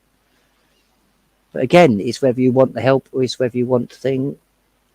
Make a choice, because we haven't got no longer. It's like, for instance, the pandemic treat will this year and next year, a number of documents are going to be signed. Once they're signed, that's it. So it's not a case of we've got 10, 15 years to do anything with politics. We've got to do something now to change the course of how things are going.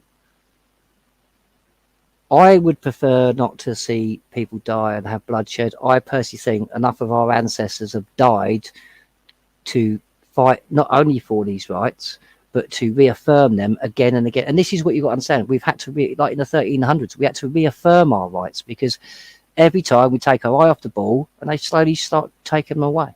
and then we have to reaffirm them again. We're at the same situation now. We have to reaffirm our rights, reaffirm the laws, reaffirm the power dynamic, i.e. Parliament are public servants, so their actions should be in the public. We are private persons, therefore our actions should be in the private. The government should not be allowed, and like Gary said to me on a conversation, the government should not be allowed to go in your bank account and check what you spend on things. They should not be able to tell you, neither can the banks, neither do any of these people. So let's start standing up for ourselves. And I don't mean have a fight, I mean let's start standing up for ourselves, because I'm telling you now, they know how to deal with us with violence. What they don't know how to deal with is an educated, uniformed, collective public that is peaceful. They don't know how to do it. Like I said, you look in history, look how many violent coups have been attempted that's never worked, and then look at most of the peaceful actions that in the end have worked. Now, I don't particularly like Mahatma Gandhi because I've learned a lot about the man, but his peaceful protest changed a lot of things. Everybody of a certain age will know the picture of the man standing in front of the tank that's then sat down. That was a peaceful protest. Look what happened there. Like I said, violence isn't always the option, and I don't believe violence is the option is, because I'm telling you what's going to happen. The very people, it's like with most of the things now, for some reason it's like whether it's to do with slavery or anything like that, people want the everyday man and woman to pay and go, well, it's your fault. No, it's not. Let's start putting the blame where it is, and let's start attacking these elites over it. Let's start pointing to them.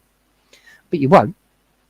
Anyway, and this is the thing. This is where we've got to start grasping ourselves and actually understanding the truth. We can either fight each other or we can fight the people that are doing it. Which would you rather do?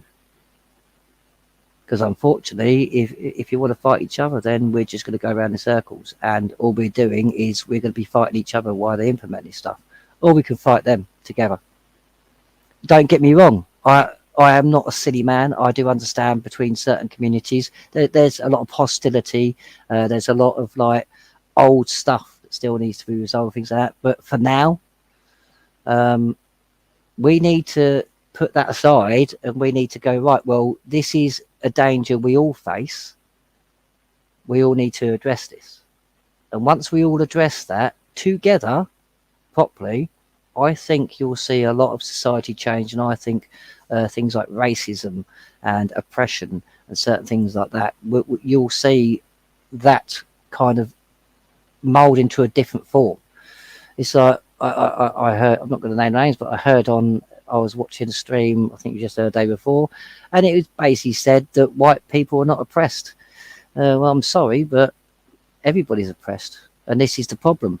Once people start to understand that we're all slaves, every single civilization enslaved each other, there's always been this control element, you'll understand.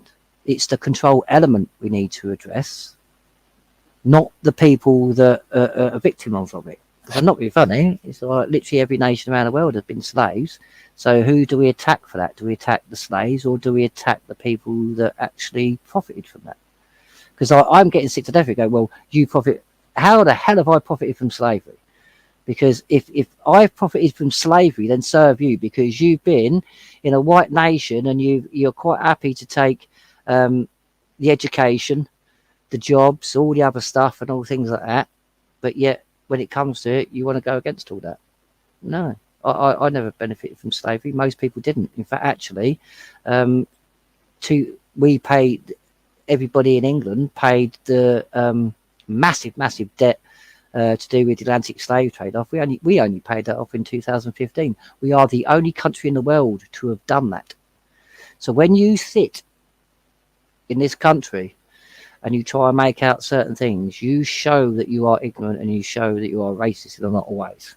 Like I said, this is why I like common law and I like the Constitution so much, because it isn't racist. There is elements in there that actually deals with racism. For instance, that's why Protestants are allowed to be armed, because before they wouldn't. And we're seeing the same thing today. That's why I kind of wanted to bring this up as an analogy. Protestants are allowed to be armed to protect themselves, because before Protestants couldn't be armed, but Catholics could. So, like I said, Look at the situation now. We don't have guns, but the government do. So who's likely to win if it does turn violent? The government are going to win hands down. Government are going to win hands down because they've got a lot of people that are going to be armed. But again, it comes down to, do we fight each other? I mean, I speak to a lot of constables. Most of these constables, when they're away from, they'll admit, it's like, no, they see how certain things are affecting their family. They understand themselves, but a lot of them have got mortgages, things like that, and they say, like Gary said earlier, it's like, I am trapped. Most of us are trapped in these things. Like mortgage, literally, it comes from the French. It means death contract. Basically, it's a contractual death.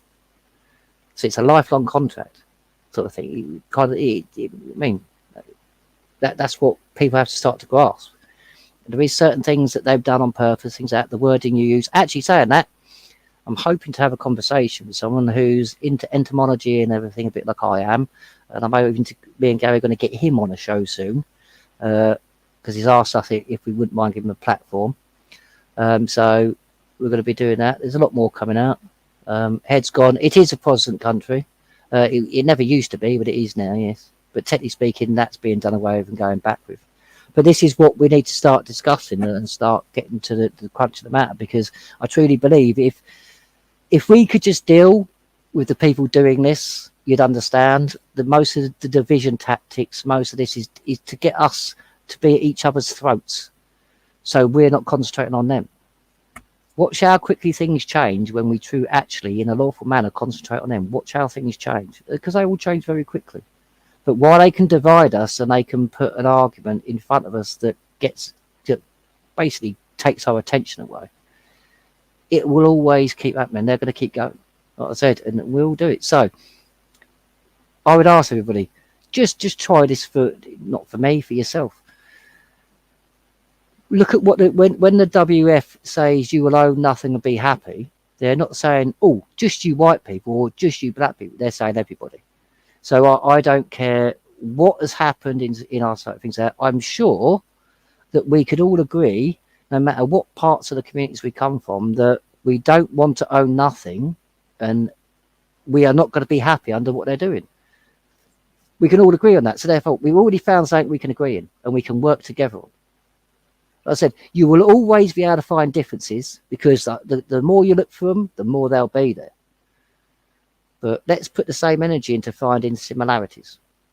And first of all, that's what I'm saying. Let's start having conversations. Let's start joining in on what we're all facing. So what's going to affect us all, not what's affecting one community more than another community. Let's say, right, what affects us all? Because we won't have time to do any of this if it carries on. But if we can sort this now, then we can spend the next 50 years discussing all the other problems. But right now, we will have nothing. Well, I'm going to jump off now. Obviously, Gary can't get back on. I haven't bored you too much. Listen to me on my own. There will be more shows. We are going to be doing some to Facebook, some to YouTube. So get subscribing. Please hit the like. Please subscribe. Please share as much as you can. And again, if you know, it doesn't matter whether it's 5G or things like that, we have a case where we can get any criminal activity and any criminal evidence added to it. That means all the groups can all do this together. Like I said, we haven't got an ego, so we're quite happy for other groups to input into the case that we've built up. Let's do it together. We've already set the foundation there. Let's do it together. Let's start utilising the hard work that you lot have done. Let's all start coming together and understand that we can unite on the fact that these people need to be prosecuted. These people need to be stopped.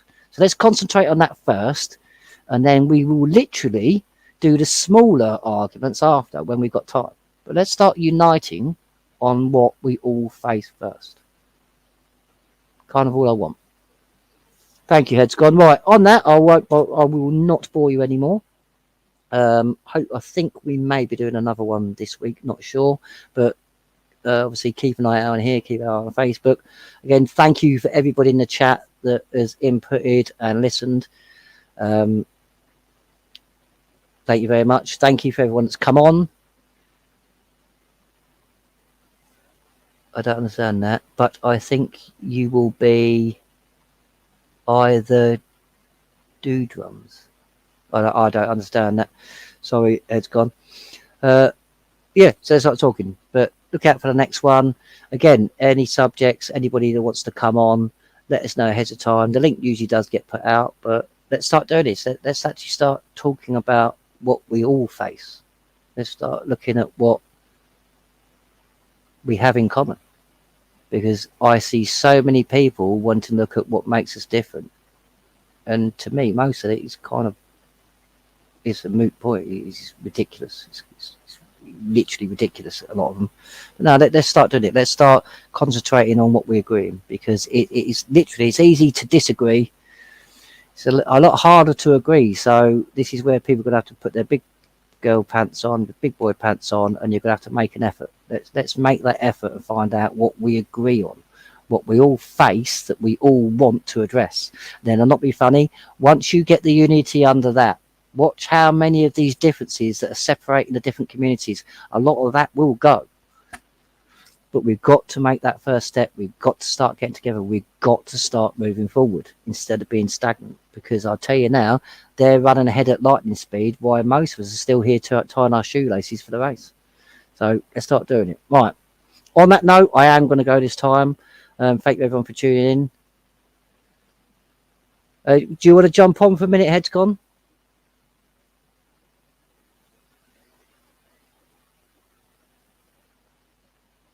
If you want to jump on with bring up a subject that or say so, I'll stay on for a little bit longer.